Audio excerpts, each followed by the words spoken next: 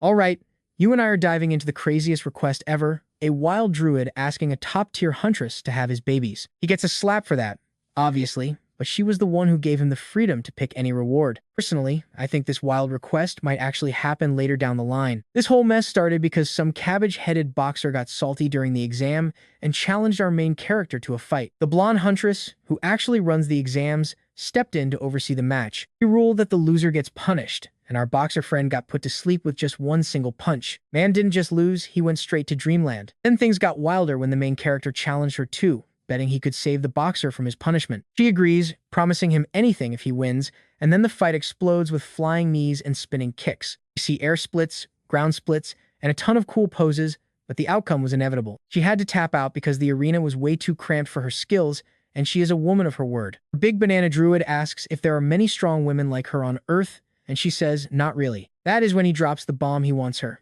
He wants to breed and have a pack of pups together. He's already bonded with her scent after literally sniffing her a few times like a wild animal. Stick with me here, because we need to uncover why this guy is obsessed with sniffing people and having pups. It all began on a sunny day when massive lightning bolts rained down and turned the entire city into pure chaos. Our main character was caught right in the middle of the disaster. In the panic, he tried to cross the street, and Truck-kun was ready to send him straight to another world. Suddenly, he gets warped to a different dimension. Seriously, is that you, Obito? He wakes up in a strange land, totally lost. He spots two moons and strange flying beasts, plus he is completely naked in this new world. This definitely isn't Earth, especially when he witnesses a brutal battle between a wolf pack and a massive bear. Watching the carnage was driving him insane, but eventually, the wolves managed to take the beast down. The pack was strong and had food for days, while our hero had nothing, not even a shirt. Wolf appears behind him, and he panics, running until his constitution stat actually levels up by 1 point. He kept sprinting for his life, but he eventually tripped and started tumbling down a hill. He lands headfirst with everything on display, but luckily, that is where he finally stumbles upon some actual food. He finds some tomato-looking fruit being eaten by ants, so he starts devouring them as fast as he can. Suddenly, he feels a gaze. A massive snake, way bigger than anything he has seen, is ready to strike. Now here is where it gets wild. You and I are about to see a classic case of the bigger predator. The whole scene was absolutely insane, and our main character completely passed out from the shock. 2 months later, he is drinking rainwater off leaves, having survived 67 days in this brutal wilderness. The wolf pack is still hunting him, forcing him to find a new spot to hide. 1 year passes. Our guy is harvesting giant fruit now, which is why I call him the Big Banana Druid. He catches a falling banana midair, and his strength stat jumps up by another point. His body is totally transforming as he adapts to this chaotic world and claims his survival rewards. One specific wolf pup starts following him everywhere, and he actually starts to miss the little guy. Suddenly, his back gets wet, and he looks up to find a massive, angry gorilla looming over him. He dodges a heavy swing, but the branch snaps, and the gorilla crushes the poor pup, sending him flying. It looked painful, but the little wolf didn't back down or show any fear. The gorilla gets even madder and attacks again, but our druid sneaks up from behind to help his friend. He strikes the beast right in the eye, but gets slammed into a tree as the furious gorilla charges for the kill. It looked like curtains for him in these savage lands, but then a massive wolf suddenly lunged at the gorilla to save him. The entire pack starts tearing into the beast while our hero slowly begins to lose consciousness. That pup he saved was actually the Wolf King's son, and that is how our hero officially became part of the pack. Trust me, you and I just watched a legend begin. Alright, stick with me as we see how a man and a wolf grew up and survived together. 2 years in and he was totally stuck. By now, the entire pack had finally accepted him as one of their own. After 31 years of survival, he could scale massive mountain peaks like they were nothing at all. He leaped at giant serpents, tearing them apart alongside his wolf brothers while fighting brutal territorial wars every single day. Bit by bit, he became a true predator in that insane world. Now, 120 years had passed, and he was likely the last human. He made and lost many friends until time itself became a blur and he completely lost track of the years. Centuries vanished into thin air. Much later, he led his wolves into a massive war against gorillas from Moonlight Hill. The wolves and gorillas charged each other with everything they had. The absolute beatdown had finally begun. Our banana druid was right in the middle of the chaos. He targeted the biggest beast, but then a strange light pulled him into another dimension. A huge explosion swallowed the battlefield. Only his trusty dagger remained behind. Back home, hunters felt a weird disturbance. This dimensional energy was totally off the charts. They were calling for backup when a massive burst of energy erupted right before them. Everyone ran as the portal began to crack open. Now watch this. The blonde girl drew her sword, but what stepped out of the shadow left her completely speechless. It looked directly at her and she just froze. Her entire body shook like she was nothing but helpless prey. The man let out a furious shout, making her realize this thing was not human. His energy was just too dense. The stranger staggered and collapsed right at her feet. No one there had ever felt power like this before. She had never felt this threatened, even by high-level monsters. So who exactly is this mysterious guy? Here we are, telling his story to a confused psychologist. The doctor thanked him and said his testimony would go to Central Command. Suddenly, our main character called out to the bald man just to thank him for listening, since he had not spoken to a human soul in over 1,000 years. The doctor thanked him in return for the legendary tale of a wild warrior who finally came home after 1,000 years. But as he left the room, he still thought the whole thing was beyond bizarre. At the center, the blonde is confused. The man does not understand her worry, but the files say he is only rank F, basically just a regular guy. Let's be real. How did a rank F survive that insane portal? He claims it was just pure luck, but with the test back, he asks if she wants to see the diagnosis. It says post-traumatic stress disorder. He basically acts like a feral wolf, but was it all just her imagination? She decides to deliver the letter to him personally. She needs to confirm it with her own eyes. Over at the hospital, he had been monitored for 2 weeks. Suddenly, his meal finally arrived. He was absolutely starving, so it was time to tear into everything. At that moment, the blonde girl walked right in and greeted Park Soo, only to find him eating strangely on his bed. He looked like a wild dog guarding his food from a stranger. Plus, he was hunched over like L from Death Note. The girl introduced herself as Cho Soo Yang, but he just got up and sniffed her, claiming her female scent felt very familiar. She was only familiar because she was the very first person he saw when he finally made it back. He looked like a predator back then, but maybe her first impression was totally wrong. Suddenly, he rudely asks what she wants, making her wonder why he is so aggressive. He just says he is 1,000 years old. Only then did she realize why the doctors thought he was crazy. She hands him the papers to sign so he can rejoin society. He is blown away by the pen, sniffing it and surprised that people are still using these things after 1,000 years. She snaps at him to stop drawing and just sign the paper, even asking if he is a Neanderthal. She gets more annoyed because his signature is literally just a wolf. She asks if he learned any secret magic or voodoo during his time away. He just tells her he didn't learn a thing besides surviving in the wild. That really frustrates her. She says he basically just spent 10 years running around in the woods just to become a true returnee who can cross portals. He should have been hunting monsters and absorbing their rare dimensional energy. She thinks he only made it back through that portal and found the return stone because of one huge stroke of luck. Park corrects her. He was not there for 10 years, but 1,000. Annoyed, Cho says it was only 10. She tells him to check the records which say he vanished in 2015 and returned in 2025. And that is where we leave it. 1,000 years. Gone in 10. As she leaves, she warns him that his support funds will be deducted because of all the damage he caused. Alright, you and I are about to watch him go find his long-lost family. After a quick goodbye, Choi takes off, leaving Park stuck in his own head, wondering if his family survived. Back in that other world, he had already given up hope, convinced that everyone he loved was long gone. Even though he is back, he is still mourning the forest family that stood by him for 1,000 years. Except, here is the twist. On Earth, only 10 years had passed. Park checks the files and is stunned. His parents really are gone, but there is a spark of hope his little brother, Junho, is still alive. Now pay attention, because this is where the panic really sets in as Park rushes for help. His brother is alive, and he needs the doctor's help to track him down. But the doctor hesitates, worried that Park isn't actually ready to return to society yet. Park isn't having it. He tells the doctor he doesn't understand how serious this is. He's not asking for permission. So, the doctor sets one condition: to Park in a car. He thanks the doctor, promising he won't forget this favor for a long time. The doctor tells him they'll talk soon and orders the driver to get him there safely while he recovers. As they drive off, the girl notes the doctor paid the bills, gave him clothes, and arranged a ride. She asks why he's doing so much for a low-rank returnee when the central office usually ignores them. The doctor just wants to hear his story. Plus, he's got a practical problem to solve: that broken door handle. The girl realizes what he means, remembering the force Park used when he ripped it open. Later, the doctor sighs in his office. That's the second handle he has had to replace since Park arrived. It's been ages since he smelled an irregular. Meanwhile, Park is in the taxi when a news report starts. Monsters just escaped into a field in the province at 3 p.m. today after a portal break went south. It all happened because of a major miscalculation involving a small portal break. The area is surrounded, but 12 soldiers are already dead. They expect to have it under control in 50 minutes. You and I can see it in his eyes. The world he knew has been totally replaced by chaos. The doctor joked that if he awakened, he'd quit his job to get rich hunting monsters. Park had no idea what he meant, so the doctor asked if he'd hit his head too hard or something. Park just told him to stop stalling and just explain. 10 years ago, gates opened across the globe.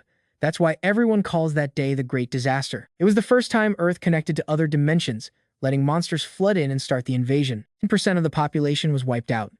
The military couldn't keep up with the chaos appearing everywhere, so weaker regions started using mercenaries.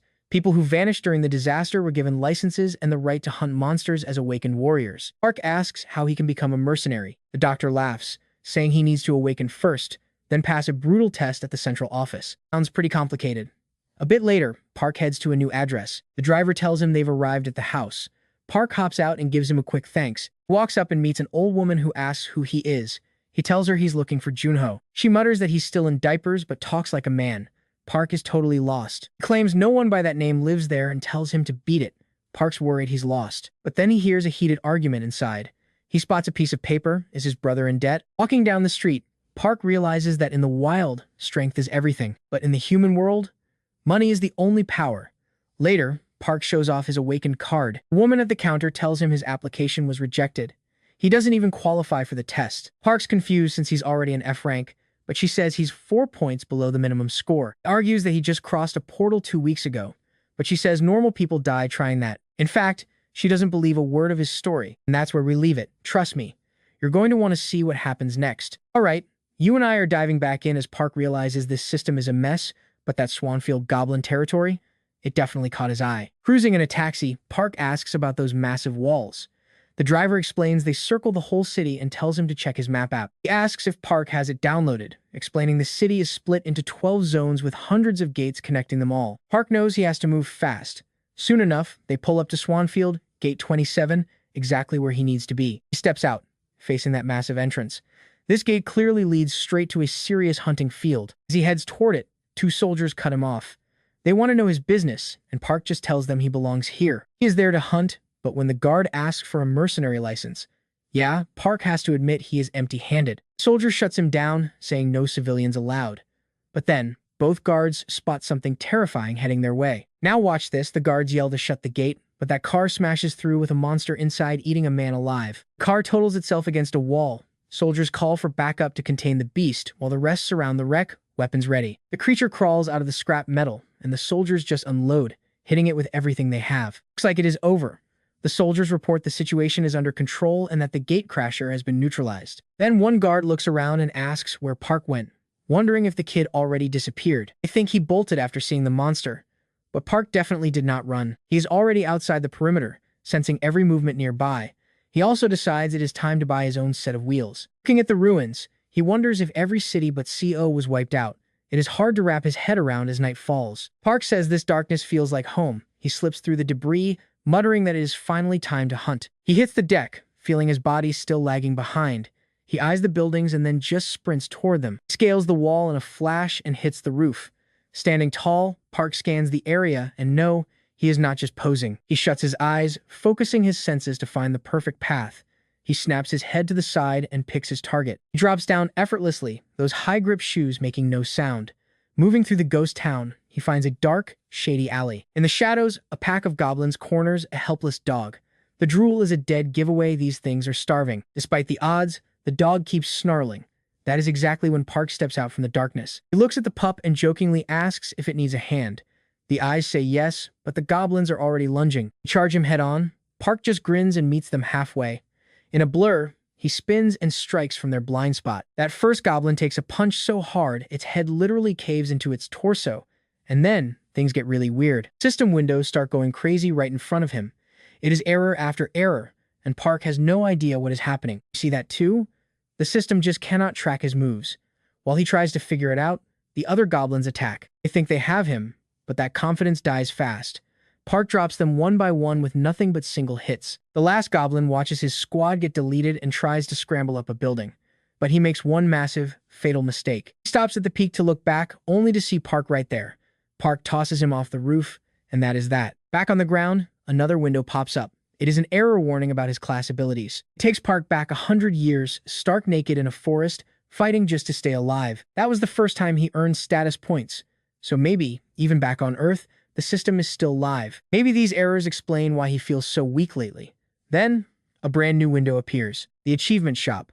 Park checks it out, finding 7 points and a few items he can actually afford. Nothing world-shaking, but he grabs a few things anyway. As they materialize, he hears a strange noise nearby. It is the same dog, but now there is a puppy beside it. Park approaches slowly, realizing the mother is fading fast. The animal is ready to give in, but Park is not. In the silence, she seems to beg him to save her little one. He cannot just walk away. Back in the other world, wolves were his family. Fate is definitely repeating itself here. He gives the dog a snack and then turns his attention to the 7 goblin corpses he just made. He works straight through until sunrise. He buries the mother dog and stands by the small grave in total silence. Meanwhile, back at the entrance of Area 27, the morning traffic is a total nightmare. Horns are blaring and people are losing it. Then everything goes quiet when Park walks up with 7 dead goblins on his back. Trust me, you and I just saw him make 10 grand. What a legend. Alright, you and I are diving into a world where crystals are worth more than gold. Since he lacks a bank account, they pay him in cold, hard cash. Looking at the stack, he wonders how rich dungeon hunting could make him. Elsewhere, a truck sits by a convenience store. Inside, a man chats with an old friend while buying a chocolate bar for his little kid. Heading back to the truck, he is in a great mood. It was an easy day and he just wants to go home, but that peace breaks. Someone screams his name, Park Junho, and a punch drops him. The man says it has been way too long, mocking Junho for thinking he could actually ditch his own kid and run away like that. Junho looks up, clearly recognizing them. Then the thugs start beating him, joking that he actually looks better than the last time they met. They ask him just how many times they have had to track him down. Junho pulls out his cash, begging that it is all he has.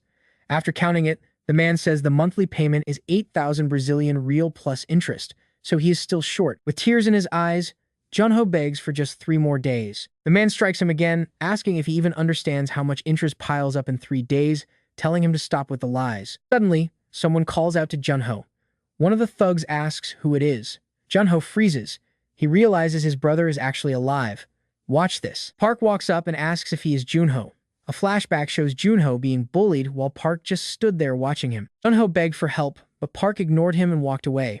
As a brother, Park had never really been there for him in the past. The flashback shows reports of mysterious explosions happening all across the country. Then, red spheres called portals start appearing with the blasts. Junho watches in absolute shock and runs straight to his mother's room. His parents are glad he is home, though they still do not know where Park is. Suddenly, an explosion hits and monsters pour out. Meanwhile, a giant eye watches Junho before he disappears. Back in the present, Park says Junho has really grown since they last met. Junho answers that he thought Park was dead. Then the thug cuts in, asking if this really is Junho's older brother standing there. Park grabs the guy by the head and throws him back in seconds. Junho just stares in shock. The guy is hurled aside so hard it stuns everyone. The 2 henchmen cannot believe what they just witnessed. Park asks if he is hurt and Junho says he is fine. Then another man rushes at Park.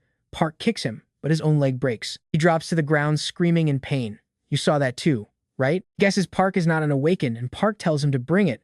But the man swears he never touched Junho and tells the others to stop. A moment later, Park hands him some money and tells him to just take it and leave them alone. Later that night, the old woman appears.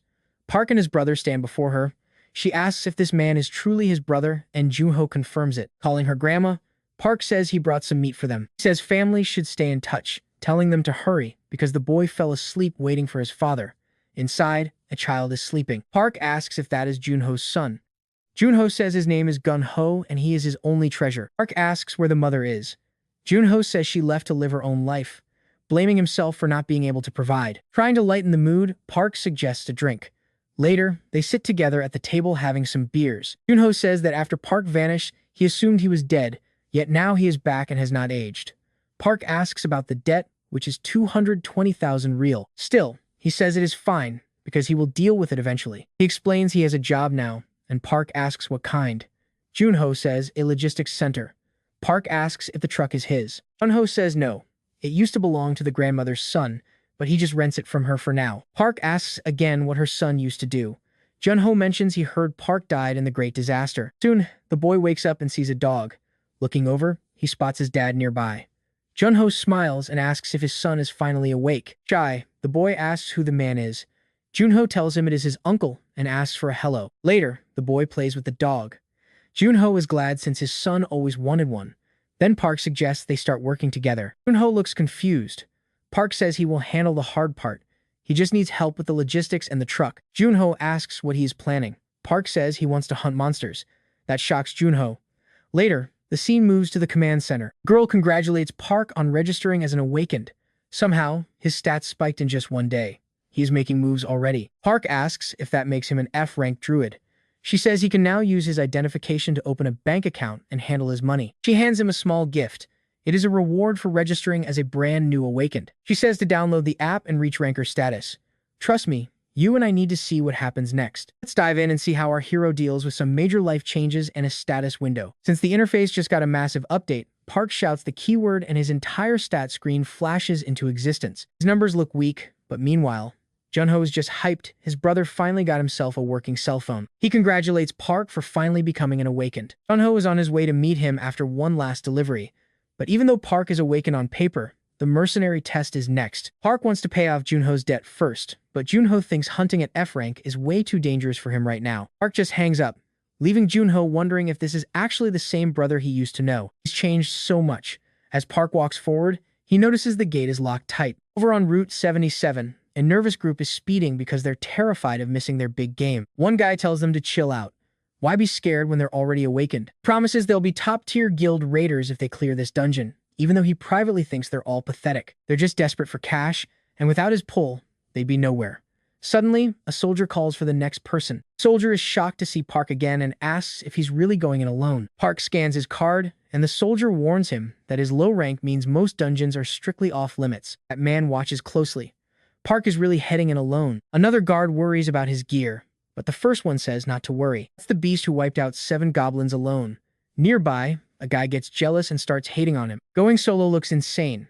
The soldier apologizes for a delay due to technical glitches. After the check, the man tells his crew to hurry and follow Park's trail. Watch closely, because Park suddenly vanishes right in the middle of the tunnel. His friend asks where he went, and the guy realizes they just found something interesting. Park runs through the forest, stopping to test his body's current condition. He's much weaker now, so he needs more training.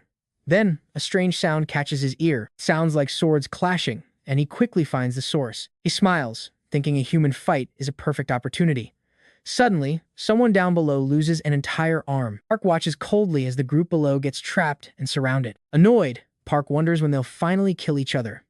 Then a man steps out of a car, demanding results. A soldier looks shocked as the man says to finish it. Someone mentions a bounty of 200,000 Brazilian real, and Park realizes how much money he could make. The soldier stares in shock as they prepare to end it. You feel that tension too, right?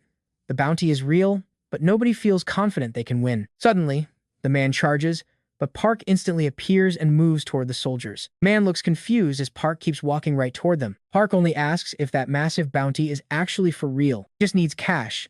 They wonder who this random kid is. The man says he shouldn't have interfered. Park feels a strange sensation in his body. As Park looked into his eyes for 5 seconds, the man explains that he's now completely paralyzed. He orders an attack.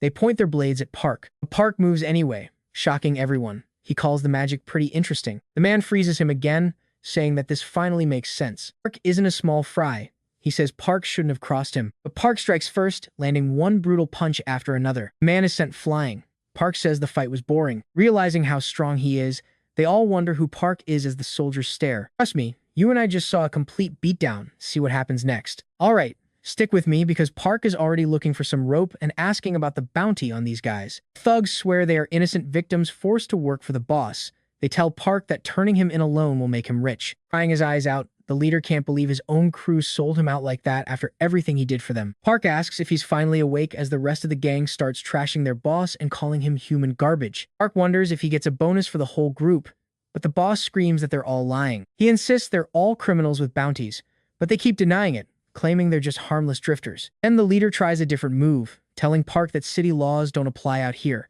He promises that if Park lets him go, he will make sure our main character lives like a king. Park shuts him up with a solid kick to the face. As he passes out, Park asks the group again if they really have bounties on their heads. One guy admits they're mostly ex-cons. Hearing that confession, the boss realizes his luck has finally run out. Park wonders if this crowd is too big to drag back, but the other guy says they can just leave the trash behind. Park decides it's time for a group nap and knocks them out.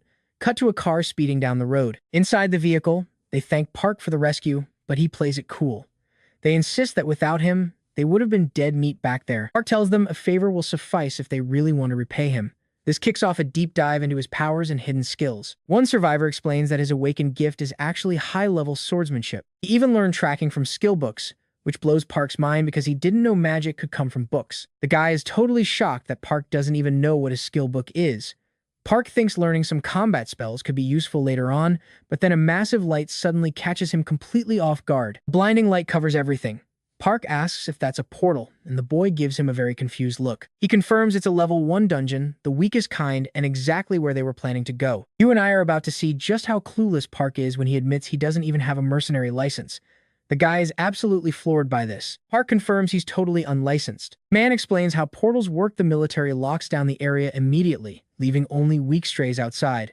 He adds that grinding at level 1 is just the first step. E-rank fields help people grow, but based on Park's power, he really should be tackling level 2 dungeons instead. He's losing his mind trying to figure out how a rookie who never cleared a dungeon could beat a C rank. Noticing the weird look, Park asks what he wants.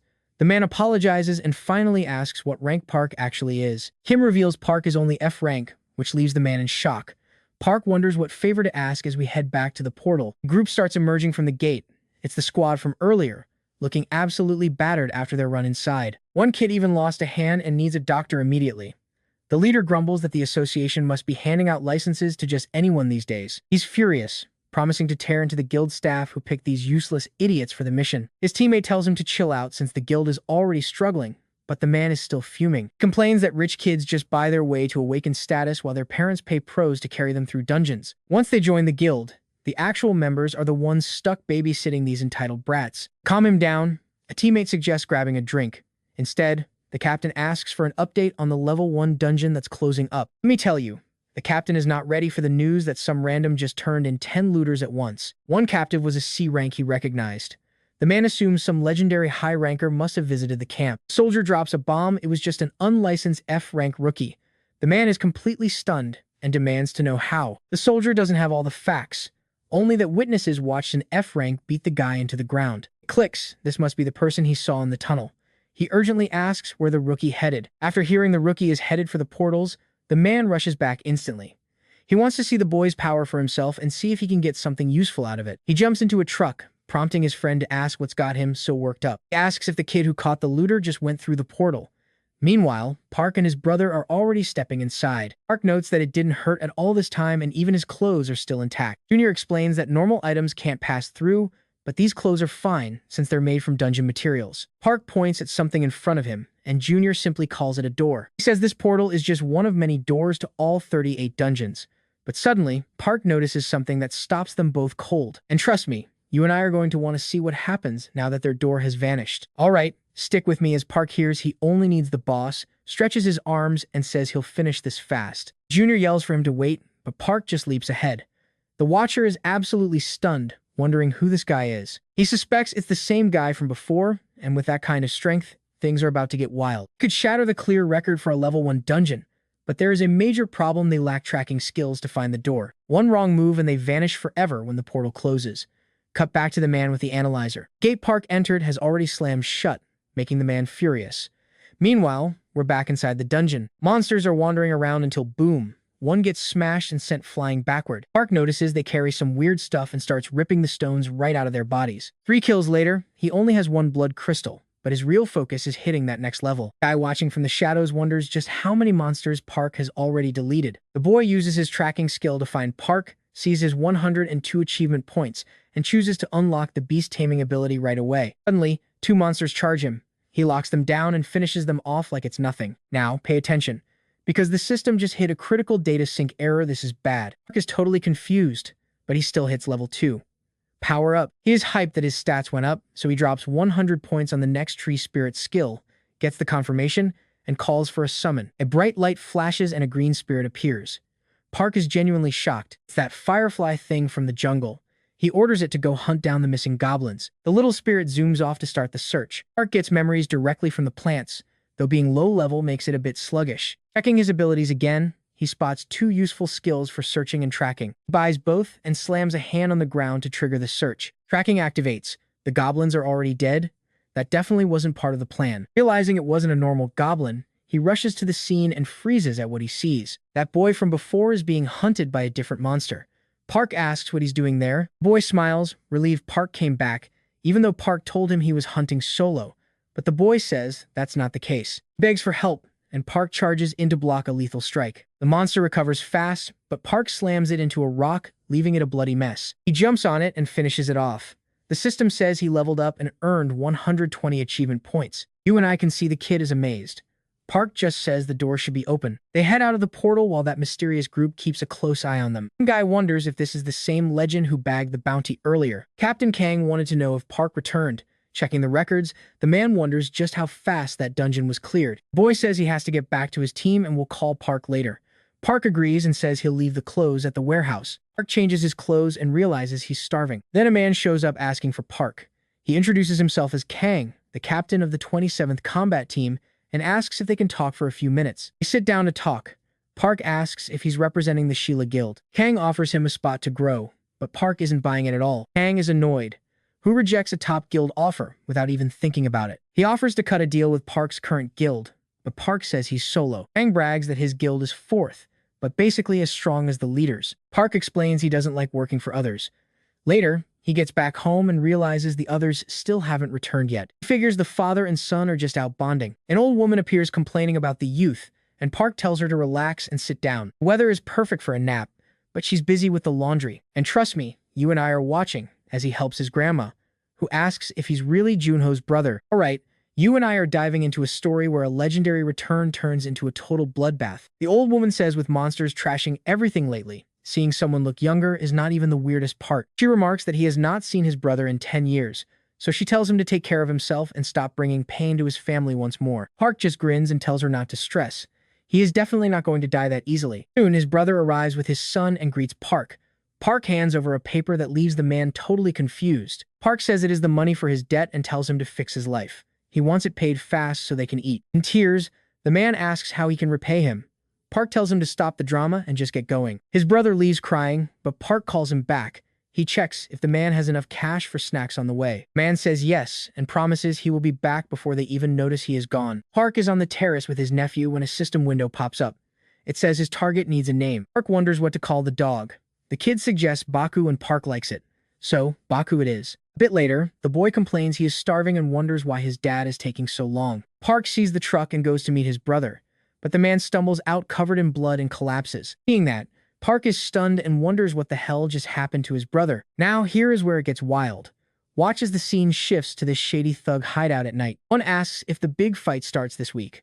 Another says yes, mentioning everyone is betting on a guy named Miho. They ask about news from Horizon since the last trip was a total money pit. Suddenly, a loud bang hits the door. One annoyed guy asks what that noise is. The others get up to check right as a bloody man appears. Someone instantly grabs the guy by his head and drags him away from the entrance. The thugs have no clue what is happening. Then a cold stare comes from the doorway and chaos explodes. They are still in shock as cabinets and weapons come flying. The whole place turns into a total mess. Their boss is stunned. Park dropped everyone in seconds.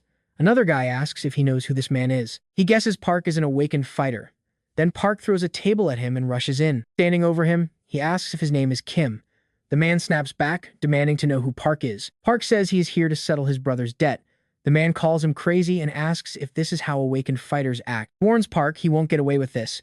Park answers him with a brutal, earth-shattering slap. He asks what that has to do with anything and why they beat his brother when he came to pay them. Why did they go too far with his own brother? As Park keeps slapping him, the man begs for mercy. Park asks if he wants to settle the debt or get beaten to death. The man chooses the debt immediately. He felt that satisfaction too, right? Now the thugs are all kneeling, swearing the debt is fully cleared. Park warns them if they ever go near his family again, they are dead men. He warns them never to cross his path again. They all agree, but one guy clearly is not giving up. Later, the man says Park left, angry. He wonders if the kid really thinks he has no one backing him. The scene shifts to another building where a guild leader claims he has found some serious new talent. He asks to see Park's file, but the other points out he is just rank F and just registered today. The other man replies that only makes him more interesting. They want to dig deeper, but the system blocks their access.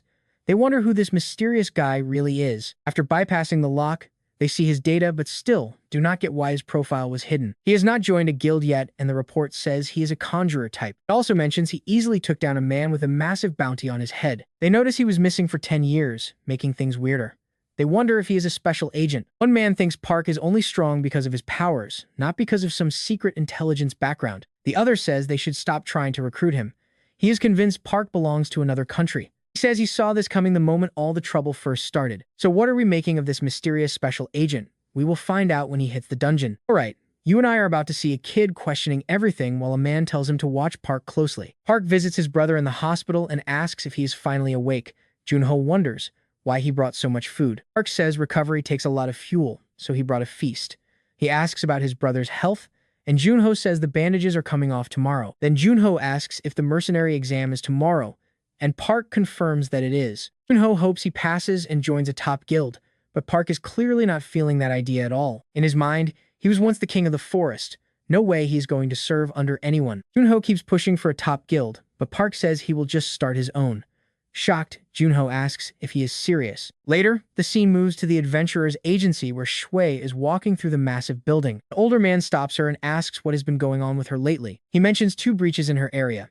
If yesterday's portal had gone bad, the whole city could have been wiped off the map. He asks if they are helpless without her and begs for help because the portal manager has been nagging him all day. He says she is wasting her talent, even if she admits she has had trouble focusing her mind lately. Now, watch this.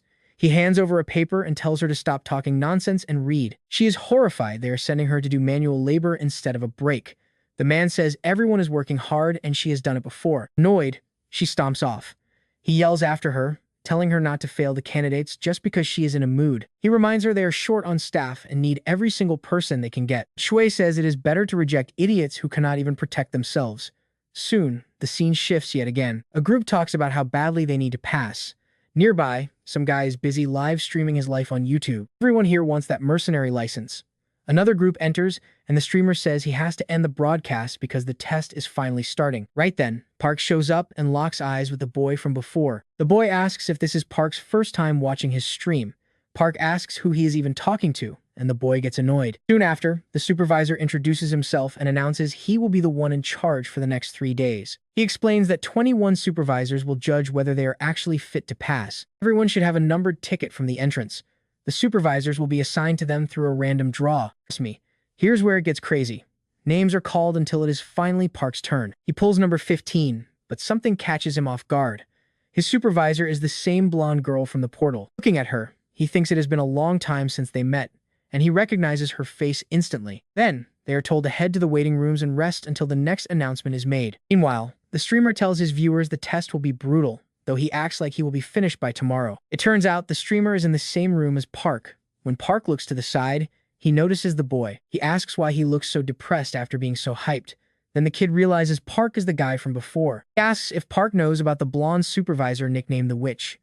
Word is, she will fail people just because she is in a bad mood. Park asks why that is her fault instead of the fault of people who showed up unprepared. Annoyed, the boy thinks Park is disrespecting him and asks if he knows how to treat seniors. Park says if there is a problem, they should settle it right now. The boy asks if Park thinks he is an easy target. Park says yes. Furious, the boy says, let's go. At the same time, Choi arrives at the room, but the place is totally empty. The scene shifts to a ring. Park and the boy gear up. The boy says Park picked the wrong opponent. He says Park should have won a few matches before trying him. He brags about his YouTube channel, Kabu, and being a rising star. Park asks if that is something you eat. That makes the kid even madder, and he promises a lesson. The crowd in the stands starts cheering for the streamer. He loves teaching rude kids some manners, and Park actually thinks this whole thing seems pretty fun. The streamer warns him not to beg for medical money. Then he rushes in to punch, but Choi suddenly shows up. She orders everyone to get back to the waiting room right this second. Looking at Park and the streamer, she asks if they really want to fail today. She says one of them must take the blame. The loser fails, so they should just finish the fight. The streamer realizes she really is a crazy witch. Park gets ready, and stick around, because you and I are about to see if he survives her test. You and I are about to watch a total monster apologize before dropping a charging kid in one massive punch. Choi is frozen. She has had a terrible vibe from Park since day one. He just asks why she is daydreaming. Then he offers her a challenge. Step into the ring, but with one condition: if he wins, he wants the streamer to stay. Choi thinks he is crazy but asks if he is an irregular instead. Park has no clue what that even means. Choi lunges first, but Park effortlessly slips every single one of her aggressive strikes. He stays on defense before countering. Choi agrees to grant his request if he wins, then she suddenly takes a massive, heavy hit. She realizes something is wrong. He is definitely hiding his true power. She is stunned. Park admits she is tougher than he thought, while Choi is completely shocked that he survived her strongest flurry of attacks. She charges again, shouting that it is over now. She lands a heavy blow and follows with a barrage of attacks. Now, pay attention, this is where Park stops playing nice. He strikes back and actually cracks her shield. Even so, it is not enough to finish her. Still, Choi is completely stunned that he actually broke her shield. Park charges back, claiming this is fun. Choi is convinced now that he is definitely an irregular, but he is still just confused. Out of nowhere, Choi surrenders. Park is annoyed because the fight was just starting to get good. He says the ring is too small and wants a rematch somewhere bigger. Park asks if Earth has many other strong girls like her. Not many, she says. Then Park says he chooses her and asks if she wants to have his babies. He responds with a massive slap. Right then, the streamer finally wakes up and wonders what just happened. Choi storms off in a rage. The poor guy is still reeling from getting dropped in one hit. He feels humiliated and wants to go home. Angry, he asks Park if he is finally satisfied with himself. Park notes he was not disqualified. Meanwhile, someone is watching through a monitor. An old man at a computer is completely speechless that Captain Choi actually lost this fight. Park tells the streamer to follow him out. The guy is still baffled why he did not fail. Park explains that he convinced Choi to let things slide. He asks why Park got slapped. Park says that is none of his business. You and I can see the gears turning in his head. He assumes Park took that slap for him just to calm Choi down. He starts following Park like a puppy. Suddenly, the intercom summons Park to report to the supervisor office immediately. A short while later, Park walks into the office and asks why they called him in. The supervisor explains the room is recorded and he watched Park's fight. He is stunned a candidate held his own against a rank B awakened fighter. Park says he still has no clue what that even means. Everyone keeps asking, so the man figures Park needs a simple breakdown of how these portals work. 3 portals connect Earth to other worlds. First is Aruka, where elves and dwarves live. Aruka is friendly toward Earth, and those who return often bring back magic. Second is Jishun, where martial artists battle monsters called Mimonas. The humans there are friends, but the monsters are deadly enemies. The third world is Meter, ruled by orcs and filled with savage monsters. Some humans return from those worlds with powers so immense they were placed above normal, awakened, and labeled as irregulars. Park is confused but knows he did not come from those worlds. The boss is thrown off and wonders if Park is a dungeon returnee instead. Park repeats that he lived with wolves for over 1,000 years. A short while later, Park finishes telling the man his whole story. The boss thanks him and sends him away, but once Park leaves, he mutters that the story is just too ridiculous to believe. Just then, another man enters. He was called in specifically to take over supervising room 15 from now on. He asks about Captain Choi. The boss says she fled, but that does not matter right now. Just watch candidate Park carefully and report back after the test. Back in the room, Park waits with the others for the next test. Everyone lines up with their captains for the new supervisor. Seeing this change, the streamer asks if Choi just got fired. He introduces himself as Sang, the new supervisor for Team 15.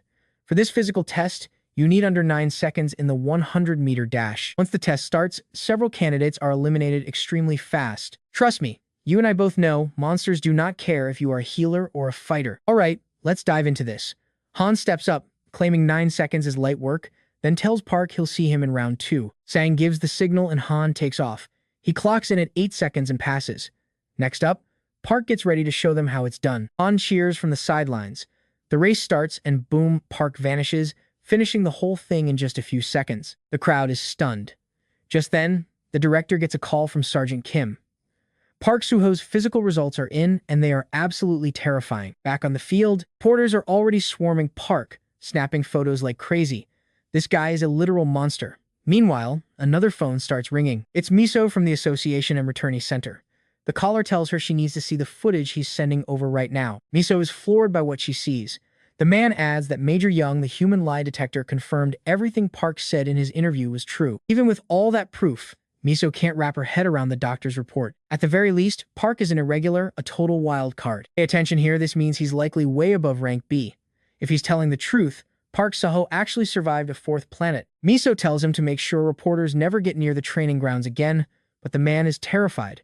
It's too late, Park's face is already all over the news. Miso orders a total media blackout. Cut to the cameras flashing everywhere, the hype is officially out of control. Later, Park and Han are walking. Miso realizes Park somehow kept his body in peak condition without any gear while crossing a portal. She starts to wonder, did he only get a rank F because he was low on dimensional energy? If he really did come back from a 4th planet, South Korea just found their ultimate trump card for exploration. Reporters are practically breaking down the doors of the building. Inside, the test participants are finally getting a chance to eat. Park and Han are fueling up too. Han is losing his mind. Hardly anyone can take a hit like Park. He just can't stop staring. Park asks if something's wrong or if he's finished. Han snaps out of it and offers to grab him some water. Just watching Park eat, Han knows this guy is on a whole different level. He's destined for greatness. Time passes, and Park is ready to crash.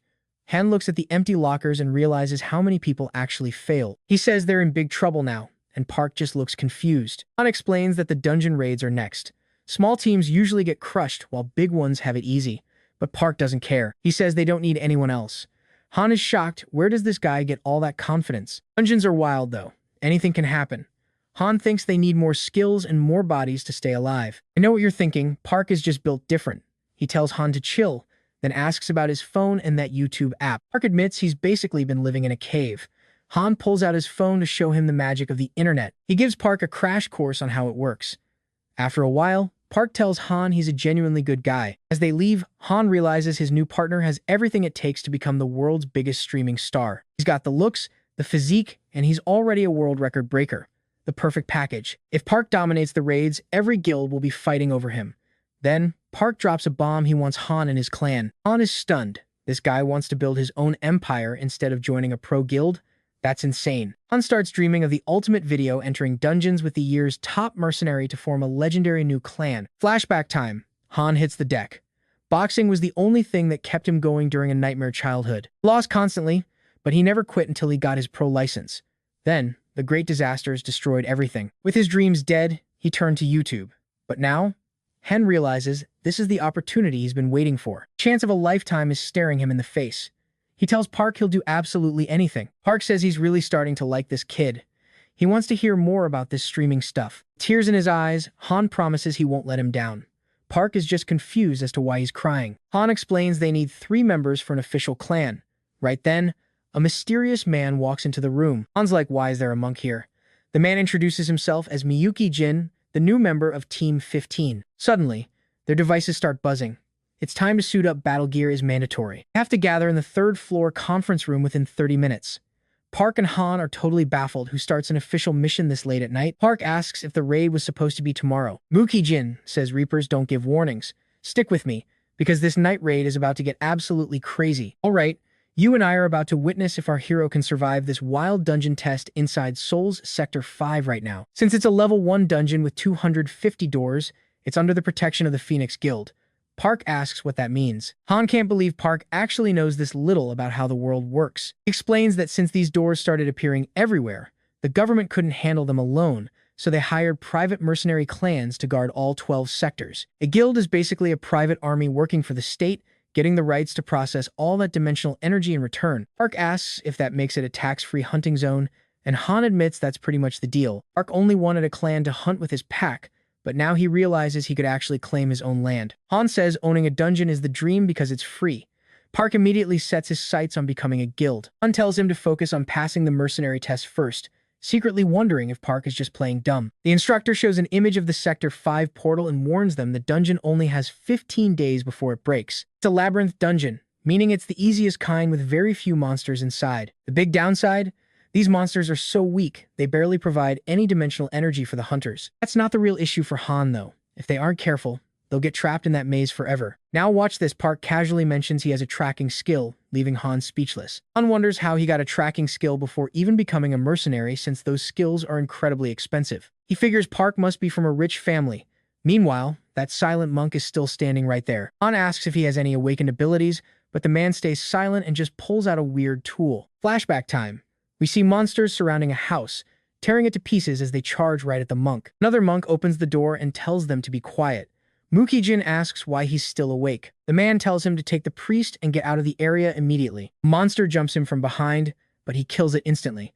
Back in reality, the man looks absolutely terrified. The man finally speaks up, saying they're heading toward the marked target from here on out. They're ordered to begin the dungeon assault as a team under the supervisor's lead. He says he hopes everyone passes the test and nobody gets left behind. The soldiers tell them to get off the bus and ask if they're actually ready for this. Once they're inside, they have to act like the supervisors aren't even there and follow the rules. Han points out his team only has 3 people and asks if they'll actually be saved if things go south. The man ignores him and tells them to move. Park asks why Han is so nervous and if personal weapons are allowed. The soldier says, yes, no problem. Han is shocked the monk already has a dimensional weapon. Meanwhile, the other groups finish entering the portal. You and I watch as Team 15 gets the signal. Park goes first, making Han even more nervous. He tells him to secure the area first, but stops, realizing he might have lost points for being loud and out of position. Noise backfires immediately, drawing a monster right to Park's face. In a flash, Park grabs the creature and ends it. Han thinks luring them into traps might actually be smart. He asks if Park is tracking while moving, but then Han hits a trap and arrows start flying everywhere. Suddenly, a dragon gets blasted by gunfire. It looks like the monk just wiped out every monster nearby. Fearfully, Han says it's all his fault as the monster is completely destroyed. Back to Park's fight. Han is impressed by his staff skills, but then he trips another trap and they crash down to the floor below. The way back closes, trapping them all inside the dungeon. Han panics, looking at the sealed opening and thinking their dreams are over and they're going to die right here. Then he notices they've actually drawn in way more monsters. The monk apologizes, explaining his awakened skill taunts every monster nearby. Park just says that is perfect. He was too lazy to go hunting for them anyway. Suddenly, he kicks off the wall and leaps out of the pit. Han can't believe the sheer power in that kick. Park decides he wants the monk and his clan immediately. A huge wave of monsters rushes in, but Park just stares them down. Han activates his tracking and sees every monster and trap nearby. He starts running, thinking they are totally finished. Stick with me, the monk offers his staff to help Han climb out to safety. Alright, stick with me, because Park just broke the logic of this world. Han thinks the mission is a mess, but Park already soloed the entire swarm. Han is left thinking this is totally insane. Park tells them to keep moving and watch for any survivors. They follow his lead, quickly finishing off the monsters that are still twitching on the ground. The monk is completely floored, wondering if Park is tracking these enemies or just dodging traps by pure instinct. That would explain his insane speed, shredding monsters while turning the dungeon traps against them. Suddenly, the monk spots a skeleton lurking right behind our protagonist. He hurls his staff to save him, crushing the skeleton instantly. Right after, the system rewards Park with 42 conquest points for the assist. With a quick throw of his staff, the skeleton is dust. The system confirms the kill, granting Park 42 more conquest points. The scene shifts back to the agency. Pay attention to the timer here, this shouldn't be possible. A soldier reports a team is already returning, even though the test just started. Usually, a run takes 2 hours, so they assume something went wrong. But nope, it's Team 20, and all their vitals are perfectly fine. Suddenly, the phone rings. It's the supervisor on the line, demanding to know why on earth they're back from the dungeon so early. The soldier simply says the mission is done. He tells the boss to watch the footage if he wants answers. He mentions Park's power is off the charts for a level 1 gate, especially since he just set a massive new record. Back in the city, Han starts a live stream to announce his new clan. A viewer immediately asks, what's on the schedule today? Han says they're going to react to the new Suklin House video the moment it finally goes live. He shows off the dorms before heading to the protagonist's grandmother, excitedly asking her to check out his rising subscriber count. She's not having it. She tells him to get lost before she slices him into pieces with her blade. Han goes quiet, thinking this is weird. She's usually the kindest person he knows. He finds Park in the monk's room and introduces Mung Jin to the stream, asking him to say a few words. The monk explains he lost everything in the spirit attack, except for the staff of clairvoyance left by his oldest student. Just then, a truck pulls up. The protagonist's brother asks if they're ready to roll, and everyone piles inside. A drone flies over them on the road. Park asks what that flying thing is and if he should smash it. Han is stunned, then explains they're heading to Gate 30 in Area 4 for their first official clan dungeon mission. On stream, Han tells his viewers not to worry because his special video memory skill will capture everything perfectly. An even better video is coming soon. Later that day, the team officially enters the dungeon. Han asks Park if he has any long-range moves. Park says no, leaving Han wondering how they'll deal with those bats. Monk tells him to relax and leave it to him. He starts pounding a drum, creating a massive, deafening shockwave. The entire swarm of bats rushes them at once. Han is terrified, asking why they're all attacking together. The bats dive in, and the monk blasts them with fire, but wait, a giant boss bat suddenly appears. It doesn't matter, though. Park slices the beast in half instantly. Mission complete. Park tells them the gate is open and they need to move. You and I both saw that coming, right? Well, the world is starting to notice too. Even Miso looks completely stunned by the results. Her assistant says that with this clear speed, they could easily finish 20 dungeons in a single day. They're crushing every level 1 gate. The man pulls out his phone to check the streamer's channel, seeing the numbers explode. Miso tried her best to keep Park's talent hidden, but she didn't account for one of his members being a streamer. Park's videos are already trending at number 3. If they don't do something now, his fame will become impossible to control. He asks if they should intervene. Miso is already watching footage of a legendary fighter who wins every battle with 0 effort. The man on the screen is Lee Sung-woo, an SS rank irregular from South Korea. Miso worries that if they approach Park the wrong way, they might accidentally create a second, uncontrollable monster like Lee Sung-woo. She orders her team to prepare for contact.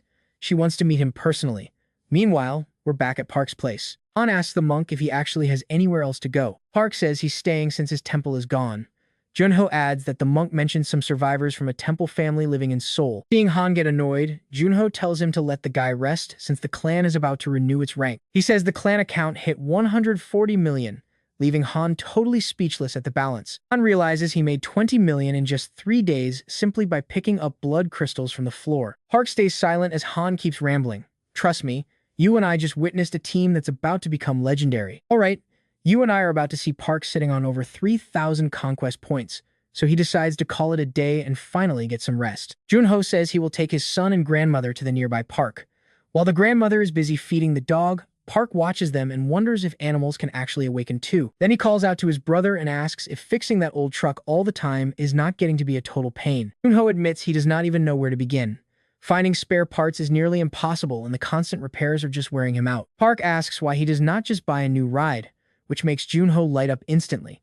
Later, the two of them are at a dealership talking specs with the manager. The salesman starts yapping, going on and on, while explaining every little detail. Park simply asks his brother if he likes the ride, and Junho quickly says yes.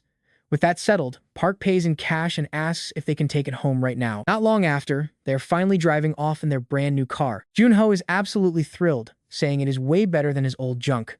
Park agrees the seats feel great and they really should have done this sooner. Then Junho notices they are heading toward Area 34 and asks why they are going into a restricted zone. Park reminds him that he could not awaken before because he was broke, so they are going to solve that today. Watch closely. They arrive at a wasteland full of ruined houses. Junho is clearly getting bad vibes from the place, and even the dog is starting to act tense. Park asks if the dog smells it too, because he is certain that the scent belongs to a goblin. Junho gets a bad feeling and begs to leave, but Park just steps out of the car.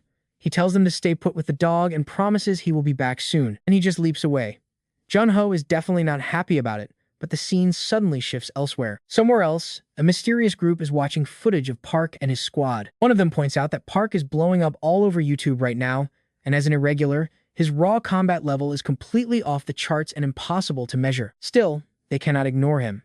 One of them asks for a list of Area 4 guilds that have regular sponsors. He remembers a guy named Shure, but decides someone else would be a better fit for this specific job. He orders his team to contact them regardless of the cost. Meanwhile, heavy rain starts pouring down over the city. The grandmother from earlier is out walking, still worried about getting the laundry done before the storm gets worse. Suddenly, a car pulls up and several people step out to ask if she is Sucha. They claim to be from the returnees department and say they really need to meet Park. The old woman stays silent.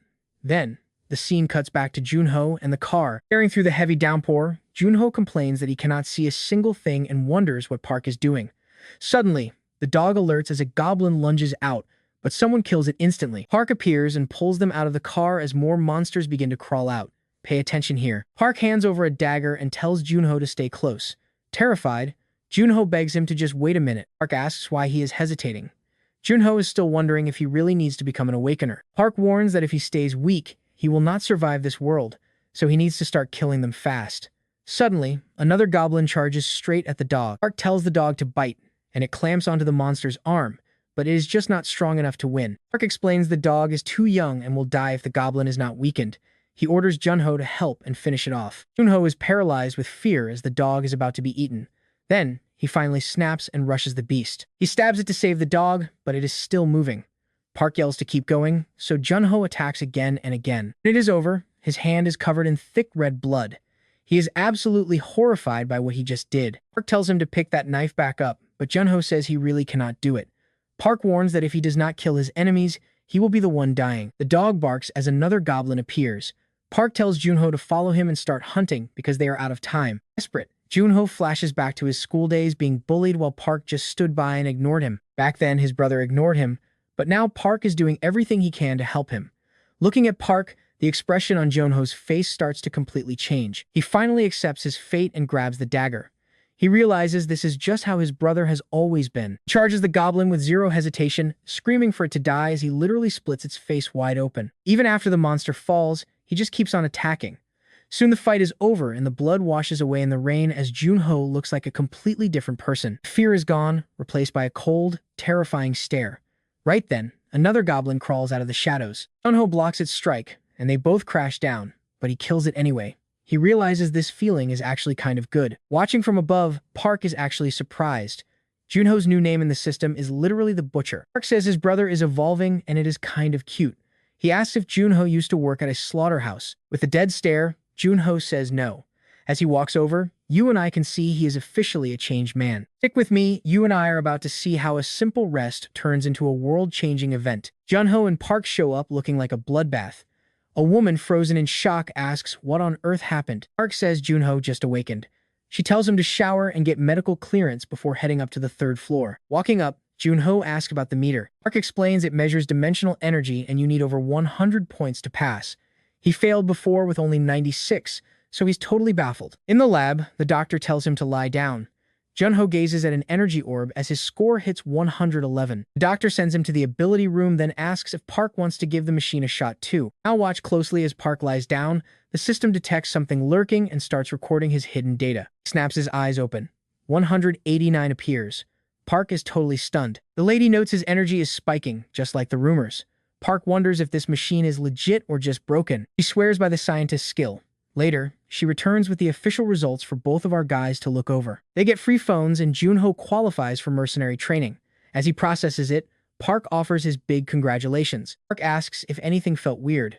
Junho says it was totally normal to him. Park figures he just isn't sensitive.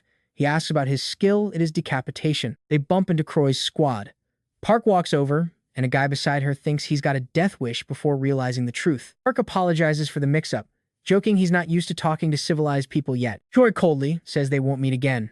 As she leaves, Park goes completely silent. He mutters that her personality is trash despite her rank. Suddenly, we shift to the wealthy Suo clan residence. Miso sits with an elderly woman enjoying wine. The lady is happy seeing her eat. Her late husband made this wine years ago. Miso notes Park is taking a while. They arrive. Junho sees them. Miso approaches, but the boy asks who she is. Checking her stats, she's rank A, level 2. Park asks if she's the returnee captain and why she's here. Miso wants a contract. She asks if he knows the term for a returnee, it is human coordinate. Then she asks if he returned via a red portal. He explains that since that happened, specific conditions are met.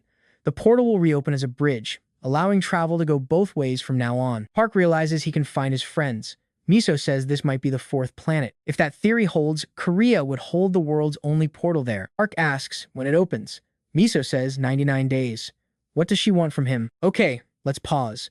She warns him to hide so he doesn't become a second lead dungeon. Park doesn't know the name. She explains he was a Korean ranker who became the #1 in the world. During the early disaster, the government locked up all returnees for protection. They underestimated irregulars. Siaku was only ranked D, yet he escaped his captors easily. Tokyo's 9,000 gates exist because of him. Do you know the dimensional industry? A portal opening while he's gone would ruin Korea. What's in it for him? Miso offers him anything. Park asks for guild promotion and his own exclusive territory. One listens nearby. Miso asks if he wants more while taking notes. Park asks about the portal schedule. She promises to send their top specialist in dimensional energy disruptions. Honestly, she's the absolute best agent they have on staff. Park remembers asking Choi about having kids together. Miso is totally shocked and asks him if he was actually serious or just joking around. Nearby man wonders why she's reacting so strongly. Annoyed, Choi says Park deserves jail time. Miso arrives for a mission, but Choi tells her to get lost. And asks what she wants, Miso says she needs Choi for a special mission. Looking over the papers, Choi asks why she was the one picked. Miso says Choi is the absolute best at detection on the entire team. He asks what would happen if a portal to an unknown world opened right in the city center. You and I both know that would be hell on earth. Miso orders Choi to watch for any dimensional breach and grab Park to leave immediately, staying by his side until then. She confirms Choi understands, then leaves. All right, you and I are diving into a story where Choi is totally over it. Back at the house, Cherno wonders why Park is in such a great mood. Sam explains they finally passed the test to level up their clan. Starting today, they can finally tackle level 2 dungeons. Park is thrilled, but Cherno reminds them that entering those higher level dungeons requires being part of a rank P group. The problem is they are still short on people, so maybe sticking to level 1 dungeons is the smarter play for now. Ham agrees, but honestly, with Park on the team, those level 2 zones should be a breeze. First, they will grind money and gear up with skill books. Once they are ready, they will set up attack teams and recruit more members if they need to. Monk makes his entrance next. Everyone says their hellos and asks if he has eaten, but he's ready to move out today. To a line of cars ready to roll. The whole group is heading straight for the portal. One guy in the crowd spots Park's crew and walks over. He gives Park a friendly greeting, saying it has been a long time. He asks about the old crew Park used to run with, but his face suddenly goes stiff. Park looks totally confused. The guy says his friends are doing well, and Park asks why he is running with a random day group. His teammates call him over, so he has to bail. The monk asks who that was, and Park explains they used to clear dungeons together back in the day. He tells everyone to just drop it and head inside. Meanwhile, a suspicious stranger is watching them from the shadows. Now watch this. This guy's creepy smile says everything. The other group prepares to enter. As Park walks, he thinks about how hard it was to admit his clan fell apart. His old teammates left, claiming they needed medical help. It is a common story. When the core members bail, the whole guild collapses and a level 0 clan can vanish in an instant. In a world where one mistake means death, the pressure eventually snaps even the strongest people. That is why solo mercenaries often team up in random day groups. He tells himself that maybe, just maybe, one person in that crowd could become a real ally. Because of that, he is starting over. Elsewhere, Shu is tearing up the road on her motorcycle. She's been riding since early morning. Misa tells her she will send over the location soon. Back in the dungeon, Park's crew is absolutely shredding through monsters like they are nothing. Han is hyped about his new skills, while nearby, Junho is going absolutely berserk against the enemy mobs. A monster tries to sneak up, but Junho catches it and puts it down instantly. Han is genuinely creeped out seeing Junho smile after the kill. Park takes it all in and realizes the three of them are enough. Suddenly, a bright light flashes through the trees. Another hunter comes sprinting out in a panic, pursued by monsters. The guy from earlier tries to help, but things go south fast. He yells, asking why the guy threw a firebomb at him. A second later, another teammate gets snatched by a monster. The boy on the ground realizes their team was already falling apart from the inside. Can't help but feel jealous of Park's crew. Still, he refuses to give up and drags himself back to his feet. Park gives Han a shout-out for his speed. He decides they will split into teams for the next phase of the raid. Man approaches and asks if they are from the Suvo clan. He introduces himself as Cho Mongwu from the Beggy Guild. Everyone is stunned since that is a famous guild ranked 20th in the entire country. I know what you're thinking. A top-tier guild offering gifts? He claims it's a coincidence and offers them a massive prize. Since they just ranked up, he offers a free pass to a level 2 dungeon. Han is losing it because those tickets cost 10 million won. Mongwu wants them to go right now, but the group wonders if they should prepare first. He tells them not to worry. The plans are set and the gear is provided. Han tells Park that this kind of support is a massive opportunity. Suvo tells the others to stay in the level 1 dungeon to practice teamwork while he tackles the high-level zone alone. Hearing that, the man flashes a sly smile. The group agrees to follow orders, and Mongwu invites the young man to his car. On the way, he mentions they will be using Portal 47. Suvo notices there are no other mercenaries around. The man explains the portal just opened and all the paperwork is done, so he can head straight inside. He adds that his guild would really love it if the Suvo clan kept using their exclusive portal. Our protagonist just says he likes portals that are close. When they arrive, someone tells Mongwu that everything is ready to go. A soldier hands over the strategy notes and a survival kit. Before heading in, he says they should grab food later. Mongwu waves him off, telling him to come back fast so they can grab a drink. The boy snaps his helmet on and steps through the portal. Right after that, a mysterious motorcyclist pulls up. That's where we leave it. Who is this girl? And did Suvo just walk into a trap? We'll find out soon. All right, stick with me. Choi charges for the portal, claiming she is with the Suvo clan while the guy just smirks. Mongwu drops a bomb 2 billion per person. The other guy is shook, asking why it is so pricey for a non-lethal job. Mongwu admits the scam was easy, but high risk since the kid is famous. Then, the woman enters the portal. Flashback to her meeting Park's crew. Once they spill the beans on his location, she floors it to catch the main character. She tells Miso he is portal hopping and she is in pursuit. Miso then orders Choi to go in and verify his true abilities personally. Choi complains that a level 2 dungeon is boring, plus she is not even dressed for a raid yet. Miso points out she is already wearing the gear bracelet, but the girl says she actually likes her current outfit. Miso promises a double bonus for any property damage. Choi asks if they really have to go that hard. Miso asks if catching Suho is not the priority. On the road, the girl mentions the contract is already a done deal. Miso calls guarantees basic business. Back to now, Choi steps through. On the other side, Suo says the place feels different. Suddenly, he senses someone else coming through. A second later, Choi pops out of the gate. I pay attention, because this gets awkward. Her clothes vanish during the trip, but she quickly swaps into a new outfit with her bracelet. She grumbles about needing triple pay before realizing the boy definitely saw everything. Angry, she snaps at him for peeking. A flustered Suho pivots, asking if that bracelet works like an inventory. He ignores the question and demands to know how long he watched. Suho figures since she saw him naked once, they are even now. He asks why she came all the way here. Choi says she is only there to watch over him. Suho expected someone actually competent. Irritated, she fires back that she is the most qualified person for this. The boy says she does not look the part. Choi claims she only showed up like that because she was in a massive rush. Her main character lets her stay but warns her not to touch his prey. She promises she is only there to gauge his strength. Suddenly, the welcome party arrives. A massive beast stands before them. Choi thinks he is lucky to run into the boss right away. Suho corrects her there are 4 bosses. Before Choi can process that, 3 more monsters come stomping in. Choi says this is impossible for a level 2 dungeon. The protagonist drops the truth this is not level 2 and asks how she missed that. Choi explains she missed it because of the bracelet's barrier. Suho charges in, telling her to stay out of it. Then boom, a massive explosion rocks the area. Choi is absolutely stunned by his insane speed. The protagonist headbutts an orc, sends it flying, then snatches its axe and cleaves its head straight off. A second orc lunges, but Suho just hurls the axe right into its skull. He dodges the third one, grabs a vine, and disappears from sight. While the beast is confused, he strikes hard from above. Let's check back on Mangu. He is on the phone bragging that even S ranks could not escape this trap, so it is time to get paid. The boy smashes another monster's head, leaving Choi speechless. Now, the final orc makes its move. Suho grins, saying the dungeon level does not matter if he just kills everything inside.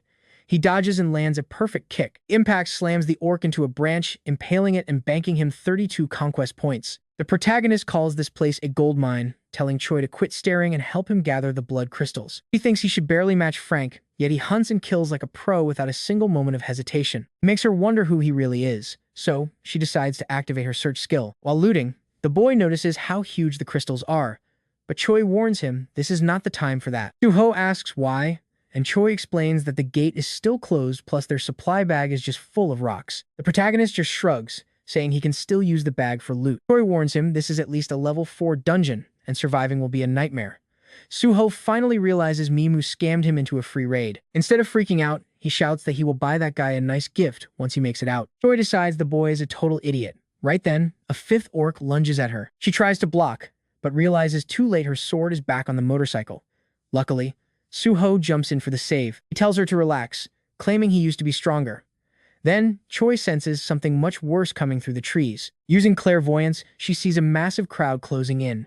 Choi says it is a full-blown orc squad. Surrounded by a war chief and his squad, Suho realizes more prey just keeps coming. Trust me, you do not want to miss this. The orcs charge on wolves, surprising him for a second. He tells Choi to stay back, these kills are all his. Stick with me, you and I are about to watch a standard dungeon run turn into a total bloodbath. Suho is decapitating orcs while Choi joins in with her inventory sword. She is still wishing for a real blade though. Suho just tells her to stay off his prey before going right back to beheading every monster in sight. And wham! An orc war archive steps out of the shadows and clocks him with a massive club. Suho gets up like it was nothing and asks if this big guy is the boss. The monster answers with a charge. He dodges and sinks his knife into the beast. Choi thinks it is over, but this orc is still standing tall. Elsewhere, Miso is panicking because Choi and Suho's phone signals have not budged in over an hour. Something is definitely wrong. She is hoping they are just taking a breather and sorting their gear before moving to the next floor. Then reality hits. Suho left his phone in the car and Choi left hers on her bike. After tracking Choi another way, they find out she is trapped inside a brand new level 5 dungeon. Miso demands answers from the DGB Guild portal staff, but back in the pit, Suho is getting tossed around like a ragdoll. He mutters that things are finally getting rough. He leaps up, pins an orc, and starts chucking stolen axes. Then arrows rain down and Choi trips while trying to dodge. Pay attention, the monsters rush in, but Choi's defense bomb clears them out. Suho barely pulls her away before the boss's massive attack lands. Choi is confused, but Suho makes it clear they need to run right now. He points out orcs are everywhere, but Suho spots one opening. It leads to a cliff, which is exactly why he chose it. He scoops her up and tells her to hold tight before they dive right off the edge. Arc sticks, the landing, and the monsters above are out cold. Choi is just shocked she has not died yet. A second later, he drops her and complains that he almost died himself. He cannot believe the drop they just survived as they finally take shelter in a nearby cave. When she asks for the plan, he says 4 more warrior kills will finally trigger a level up. She argues that levels are just numbers, but for Park, they literally break his limits and make him stronger every time. As he powers up, 2 ambulances are already racing toward the dungeon's site. The gate is swarming with reporters now, all of them covering the chaos live. Han's group is in despair while the news claims the pair entered the dungeon on their own. Once the lies crumble, an officer confesses everything. Reporters start screaming, asking for Suho's final words. The guy watching the news is irritated. He never expected Choi to be working for the department. Now, everyone is focused on their return, and rumors say Park might be a legendary returnee from a fourth planet. Then we see Miso demanding to know why they are not hunting down the people behind this mess. The director says the driver is in custody, but the headlone guy is on the run with a bounty. Miso is not buying it. One person could not pull off a level 5 dungeon trap alone. The director asks if she wants to fight a massive guild while their friends are still missing. She says there is plenty of reason to investigate. He just counters that Park's origins are all unconfirmed rumors. He might have just come back from a dungeon. On the news, they are reporting a surge in guild crimes and people are demanding much harsher punishments. The director plans to use the media to pressure the guild and hopefully change the system. Tearing up, Miso says she is the one who sent Choi on this mission. The director asks if she thinks he feels nothing, but right now his hands are tied. Now, watch this. Back in the dungeon, an orc spots a strange creature and completely freezes in its tracks. It tries to grab the thing, but the creature is way too fast, dodging every single swing. Suddenly, someone drops from the ceiling and ends the orc. 32 conquest points. Park is loving it. He only needs 3 more points to level up. Choi uses her skill and finds another target nearby. Park vanishes and reappears behind the beast, but this time, the monster actually notices him. Choi screams that it is a trap, but Park is already falling into a deep pit. The orc signals his buddies and a whole squad surrounds Choi while Park struggles to stand. He is boxed in and fading fast. Trust me, you and I are going to want to see what happens next. Alright, you and I are about to dive into a story where the main character literally refuses to stay down. Choi starts raining fire on the monsters, clearing a path. Park takes the chance, jumps back up, and begins tearing through them with his dagger. He was just 1 kill away from a level up, but then a massive blow nearly ended it all right there. Choi can only lie there and watch, muttering about how insanely huge that orc really is. Suddenly, Park gets slammed into another beast. They both go down hard, and his axe flies out, landing perfectly right in the monster's skull. Talk about lucky timing. The system pings with 1,075 conquest points and offers him a beast transformation. Park just stays silent, letting it sink in. Meanwhile, that giant orc stalks toward Choi. She's completely spent and can't even find the strength to stand up. Then we cut to Park's home, where an old lady calls the dog for dinner. It's already been 2 days since they vanished. Back at the dungeon, just as the orc closes in, Park finally triggers his new beast transformation power. Back home, the dog is glowing with a massive sphere of energy. The old woman is frozen in total shock, wondering what it is. Dark aura swallows Park, completely warping his body. Claws grow out, and he no longer looks like a human being. Right after that, Choi takes another hit from the monster. She's looking way too exhausted to keep this fight going. And Park, now in full wolf form, lunges at the orc.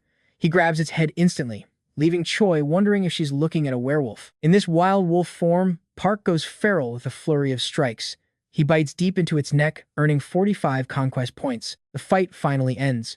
Stunned, Choi just stares and asks if that's actually Park Soho standing there. He lets out a few barks, basically saying, yeah. She's confused. Is he a dog or a wolf? Now, pay attention here. This is where the world starts noticing. Reporters say it's been 3 days since they went missing. The director explains it's a level 5 dungeon called Orc Castle. This place is definitely no joke. It usually takes 30 B rank hunters to clear. Back at the house, that dog is still wrapped in a glowing energy sphere. The old woman just keeps staring, unable to wrap her head around what she's seeing. Back in the dungeon, Park is human again. He explains he can now merge with the beasts he has tamed. Choi notices him looking around and asks what's up.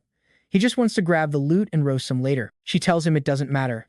This place is going to be their grave. Park is confused, but Choi points out the gate still hasn't opened, even though the orc war archief is dead. She thinks they might be trapped forever. Park asks if that means the real boss is still out there. Choi says yes, there's something way stronger inside.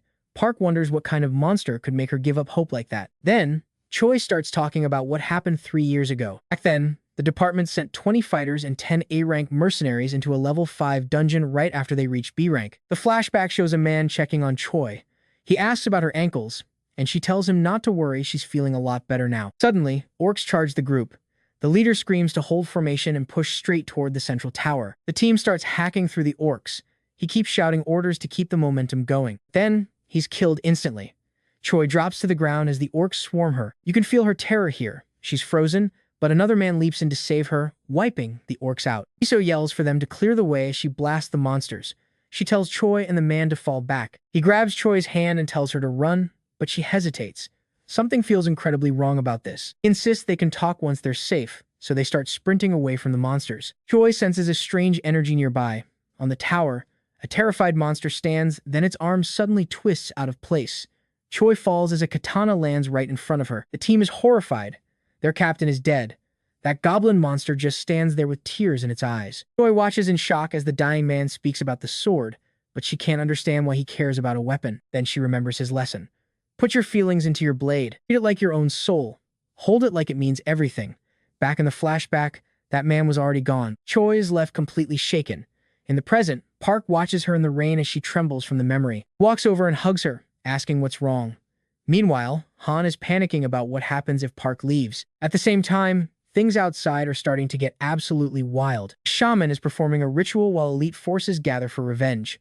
Trust me, you and I are going to want to see what happens next. Trust me, you and I are about to see how one guild's rejection turns into their biggest mistake. Elsewhere, a mysterious man watches the news while a girl suddenly wraps her arms around him from behind. She asks what he's watching, but he just sighs at how that country's foolish mindset never really changes. Back in the cave, Park is busy stuffing his face and telling the girl how delicious the food is. He notices her eating and asks if 12 burgers is normal. She just claims she is finally getting full. Park is already on number 22. She thanks him for everything just as a mysterious light begins to glow. Park wonders if she used that massive sword to take down the legendary Orc Lord. Choi says, no way. She blacked out immediately and woke up in a hospital bed next to Miso. Miso grabbed her master's sword, and after some mercenaries lost their lives, they barely dropped the beast. Park asks if that monster really existed. Choi mentions a castle, but nothing like that shows up within a 1-kilometer radius of them. Suddenly, that spirit appears. Choi explains the Orc Lord stays central, while 4 towers protect the surrounding area. The little spirit floats over to Park, as if it finally stumbled upon something very important. Park realizes it found the castle, and stands up to leave. Choi asks for a plan, but he keeps it simple. Find them and kill them. Choi wants to hit him for being so blunt, but she has no better ideas. Now watch closely, because the gates of Orc Castle are swinging wide for a massive army. Park charges forward with Choi on his back.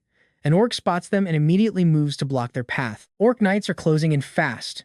They raise their bows, but Choi quickly deploys magic shields to block the arrows. They leap onto the bridge and shatter the defense.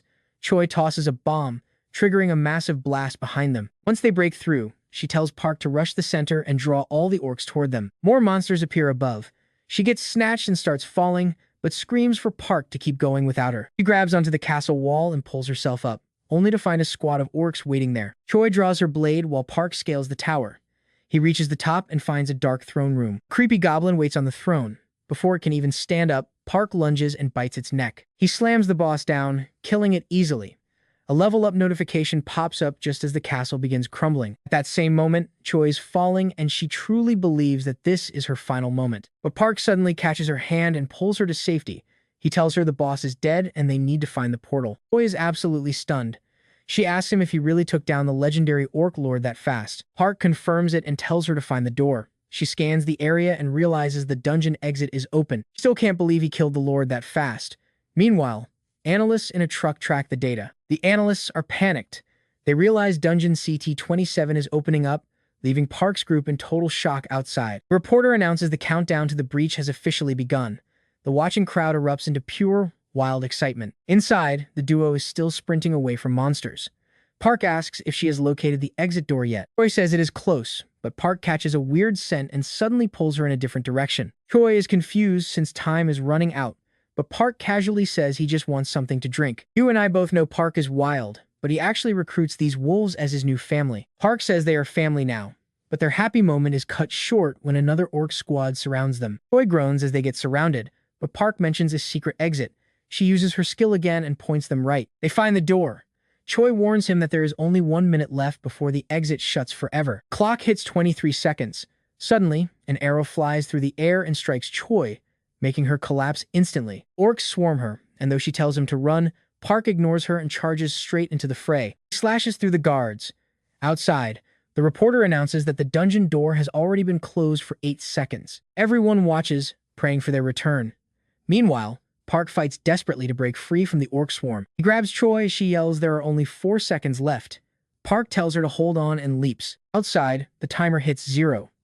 A massive pillar of light shoots up as the entire dungeon starts to disintegrate. You and I just saw an epic struggle, but the reporter says they still haven't made it out. All right, you and I are about to witness several wolves appearing first, followed immediately by Park and Choi. Crowds went wild seeing someone fly out, But then they realized it was Park and Choi, both alive and well. Amidst all the chaos, the reporter called their survival a total miracle. After 4 long days trapped inside that dungeon, they actually made it back.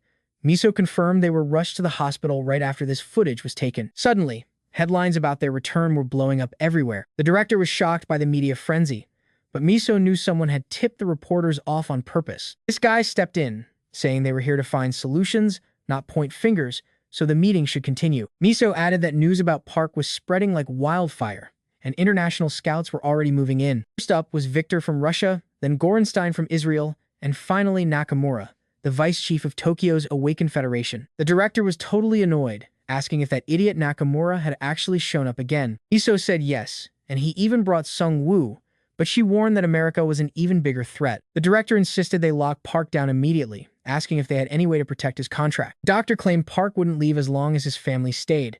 The director couldn't believe he actually chose family over piles of money. The doctor reminded them that Park lived with wolves for over 1,000 years. He probably missed his family terribly, but ironically, it was the wolves he started missing once he got back home. The director found him confusing, but the doctor said he just values family time. He's just a regular guy, honestly. They needed to give him a safe place for his family to live. That way, Park would have no reason to fight them. The director loved that plan, but knew they had to block those foreign scouts from signing him first. Miso pulled up an image of an abandoned factory, suggesting it as the new home for the Suo Guild. He could even mark all the surrounding land as private property. With some repairs, the building would be perfect.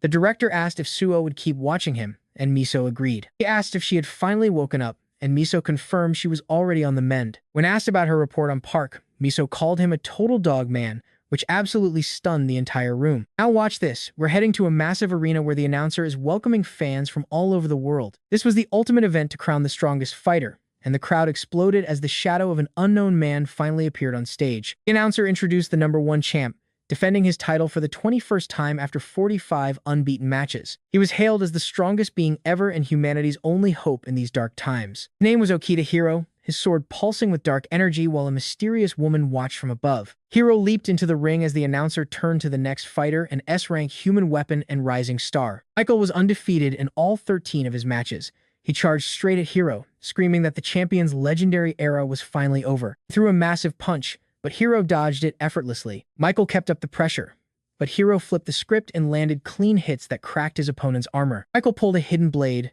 but Hiro struck him again. Even so, Michael managed to chain Hiro up, laughing that he finally caught the kid before attacking. Hiro just calmly told him he was already dead. You saw that, right?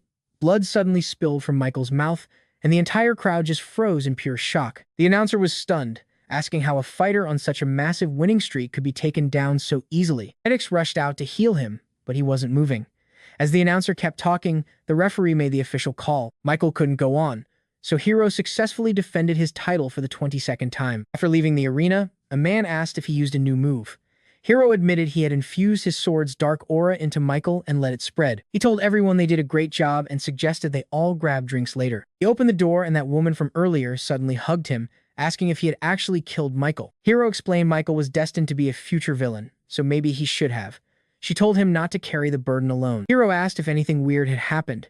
She said the department called, but other than that, it was a quiet day. She added that the director warned her to stay safe, so they should head out since everyone was waiting for them. Trust me, you and I aren't ready for what happens next in this story. Alright, you and I are jumping into a world where level 5 dungeons are just the beginning. People are already calling this guy Korea's next legend, and the military is definitely keeping a close eye on him. Hiro asks for a name, and she says it's Park, the same guy the news was freaking out about earlier. She pulls up Park's profile right on her phone. Hiro doesn't recognize him and notes that no new swordsmen have even shown up in the last entire year. Turns out he's a druid returnee from the 4th planet, which could mean a permanent link between our worlds. Even for an F rank, that's insane. But Hiro just smiles. He knows that's basically impossible for anyone to do. See, this is his 25th regression. He's been living this same life for over 500 years now. He knows every famous awakened person and every major disaster by heart, but this Park guy, never heard of him. In all his timelines, nobody named Park Soo ever made a splash, especially not some returnee from another world. The script of history never changes much, and 5 years from now, no new planet ever even appears. She suggests recruiting him, but Hiro's skeptical, even though Park is currently the biggest name in the whole country. Now watch this. This is where everything we know starts to fall apart. The survivor cities will crumble as dungeon breaks tear across the continent. unleashing endless waves of terrifying monsters. Peace will dominate the sky, and as humanity falls, a desperate mass escape will finally begin. During that brutal war, everything else just fades away. The awakened and the homeless will place their final hopes in heroes who rise up. That's why he chose Japan. By clearing their dungeons and gathering the best talent, he's turning that place into the ultimate sanctuary for survivors. Still, the Korean people still view him as a hero. Back to reality, Hero thinks Park's story is just a show. It might be a total fake, and if Park survives the coming apocalypse, they'll worry about recruiting him then. Now, they wait. We cut to the hospital where Miso is checking in on Choi. Miso asks if she's in pain, and while Choi says yes, Miso thinks she looks way too relaxed. Then Miso mentions a weird rumor a masked guy shows up every single night and leaves by dawn. She wonders if it's Park, but Choi just keeps reading her ebook and asks if Miso went shopping. Miso confirms she got the goods and brought some food, which Choi finishes off pretty quickly. Miso tells her to stop being lazy, but Choi begs for just one more hour of sleep. No chance. Over at CIA headquarters, agents are watching the news. Michael got absolutely wrecked by Hero in their last fight. Hero's power is scaling out of control. At this rate, we might see a triple S rank soon. Agent wonders where Park and Suo went, but then pulls up some very recent intel photos. Check this out with me. Why on earth is our guy hanging around a train station? Apparently, he's been spotted at Seoul Station quite a bit lately. The agent jokes he's either talking to birds or got his heart broken by some girl. He's ready to set Park up with plenty of beautiful women since they can't lose him. Then he mentions agents leaving. He warns that the skies are definitely not safe right now. His partner is confused, but then we see a jet flying high through the clouds. A little girl sees a pretty bird outside, but her mother freezes. A massive monster is shadowing their plane. It's a dragon, smaller than expected, but still terrifying. The passengers panic, thinking the beast is hunting them down. Maybe it's a wyvern. One man hopes it's too young to attack, but he's totally wrong. Can't figure out where it came from unless a new dungeon just opened up nearby. Suddenly, a massive wyvern looms over them, and in a second, the entire jet is swallowed by fire. Plane explodes and falls. The dragon just keeps flying, joining a whole swarm of its kind. Two cars are driving. Han says the world's gone mad and they're almost at their destination. Junho asks if that's the house. Han stares at the bizarre building, wondering if it's supposed to be haunted. Stick with me, things are about to get way creepier in that house. Alright, you and I are about to see if this shack can really become their new headquarters. Even wondered if an internet guy would ever come to a dump like this. Then Choi said she saw a ghost upstairs. The argument exploded over whether to enter. Choi was dead set against living in such a creepy, run-down place. Miso told her to chill. It was just her first time seeing a place this rough, so she was clearly shook. She promised renovations would start tomorrow, so no worries. Park just asked what the big deal was about the house. He actually liked it and wanted to move in now. Choi marched up, asking if he had totally lost his mind. Miso said a man who trusts his gut moves fast, then suggested they mark the edge of their new territory. He needed to claim their land, and Park agreed. He used an ability, calling forth tree spirits as light flooded the area. The spirits rushed to one spot. Miso was confused, but Choi realized he was literally marking the borders of their land. Spirits kept at it, and suddenly, tree sprouts started bursting from the ground everywhere. In seconds, it became a massive forest. Everyone was stunned by how fast it went from dirt to a jungle. Park finished up, saying the boundary reached about 1 kilometer from the house. That should be their absolute limit. Miso smiled, saying it looked perfect. From that moment on, this was officially Shugal Guild territory. Everything inside belonged to them, but Park worried it was overkill since he was only staying for a few months. Miso said it was standard procedure and mentioned that her department was already watching over Park's family. Park liked the sound of that. Miso pushed him to sign the contract, even as Choi yelled to read it first. Finally, everything was settled. They agreed to give it their all until the portal eventually opened up. Park promised to do his part, and Miso told him to just put his trust in the government. They hopped in the car. Choi demanded the renovation team arrive immediately or she was quitting. Then they drove off. Annoyed, Miso called the girl a growing headache. Another man wondered if such a small crew could handle this land. Miso said if they failed, she would just use that as an excuse to send in her own people. He ordered a list of attack units above level 5. Meanwhile, the scene shifted way out to a ship at sea. Bandits moved in, thinking they hit the jackpot. They opened fire, leaving the people on board panicking for help. They sent out emergency signals to anyone nearby while the bandits started boarding the vessel. Someone yelled to hide in the engine room, but it was useless. Suddenly, everyone was paralyzed with pure shock. Now watch this part carefully. A massive tentacle rises up as a giant creature tries to swallow the entire ship. The vessel started sinking fast.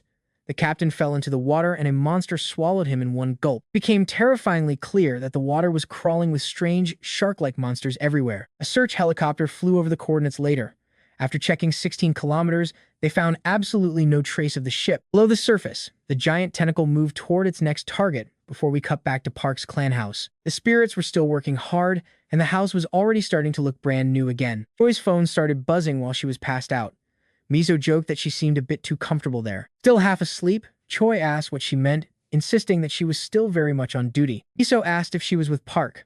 When Choi said she didn't know, Miso called her lazy for losing track. Told to get up, Choi walked outside and saw a massive tree.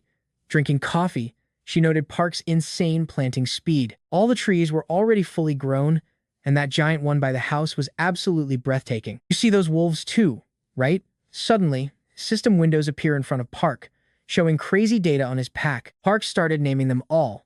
The system warned that if dimensional energy overwhelmed him during fusion, he would go insane. Looking at the stats, Park wondered if he could keep leveling these wolves up to their max potential. Choi showed up and asked what was going on.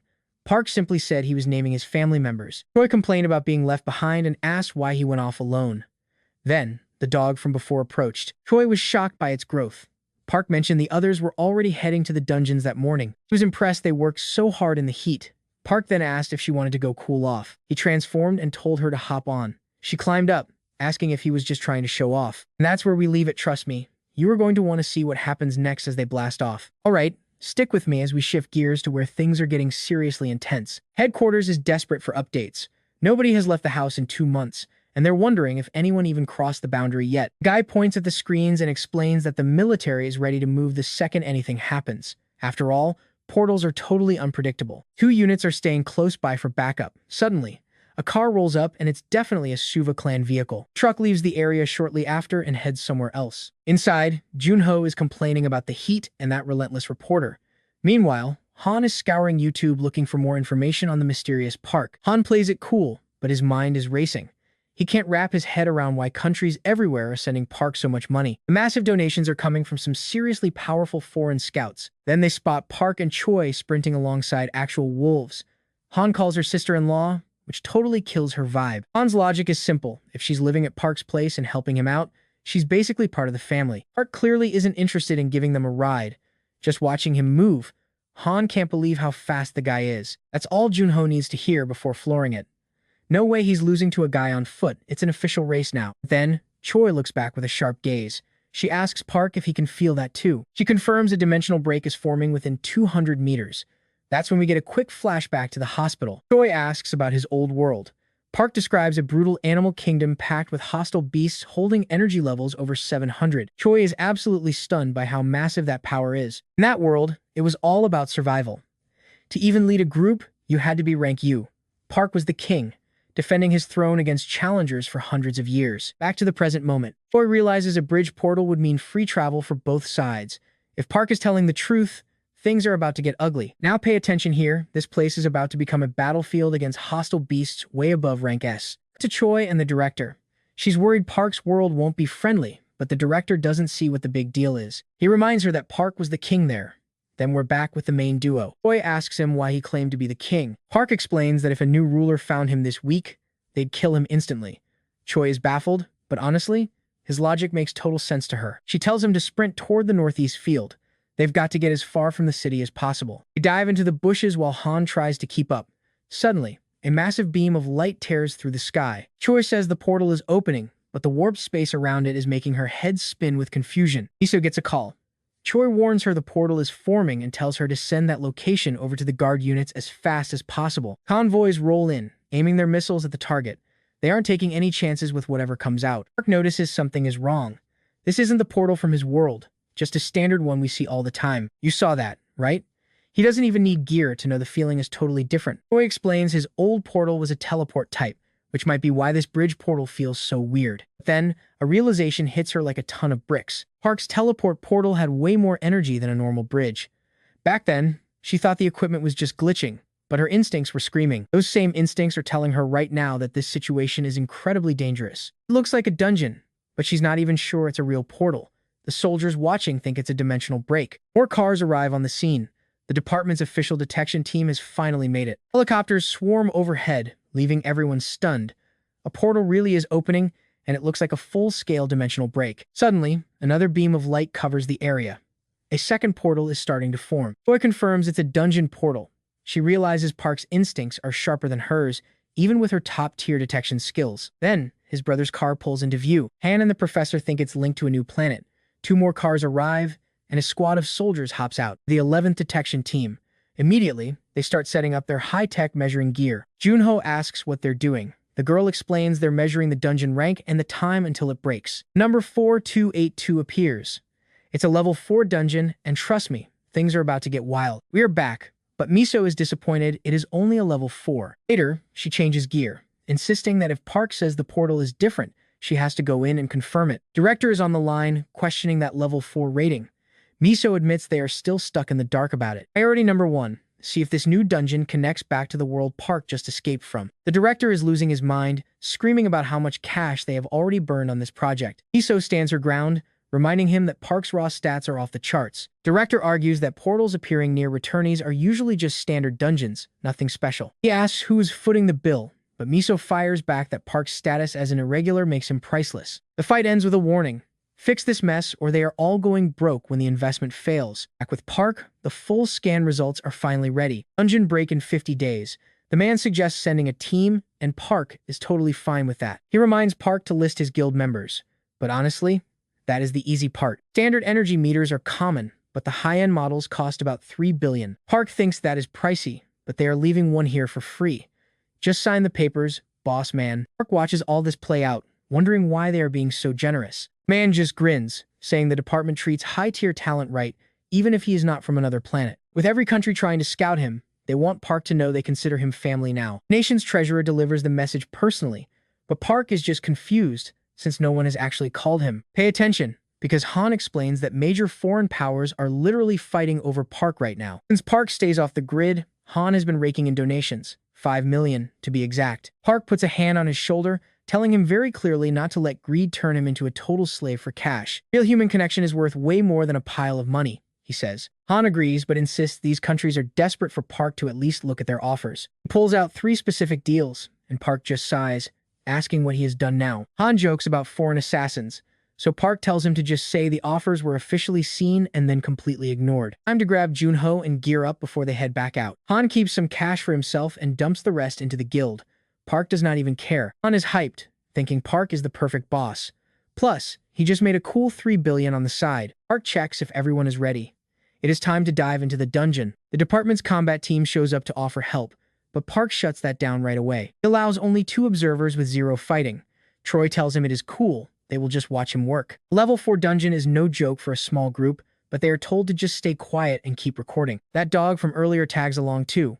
Hey, even pets need to level up, right? Stick with me, because they just entered a dungeon that feels totally alien to everyone. Choi scans the area while Park admits the place feels strangely familiar. The official is panicking about them being way too casual, but Han knows following Park is the safest bet there is. Suddenly, Choi calls a halt. 3 monsters, 70 meters out. Han grabs his gear instantly. The official doubts them, but Junho's eyes are already glowing with a fierce, deadly intent. Junho charges, but Park KOs him instantly to stop the madness. Wake him up later, he tells Han. Choi explains that Junho has a condition. The moment he touches a blade, he goes berserk. Han tries to wake him, but Park senses movement in the brush. Everyone, get back now. A massive monster bursts out, charging straight at the group. While the others play defense, Park sprints forward.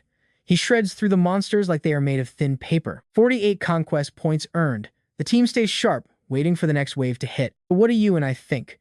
Is Park just getting too strong for this? Stick with me, we are jumping right back in as the guys start harvesting those precious monster stones for loot. One guy whispers that Junho seems chill outside, but turns into a total psycho with a blade. Choi just tells him to shut up and keep walking. Park says he will take point on the next wave and warns everyone to stay on their toes. After grabbing the loot, the guy starts second-guessing why they sent rookies and interns into a dungeon with a literal battle maniac. Park whistles for the dog and sends it deep into the forest to lure out more monsters. As the dog disappears into the woods, Choi and the team start worrying about an entire pack swarming them. The leader asks if they are safe, but Choi just tells him to keep the camera rolling. Suddenly, Park warns them. A massive rumble shakes the ground and the team starts losing their cool. Han sees Junho losing it and tells him to take a sedative, but he just charges in like a beast. Watch this closely, the dog runs back just as an arrow whistles through the air right at it. Junho slips the arrow and cleaves through a monster, finishing the beast off without breaking a single sweat. Someone screams a warning about an enemy behind Junho, but Han already handled it from the shadows. Han fires his crossbow, perfectly covering Junho while he takes out the target. Their teamwork is elite, and Han finally hits level 9, leaving the other guy completely speechless. He asks if this is actually a level 4 dungeon. Choi just gives him attitude and tells him to keep recording. The dog goes into high alert. Suddenly, a monster explodes from the brush and Park draws his dagger instantly. We cut to a car trapped in a massive crowd where some guy is greeting the sector director. Miso snaps at him, asking if he has a death wish and why he has not moved the car yet. The kid talks back, saying he is not moving until something actually goes down. They mention Captain Lee's combat squad just moved in. If they are here, it is definitely level 4. This new dungeon is clearly a big deal. Miso goes silent before ordering everyone to clear the path. The kid mocks her as she leaves, calling the whole level 4 situation a massive waste of time. They start packing their gear while Miso races toward the site as fast as possible. Someone asks about potential leaks, but Miso asks, what is more important, corporate money or Park? Okay, let's pause. You and I know Park is a returnee, and that news would absolutely explode. The guy asks if the main character will be okay. Miso says that is why they are rushing to find him. Meanwhile, the teams prep to enter the portal. The captain asks if they are ready for battle, but a soldier tells him they have been ordered to wait. He asks why they are stopping just as a car pulls up and a woman steps out. Miso meets the captain and tells him he is not allowed in, leaving him completely confused. He explains that until the main character agrees to work together, nobody is crossing that portal. The captain loses it, asking what kind of nonsense this is after his team rushed here for nothing. Miso stands her ground, but he argues that their contract definitely has some major issues. Why would they only send a recon team with 0 combat experience into a place like this? Miso says they are revising the deal and mentions that even the director is involved in the decision. He asks why things are so complicated. Miso tells him to get in the car and talk. We see the director watching the news, muttering that they made a mistake and need more info before speaking. Simultaneously, a guy gets a call and wonders why he still cannot get a hold of Miso. Back at the office, the doctor is busy digging through all of the main character's data. He thinks Park is like a fallen dream, and this moment right here is a massive turning point. To him, the kid's life is a total drama. He recalls Park, saying he hid by the coast for food. The ocean provided plenty of food, but he quickly realized he could not stay because of something terrifying. A colossal monster was circling the entire area. The doctor freezes. A level 4 dungeon should not have an ocean. Something is seriously wrong here. Trust me, you and I are not ready for this. Could an entire planet be inside a dungeon? Trust me, you and I are about to dive into the story of a man who survived 500 years alone. Park asks the doctor for help finding his brother, and in return, he promises the full tale. Back in the present, the doctor reminds Park of his promise to explain everything once they find his brother. A legendary returnee who ruled the jungle for centuries, Park seems surprisingly ordinary to the doctor. Even so, the doctor regrets missing out on a much better story just because of one hasty decision. Meanwhile, back in the dungeon, Park is still calmly slicing through monsters one by one like it is nothing. Watching him, the other man says it is insane that Park dodged that ambush. Park just asks what the issue is and tells him to start collecting the loot. Later on, the party keeps pushing through the dungeon. Kui looks around, asking where they even are. It looks beautiful in a weird way, and Han notices the glowing stone looks like a jewel but feels evil. Park admits he has never seen a place like this, yet it feels strangely familiar to him. Soon, they find a stone warning everyone to never return to this territory. Park examines it closely. Kui asks if this is one of Han's pranks, but Park tells him it is real. The girl says everything is fine. Kui asks if the recording is still going, and the guy says yes. Suddenly, she notices Park climbing higher. The rest of the group follows right behind him. Okay, pay attention now, because this hidden cave is about to reveal the main character's true past. Han is shocked to see the walls covered in writing. One line says he missed humans, and drawings fill the entire wall. Then they find a larger message saying it missed its family, brother, and even the people it used to hate. Han is totally shocked because the name Junho is written there too. Then they find a line saying Park Suo was here. Now it all clicks. Han says it looks like prehistoric cave art with massive scientific value. Choi walks up to Park and asks if he actually lived there. Park gives a sharp look, focused on something else. One message states it has been 500 years since he became the owner of Moon Hill. That triggers a memory of an old enemy, a giant black tiger that always glared at him during their battles. Choi snaps him out of it by asking if he's okay. I know what you are thinking, that is a long time to hold onto a grudge. Park remembers every fight he ever had here. Han keeps searching and finds some unfinished blades. He wonders how they were even made since the stone is so shiny. Suddenly, Park starts running. Han asks where he is going while Choi chases after him as he rushes elsewhere. A moment later, he reaches the mountain peak. Shocked, he wonders what on earth happened to this place. Choi catches up and asks if this was his home. Park says yes, but everything looks completely wrong. There should be a snowy mountain over that way and a grove of fruit trees on the other side. The sea should have been over there too. Surprised, Choi asks if there really used to be a sea. Park says this place is Maelstrom 12 and nobody should enter. Choi wonders if a sea can really exist inside a level 4 dungeon. She asks if Park wrote those messages and he says yes. He did it so he would not forget human civilization. When he first arrived, he lived in that cave just to hide from the other dangerous animals. Even after moving, he came back occasionally to keep writing on the walls. Choi asks if the lizard men always lived here. Park says no.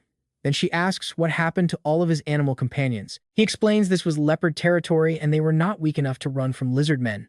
Then Choi asks him about that weird mist. Park says that marks the end of the dungeon so they cannot go past. Then, a noise echoes and Choi asks if it is the lizard men. With one skill, Park realizes they are walking into a trap. Several lizard men start climbing up. Meanwhile, Han and the others are still higher up the slope. Choi says there are 102 lizard men attacking at once. Below them, the Lizard King appears wearing a very strange skull on his head. Looking at it, Park guesses the skull belonged to one of the leopards he fought in the past. He tells Choi to stay back, then leaps off the mountain straight at the monsters. Choi screams, asking what he is doing. Then the scene cuts to that woman from earlier watching a pigeon. Blue energy wraps the bird and Park suddenly grows wings, flying fast toward the boss. The Lizard King throws a spear, but our hero dodges it like it is nothing. In seconds, he is right there. Then blue energy wraps around the dog, and Park shifts into a wolf form, slamming the lizard with force. They both go crashing straight down into the thick bushes. Choi is stunned by Park's move. Han and the others reach the top, and Choi says it is fine. Park survived, and you and I will see the lizard men attack next. Alright, you and I are jumping right into a high-stakes showdown as Choi warns the enemies are closing in fast. Han aims his crossbow, daring the lizards to try climbing, while weaponless Junho grabs a rock to join the fight. Arrows fly as the lizards swarm, but over at the main fight, Park is about to end the boss for good. He literally rips the skull off the beast while demanding answers, but the monster is already done for. High up on the mountain slopes, the rest of the crew is still locked in combat with the lizardmen. A quick strategy check: does long range burn more energy? Han says it just depends on the user's level. It is all about your level. Choi alerts them to even more lizards coming, so Junho picks up 2 weapons and gets ready. Han worries Junho has gone berserk again, but then everyone stops as they notice something impossible in the sky. Now watch this part carefully. Park and the boss are suddenly airborne, just as the lizard army reaches the mountain top. It looks like Park finally delivered the finishing blow, and someone screams for everyone to take cover immediately. Boss hits the mountain like a meteor, and the system announces that Park just unlocked an insane new wind skill. Monsters go flying from the impact, but the mountain itself starts to give way under all that raw power. Choi yells for them to hide, but the ground disappears and everyone starts plummeting into the chaos below. A massive landslide swallows everything. Once the dust settles, Choi manages to save himself and checks for any survivors. Everyone slowly answers. Han and Junho are battered but alive, breathing a huge sigh of relief after that fall. Park shifts back to human form, telling them it is time to move because the dungeon gate is open. They scramble for the exit, though one guy is left wondering what the point of all this madness even was. Back in reality, the portal is surging. Miso and the soldiers are waiting when Park finally steps out into daylight. The soldier watches in disbelief as the entire team returns safely without losing a single person to the dungeon. Looking at Park, the man asks if this is really him because he seems kind of weak. Then Miso steps forward to greet him, but Park suddenly turns into a pigeon and flies off. You saw that too? The guy is shocked, wondering if Park really just turned into a common pigeon. Miso is confused, but Choi tells her if she is there to talk business, she should probably just leave. She asks about the recording. Choi sends her back to headquarters with Chief Kim, but Miso insists on sticking with the group. Her surveillance mission on Park is officially over, which means she has been reassigned to a new post up north. Now her job is helping at the field border, right on the front lines of the Du territory. Few portal management members stay there to handle the equipment, while Junho shakes hands and tells them they will be treated like guests. The man notices Park's brother looks completely different in the real world compared to his rugged dungeon persona. Meanwhile, someone is complaining about the plan, clearly annoyed that they are still supposed to be working with Park. Miso tells him to return first and discuss his pay later, because the director is waiting for them right now. They start bickering while Han and Junho just watch from the side, totally over all the corporate drama. Han can't stand that guy's attitude, and Junho agrees they should probably just get out of here. As the buses pull out, Miso gets a heated call asking if she leaked the whole story to the press already. She brushes it off, saying the retreat is in progress and they can settle the details back at the base. Later, analysts show off a recording of Korean writing found in the cave. It was actually Park Suho's diary. The footage shows Park leaping high and tossing the Lizard King like it was nothing but a ragdoll. The presenter explains they lost the signal inside, But then they show the moment he turned into that pigeon. They figure he has some animal mixing ability, and with that, the shocking recording finally comes to an end. A white-haired man says it was terrifying seeing the boy handle the Lizard King like that. Then the director asks if a level 4 dungeon boss is usually rank B, but the presenter corrects him. This was not some mid-tier beast. Park totally crushed a high-level rank A Lizard King. The director asks if Park is rank S, but Troy reveals his raw energy is actually a lowly rank E. But with his fusion forms, his combat power hits rank S+ or even triple S depending on the animal. Best of all, Park has no level cap on his skills, making his growth potential literally infinite compared to others. When asked if other survivors are this broken, Troy admits he is not sure what Park was doing before returning. Imagine if every person who vanished came back this strong, their country would be the most powerful on Earth. But trust me, surviving a portal without any gear is basically impossible. You and I just witnessed a true miracle. Let's see, the director is being very insistent. Even though the first test proved Park Soo-ho cleared a level 4 dungeon, Troy is still extremely skeptical about everything. The director admits he hates it, but this is no new planet.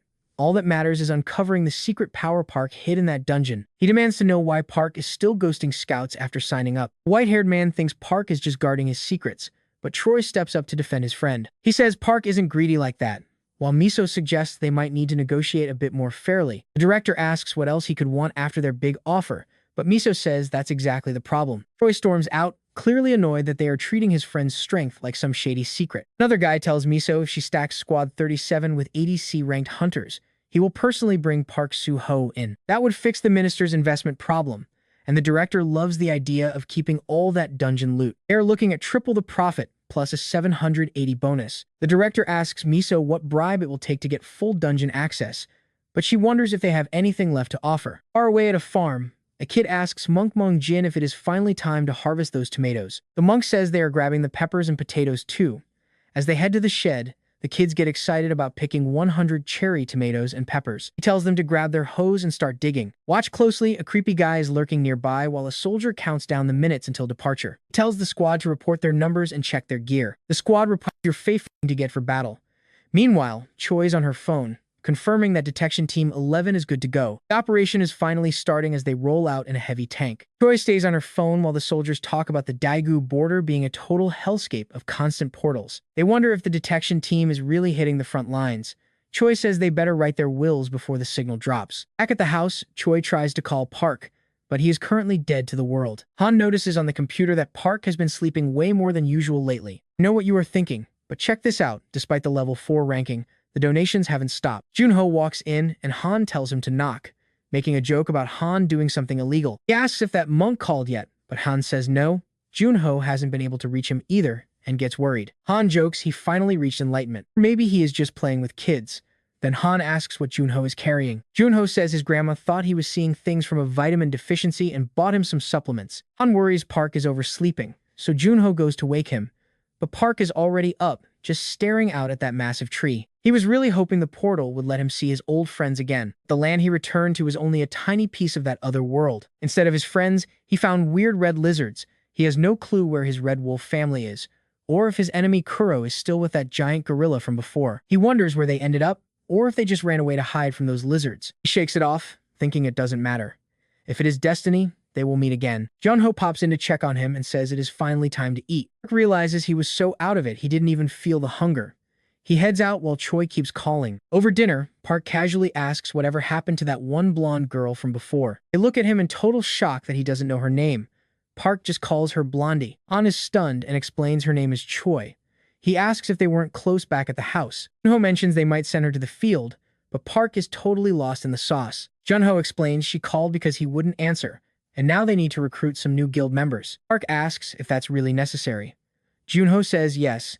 They need people to watch the portals in this area. Park asks Han if he knows where to find any recruits. Han mentions a boxing friend, and Park asks about the monk. Trust me, it is about to get wild. Stick with me, we're diving into a world where survival is everything. Junho says he never heard about the orphans in Seoul, while Monk is still ghosting Han. Suddenly, the scene shifts back to the front lines. Over at the battlefield, Choi is still standing by, just waiting for the next order. She checks her phone and realizes she is deep in a necrophile red zone. Was this even part of the plan?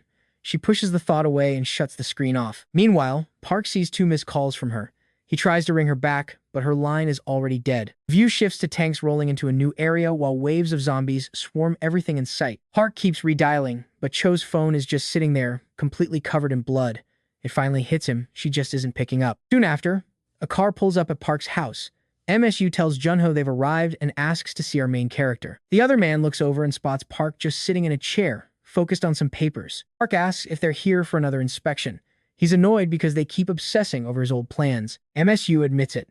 They want the secret behind his insane dungeon powers. Park gives the same answer, just train hard for 1,000 years. Simple, right? He wonders why they won't believe him. The man tells him to stop playing around, it's a national crisis, and they need to help each other. Park just stares back. What exactly is he talking about? The official explains that level 6 dungeons are popping up everywhere and the timers are getting shorter. With more infected people and massive food and worker shortages, the country is falling apart. They desperately need a powerhouse like Park right now. Park stops him. What are these infected people you keep mentioning? The man explains that after the Great Shift, an unknown virus started spreading through the fields. The infected? They're called necrophiles. Pay attention here, the red zones on the map are crawling with necrophiles. If they spread, all land travel is finished. They believe the virus came through a portal, but it spreads so fast that their current manpower just can't contain the chaos or the monsters anymore. Park asks if he gets 2 specific rewards for letting them hunt and inspect his dungeons. Man agrees. First, they will bump his guild up to level 5. That gives him access to any level 5 dungeon he wants. It's a pretty sweet deal. Second reward is new land in the north, right next to his current territory.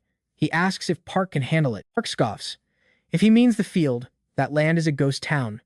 Are they really asking him to guard Eastern Seoul? The man admits it's mostly empty space with only a few cities left standing. After the disaster, survivors in the field started flooding into secure cities, but there just isn't enough room for everyone in the safe zones. Park asks if he's supposed to host them.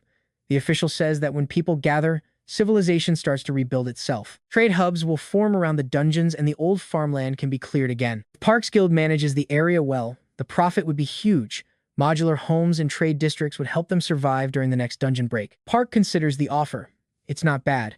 He then asks about the current situation in North Korea. The man says their entire command system was wiped out right at the start of the disaster. News broke out, the system collapsed, and anyone who could run fled to the mainland. The survivors left behind are just wandering from place to place trying to live, and since no one is managing the dungeons, breaks are happening everywhere you look. You and I both know what that means. It's only a matter of time before that chaos spills over the border. Realizing the stakes, Park accepts. He tells them to get the contracts ready. MSU is thrilled. He says Park made the right call and confirms the 30-day travel rule is gone. Park has 2 more requests. He wants to meet the scientist who built the energy measuring device. Second, he needs help finding Monk, his guild member who suddenly went silent. MSU says those are easy fixes. Park stands up, ready to start the mission. Later, the scene shifts to a building where 3 people are sitting in a lobby, waiting. That guy thinks about the Estila Guild, the elite mercenaries backed by Korea's biggest corp. Most applicants fail during the very first stage of recruitment. It's the ultimate dream for any mercenary, which is why the entry bar is so high. But if you make it, the support is legendary. He applied just hoping for a chance, even expecting another rejection. Then, the impossible happens. He actually passes the registration stage. After 3 years of grinding, this is the recognition he's been waiting for. Trust me, the real test is just starting. All right, you and I are about to watch a guy go from a desperate nobody to an absolute beast. He is one of 50, but only 10 pass the cut. Suddenly, a shocking email hits his inbox. Before he can react, a woman announces that the candidates are dismissed. Everyone starts heading out. The judges aren't impressed, calling this latest batch of applicants weak and pretty much average. One woman laughs, saying some would at least make decent porters since they'd guard the luggage with their lives. Another interviewer mentions he's found a promising swordsman named Jen. Jang has 3 years of experience, but he's still just rank E. Still, if his awakened fencing skill is legit, he's worth taking. Send in the next group. Numbers 46 through 50, you're up. The interview starts again. The judges ask why only 4 people showed up and where Jen went. The kid says he just suddenly bailed on them. His phone shows a message from Park asking him to join his guild. That's the real reason Jang left. There is no point overthinking it anymore. Park saved his life, and he is the most talked about man in all of Korea right now. Back to the tank convoy moving toward the heart of the battlefield. Stay sharp, boys. An ambush could happen at any second since monsters are already crowding the entire area. Soldier complains the roads are too dangerous. They should have stuck to the original route. No choice. We wouldn't make it in time if we went any other way. Now pay attention, because what they see in the distance, it's the stuff of nightmares. Looking closer, They spot zombies devouring a monster corpse. Suddenly, the zombies lock their eyes onto the massive tank. The soldier orders the rocket launchers to fire immediately, but his partner warns that shooting will stir up the necroiles even more. Captain says they're out of time, so fire anyway. If they break through fast, they'll reach the military zone. Load those launchers. The captain gives the signal to let him have it. 4 rockets scream through the air and slam into the infected horde. They didn't stand a chance. The blast rips them apart and the tanks roll ahead, crushing what remains. Nothing is spared, but that noise brings in even more creatures. The survivors howl, calling for backup. The tanks brace for impact. The creatures rush in, snarling as they try to reach the vehicles. The sergeant yells to push through and orders full fire immediately. The cannons roar with a thunderous barrage, blasting a path wide open. Elsewhere, a white van speeds down the dirt roads with a massive horde chasing right behind. The dashboard warns they're almost out of fuel. The driver shouts the gas is gone, but Monk says keep going for the camp. The van speeds past a road sign. The monsters keep chasing them, but Monk says if they go a little farther, they'll reach camp. The driver feels terrible. It was his idea to take this route, but he never expected monsters here. Monk tells the elder he just wanted to cook some fresh food for the kids. The older monk looks a bit embarrassed, but thanks him anyway. Monk says there is still plenty of work in the fields, and they have to shake off the monsters if they want to eat peacefully with the kids. The children are starving by now. The infected are closing the gap fast. When the van reaches camp, Monk shouts that the gate is open and tells the driver to slow down. He looks inside at everyone. Can you run? Because the second this van stops, you all need to sprint, like your lives depend on it. Okay, I know what you're thinking. Can a monk really handle this? Well, watch closely as he decides to save every single one of them. Clumsy, but fast. As soon as the wheels stop, everyone jumps out and sprints with the infected right behind them. Monk is carrying 2 children when a scream echoes out from behind him. He turns just as a monster lunges, arms outstretched and breathing its foul rot all over them. Without hesitating, Monk sets the kids down and tells them to run. Then he faces the monster, grips his staff, and smashes its head in one clean hit. He charges straight into the zombie horde with absolutely shocking speed. He breaks through the first wave, but more infected are closing in. There are too many, and the dragons will arrive in 6 minutes. Then, something strange happens. Firefly-like lights start appearing around him as he stands surrounded. In the next moment, columns of wind rise up and lift the monsters into the air. Everyone stares as the infected spin around like dead leaves. And trust me, you and I just witnessed an entrance that changes everything. Park stands tall on a building, looking down calmly with his hands in his pockets. All right, stick with me as our main character arrives, praising his new power while the survivors instantly recognize him. The monk yells that their savior is here, but our hero tells him to back off before the tornado gets him too. Triggers the skill again, making the monsters spin even faster than before. Fireflies glow brighter, turning the chaos into something almost beautiful. With eyes gleaming, the lead says he actually likes this view. Somewhere else, the military convoy keeps firing to slow down the relentless monster swarm. The sergeant is losing it, screaming into his radio for any military channel. He begs for backup because zombies are completely overrunning them. Suddenly, massive stones start raining down on the entire convoy. Dozens of infected swarm the tank, clawing at the cabin as the sergeant tells everyone to hold on. Rocks keep falling, and even if they slip, the zombies just climb back up. Suddenly, the vehicle hits a cobblestone and flips straight onto its side. The soldiers trailing behind see the crash and order everyone to turn immediately. Now watch Choi closely. She is totally unaware of the outside mess until her sword starts glowing and radio reports confirm the first crash. Their car grinds to a halt as the soldiers panic. One terrified guy mutters that they are basically finished. Zombies swarm the car but get knocked off like bowling pins.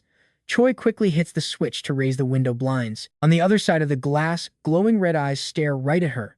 Infected are literally stacked all over the car. Choi immediately orders them to unlock the doors right now. The soldier complains he knew this was coming after having a nightmare last night. The driver looks away and announces he is opening the rear door. The door starts sliding open slowly as the monster's growls get even louder. Choi yells for everyone to back up while rotten hands force the door open. The soldiers panic, wondering how they will ever survive this. Choi tells them to lock it, head for car 7, and slaughter anything that gets in their way. Yellow fireball forms in her palm as she tells everyone to spread out. Then she launches a pillar of flame that incinerates the zombies. The soldiers are stunned by her insane power as the path clears. She tells them to move their asses now. More monsters are closing in. She tells the driver to follow them because that vehicle is a total goner. Suddenly, a zombie leaps from the roof to attack, but Choi instantly draws her blade and slices it clean in half. As more monsters close in, she curses under her breath and swings her blade in one smooth, deadly arc. Blasting the infected away, she shouts for them to create an opening. Meanwhile, back at the first truck, The sergeant is still desperately firing. He orders the soldiers to circle the vehicle, while one man moves in to check on the second car. Let's pause. He finds the driver and passenger dead. But you and I know these infected just won't stop coming. Soldiers try to force the door but fail until someone calls for a blowtorch to cut through. They announce they are from Group 7 and are opening the door, telling everyone nearby to stand way back. The others form a line to protect survivors, but they are outnumbered and the infected quickly smash right through them. The line is getting crushed and won't last long, but the captain stays cool, telling his men not to panic. They just have to hold on a bit longer. A soldier using clairvoyance shouts that there are only 40 meters left. More zombies keep pouring in, surrounding the soldiers as they fire their weapons non-stop. The sergeant pulls a dagger and orders everyone to get ready for some close-quarters combat. Suddenly, blue lightning flashes behind the horde, cutting through them like paper and spraying body parts absolutely everywhere. The attack intensifies until the entire horde is swallowed by it. The soldiers stare in shock, confused, until someone finally points at the sky. Troops are dropping from massive drones marked 707A. The captain smiles, knowing backup arrived just in time. A special unit soldier lands right on top of a car, startling all the troops down below. Meanwhile, Choi keeps hacking through the infected, unaware that backup is here. She turns to strike, but another soldier stops her blade. When she sees his face, she wonders if this guy is actually Jin Woo's son. The soldier on the car announces he will take over while starting up a device. Jin Woo's son puts a hand on Choi's head, pulls her close, and screams for a shield. At the same time, another soldier fires several red spheres into the horde, but they do not explode right away. Instead, they keep moving forward like they are carrying a heavy load. Then the soldier screams for them to fire. Spheres explode one by one, ripping monsters apart. Rocks, trees, and bodies are thrown every which way. And that leaves us with Choi and Jin Woo's son right in the blast. Wild, right? Alright, you and I are about to see a battlefield turn into an absolute hellscape of fire and metal. Drones and helicopters are already circling, searching for anyone who managed to survive. They were frantically calling for a body count and news on the wounded, but a pilot suddenly screamed a warning about something coming in fast. Meanwhile, all those infected people tossed by the tornado started raining back down. Our main character just flashed a smile at Monk, who looked back with a deadly serious expression. Both stood there surrounded by the glow of fireflies while zombie corpses fell from the sky like rain. The orphans could only watch in total shock. Once the coast was clear, they all rushed to Monk, cheering that the monsters were finally gone. The main character just grinned and said, "That was fun. Time to head home," he said. Monk called him his great benefactor and asked how he even found them. Other monks and kids finally noticed him and started asking who this guy was.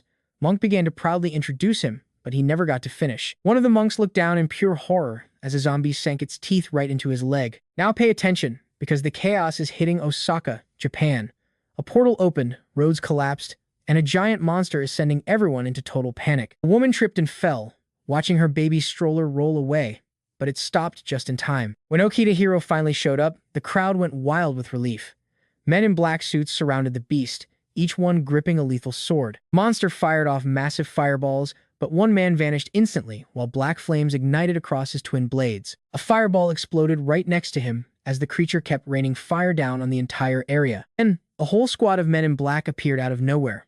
They were all clones. The clones kept the beast busy. Hero charged in and sliced it in half with insane precision.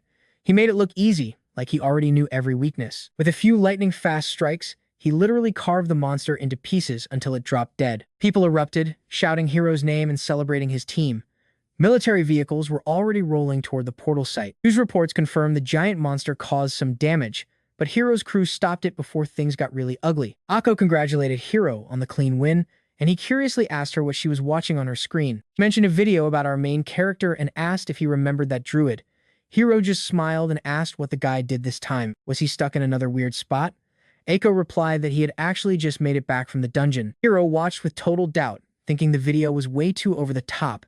He had been there, so why make such a dramatic show? Then something caught his eye and he told her to scroll down. The screen showed a group photo labeled Analysis of Park's Guild. Hero's eyes went wide as he recognized a face, leaving him stunned when Akko asked if he knew someone there. That kid was the 8th evil. He remembered clearly that the boy should have just lost his father and been in an orphanage. That's why Hero put him last on his hit list. There should have been years before he became the worst villain in Korea. Trust me, this is where you and I realize nothing adds up. This kid is the terrifying 8th evil, so why is he here? Then Hero spotted another face, young Jason. He was listed as a Suo Guild member and Hero knew him as the Infernal Swordsman. He even recognized Monk, the man he once knew as the legendary Immortal Destroyer. Hiro couldn't wrap his head around how all these powerhouses ended up in a single guild together. Eiko showed him more clips so he could see for himself. She suspected something massive was happening behind the scenes of that guild. In one video, Park was absolutely demolishing a massive horde of monsters without breaking a sweat. Another clip showed him tossing the Lizard King into a mountain. Hiro was shocked, as Akko noted Park was way too strong for an F rank. Hiro agreed that kind of power was impossible for an F rank. Akko wondered if Park was an irregular just like Hiro himself. That made Hiro wonder if Park had awakened early and was just missing from the official database. Suddenly, it clicked.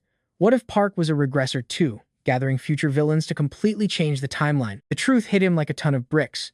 Park wanted to change the future, which meant Hiro's own plans were in serious danger. Akko saw how tense he was and asked if he was okay.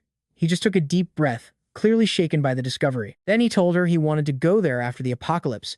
She was confused and asked what he meant by that. Hiro said he had to get back to his home country immediately to speak with Park, but Akko said that was impossible. Hiro asked why. Meanwhile, the tree at Park's guild had grown so huge that deer and even elephants were showing up. Refugees were starting to set up camp around it, including all the orphans Monk had rescued. People were stunned by the exotic animals and the massive amounts of fresh fruit. The kids saw the apples and asked to eat them. Monk told them to start building a lake as the children cheered. And trust me, you and I are going to want to see what happens next. Stick with me, the Reborn Department is setting up their base right by the portal. A soldier reports 37 squads of 20 spent 28 hours inside, while Park's guild cleared it in just 2.5. Another raid finished in just 11 minutes. Furious, Miso realizes that at this pace, 10 hours a day will wrap everything up in 4 days. She realizes they agreed way too fast. They definitely need to start capping the number of daily dungeon runs. Meanwhile, Yang is flexing his new weapon, the Infernal Blade. The boys agree it looks absolutely perfect on him. Park says it's a gift. Yang is thrilled, since his old sword was already falling apart at the seams. Han mentions the blade's true power is locked until the user hits B rank. For now, it stays sealed. Yang promises to grind for that rank. Then, Monk chimes in, telling Park he wants a shiny new toy too. His staff lacks punch, so he wants a weapon with better crits. Zhang whispers to Han, asking if this guy's actually a monk. Han snaps back, asking if he expected a nun instead. Monk wants a winged spear, but his level is too low. Park asks if he means the 120 million gold one. Suddenly, watch this, a legendary spear appears in Park's hands. The boys lose their minds. It's the real deal, the legendary winged spear. Park hands it over. Monk immediately tests the balance, shouting that he'll repay the gift with endless curses and the blood of their enemies. Zhang asks what kind of curses those are. Han explains that Monk is actually a specialist in nasty debuffs. Park asks Han if he needs anything, but Han just lifts his rifle and says he's already set. Then someone asks why there's a literal elephant wandering around Park's land. Even Park has zero clue. Zhang is still tripping over how an F-rank group is just strolling through level 4 dungeons like it's nothing. Park asks his brother about the medicine. Zhang looks confused, so Han warns that if they don't swallow it, he'll shove it down their throats. Blue glowing blades appear in Jono's hands, wrapped in a dark aura. Zhang flinches at the sight. Junho grins, ready to start. Meanwhile, Hiro is still waiting to find out why he's blocked from going home. Eiko explains that every single flight is grounded. Getting to Park in Korea is officially impossible now. Hiro is shocked and asks why travel is blocked. She hands him a tablet with a terrifying headline. A wyvern attack just downed a passenger plane. The skies are dangerous, and the sea routes are totally blocked too. He pulls up another story about a massive ship that just vanished in the ocean. Hiro reads in shock, wondering how the wyverns broke through so soon. Suddenly, the minister calls with an incredibly urgent message. They have to move. A level 7 dungeon just opened. Hiro can't believe it, and Eiko is stunned. That dungeon wasn't supposed to show up for 5 more months. Staring at his phone, Hiro realizes the timeline has shifted. His records show the wyverns weren't due for 3 months, and the army should have had a month to prepare. The timeline is completely broken. If that level 7 dungeon isn't cleared immediately, the world is finished. You and I both know it's Park's doing. He's clearly a regressor surrounded by absolute monsters. But one massive question remains. There was only one time stone. Did Park travel back 20 years? Or from another point entirely? Does he know things Hiro doesn't? One thing's for sure, Hiro can't ignore Park anymore. He needs to find him fast. If Park's goals are different, Hiro will have to kill him for humanity's sake. He tells Eiko they're heading to the level 7 dungeon first. She agrees and promises to keep digging for more info on Park. Back in the dungeon, Park tells Monk to round up the monsters. Monk starts whacking a bowl while muttering a prayer. Han runs over, screaming at him to hit the thing harder. Shouts and the sound of Monk's staff fill the air.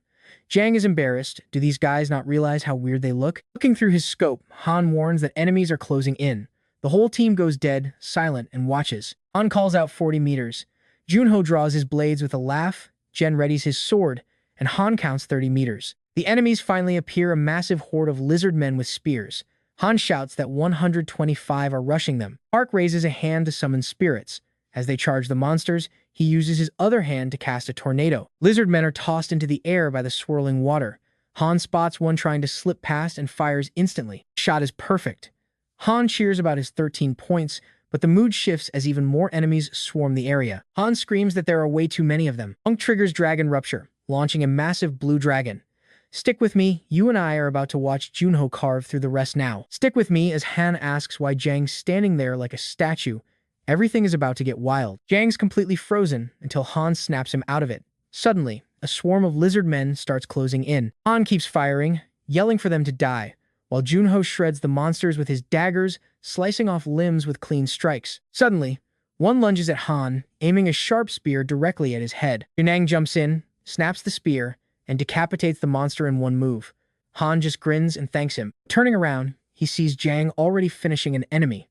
Another rushes in, and Jang cuts it down instantly. Han realizes the infernal blade is doing work, and looking at Jang, he knows the guy is on a different level. That's when Jang remembers the past. Back when he joined the Scylla Guild, no one expected an E-rank swordsman in a level 4 dungeon. Now watch closely, a massive, masked lizard man appears. It's the Lizardman King himself. Junho strikes, slicing its arm off. Jang pours everything into his blade and charges, unleashing a savage flurry of strikes that rips the monster apart. The group falls silent as blood drips from the king. Jang's the most shocked. He can barely believe he defeated the Lizardman King in one single blow. Han complains. Did he really have to kill it so fast? He sighs, upset they have to leave all those blood crystals behind. Yang doesn't get why Han is upset, but Han just gives an awkward smile and says he got carried away. Suddenly, a portal opens beside them, and a voice announces they only have 5 minutes left before it closes. Park tells them to get out, and the group heads for the portal. Han looks back, frustrated to leave 400 million worth of crystals. Junho tells him to just forget it. They can return later. Han, still hungry, says he wants fish, cakes, and invites Junho. Nobody notices Monk falling behind. He's sweating and limping. That bite on his leg is definitely getting way worse. Elsewhere, another team sweeps the dungeon while headquarters asks for an update. They've cleared 30% of Sector 3. If Park found anything, he'd mark it. After checking the cave drawings, they move to the next sector. Suddenly, 6 targets appear 70 meters from the base at 4 o'clock. The white-haired man orders them to kill quietly and collect the crystals. He asks for the Lizardman King's location. The operator says it was tracked to Sector 12. You and I know this bored guy, sitting with his coffee, is actually in for a massive shock as he mutters about the slow pace. Then, a strange sound cuts him off. A soldier reports 8 enemies approaching. The man asks if they've been spotted. Seeing a red light blinking, he warns they'll be blown apart if they get closer. Suddenly, something slimy drips onto his face. The king is grinning from the roof. Meanwhile, the team keeps pulling crystals from dead lizard men. They hear a noise and radio in to ask what's happening. Base is under attack. An explosion hits headquarters before they can even react. The captain curses and sprints toward the blast with his team. More monsters rush them, but the captain twirls his axe, ready to fight. He cuts a path and tells everyone to run. Time is running out. Unit 707. A drone's watch as more infected attack the troops. Zombies are pulling back, and someone yells to airlift the wounded immediately. Troops fire at anything that moves, trying to stop the infected escape. Jinwoo's son explains they arrived just in time after an SOS. They were meeting SDS, but the young man says the CDC is handling 5 dungeons. Suddenly, a fireball flies out and hits the helicopter hard. The helicopter explodes, and wreckage rains down on the stunned soldiers. A massive creature emerges, hurling fireballs in every direction. Back at base, they're staring at a dark screen, and trust me, you and I are looking at the final footage that poor soldier ever sent. Alright, you and I are about to see if Miso's team actually learned anything from this area. Losing her patience, she demands to know why the squads changed routes and ended up right here. The soldier claims it was a mistake, but Miso snaps, who gave the order to enter the zombie red zone. She swears that if that absolute idiot actually makes it back alive, she'll kill him herself. Calling gets her nowhere since his phone is off, leaving Miso to wonder why Choi is always such a headache. Meanwhile, the phone she's calling lies smashed to bits in a fresh pool of blood. At the base, it's a total mess with wrecked gear and blood everywhere. A soldier missing an arm stumbles out of headquarters, while the Lizardman King charges in like a storm. The king slams him down easily, but this young soldier has been waiting for this exact moment. Now watch this carefully. He clicks the detonator and the Lizardman King realizes too late it's a trap. Its massive body bursts into huge flames and burns away right before their eyes. The captain with the spiky silver hair arrives at the ruined base and freezes at the king's head. A soldier reports a new portal opened 120 meters away, closing in 10 minutes. The captain mutters that this is a disgrace, while Miso drives through the capital on a call. A soldier tells her the first group is back, but 2 are dead and 2 are badly injured. Miso is stunned.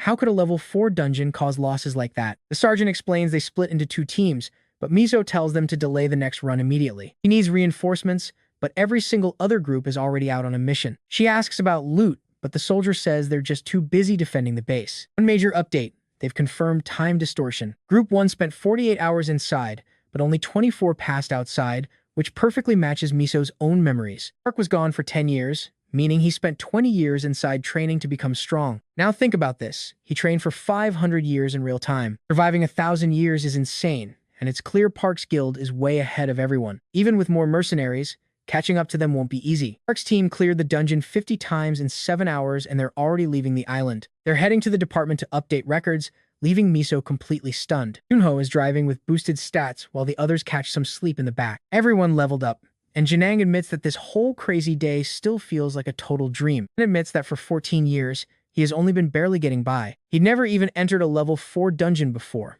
and now they've done it 50 times. Lizardmen were like boss monsters to him, and it took 3 years just to hit E rank. But with Park's guild, he hit D rank in only hours. In the Sela guild, he wouldn't even be done training yet. He asks if this is real. Park jokes about hitting him for proof, but Janang just laughs it off. They reach the apartment, and Junho wakes everyone up, while Park tells them to finish fast. Lobster dinner is next. In the test room, lightning crackles and Park hears voices that grow much clearer as his power level rises higher. The device was made by an English scientist, and Miso promised to arrange a meeting. Park has already decided he's going to England to meet the man. Han says his results beat C rank, but they still ranked him there. Park finds it funny they're only just now realizing his level. He's the only one who sees levels, so he asks who created the system. Han says it is a legend from the start called the Godstone. But what do you and I make of that? The Godstone changed everything. All right, you and I are about to dive into the history of this world. The staffer explained that after the Great Cataclysm, a red stone covered in weird symbols surfaced in Europe. Ever since, every awakened European gained a built-in interface, making people believe the stone held a divine message. Once decoded, pieces were sent around the world to let awakened users access their systems, and one fragment was placed in the department's main processor. That shard is what powers the whole interface system. Now pay attention, because we are about to find out what those commands said. He said it laid out the dungeon basics, the level system, spatial energy, the whole deal. Park felt like this was all part of some divine plan as they chatted while leaving the building. Park wondered how one could even meet God, and Han said probably only after death. Then Park asked if raids could create artificial awakened. Han shut that down immediately, telling him that was nothing but pure fantasy. Awakening required specific conditions.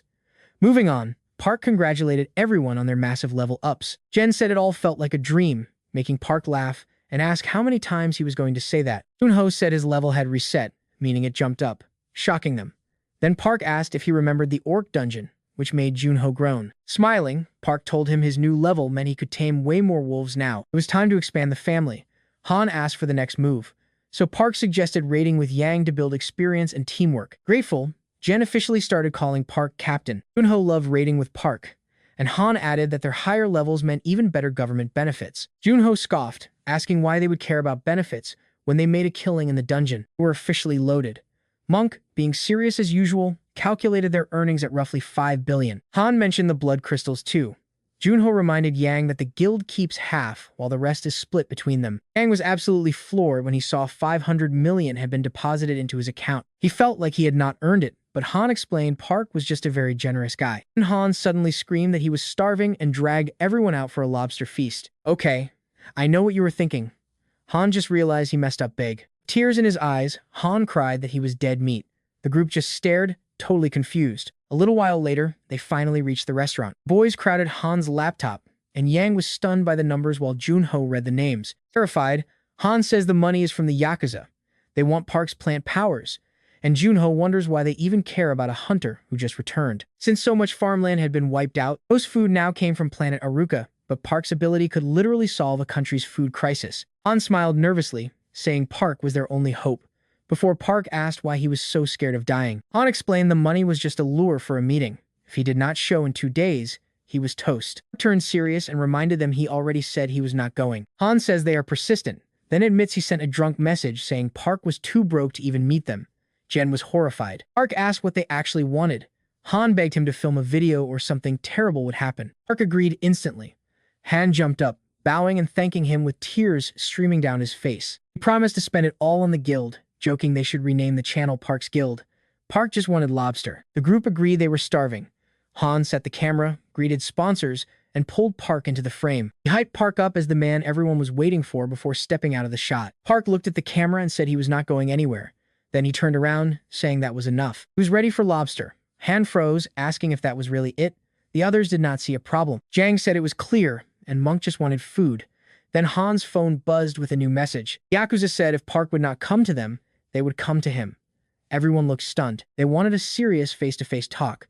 Park just shrugged and said it was fine by him. At the cafe, Janho asks a question we both want answered. You and I are about to dive into a massive conspiracy, starting with a mysterious figure watching our heroes closely. Night hits the city and our young vice president tells his boss over the phone that he is already moving. He hangs up with a scowl, complaining that the old man is totally losing his mind. At the office, he wants the club, but then that annoying phone starts ringing in his hand again. It is news from a cafe. They found Park.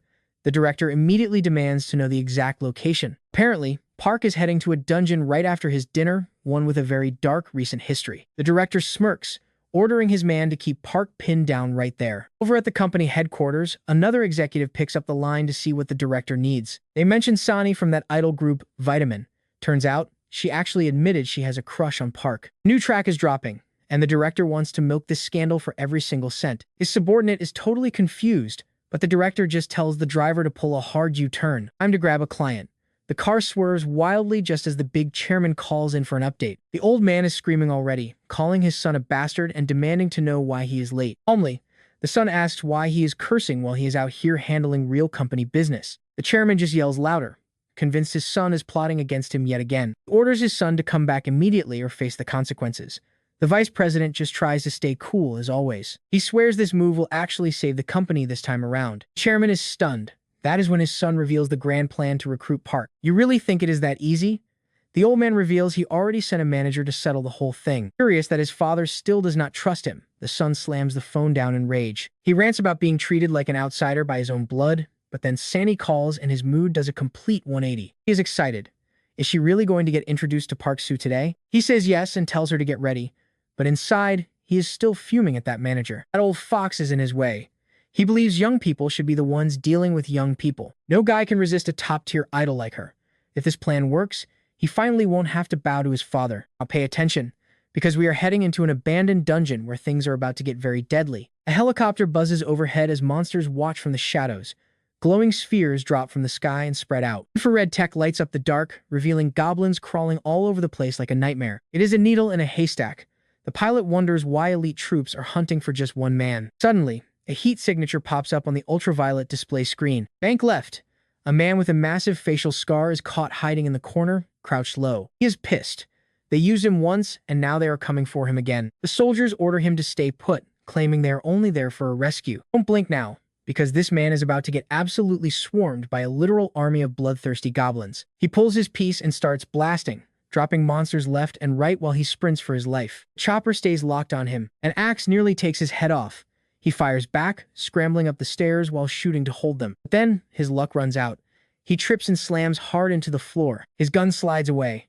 A goblin lunges, but its head suddenly explodes from a perfect sniper shot. Glass shatters as the DGB squad drops in. The man realizes his run is officially over. He curses his fate and then simply dies of natural causes. The report comes in on the dashboard. The target has been successfully secured and captured by them. The director is pleased, ordering them to the warehouse while he chews out his manager. He is furious. The manager let Park slip away before he could get there himself. And that is where we leave it for now, Park stepping through that portal alone, ready to take on whatever is waiting. You and I are about to watch how one man completely breaks the rules. The director turned away, refusing excuses. The manager apologized, asking how long a dungeon run usually took before. For a duo, it took 4 days. But alone, that man would need at least 8. The director was stunned. Had Park really stepped into that level 5 dungeon all by himself? Suddenly, a car window rolled down and a girl asked when she would finally see Park. Calling her Spark without looking, The director said Park was already inside, standing on a mountain of dead goblins while Park checked his brand new skills. He had his druid points now, but he needed more experience. Suddenly, something moved under the corpses. Smiling, he asked if someone was still alive and used tracking. A wounded goblin appeared in the pile. He was barely breathing.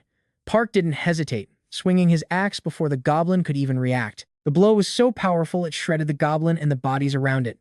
Park pulled out a blood-covered stone and smiled at the notification. He gained 23 experience points, exactly what he needed. The stone vanished into the guild's bank.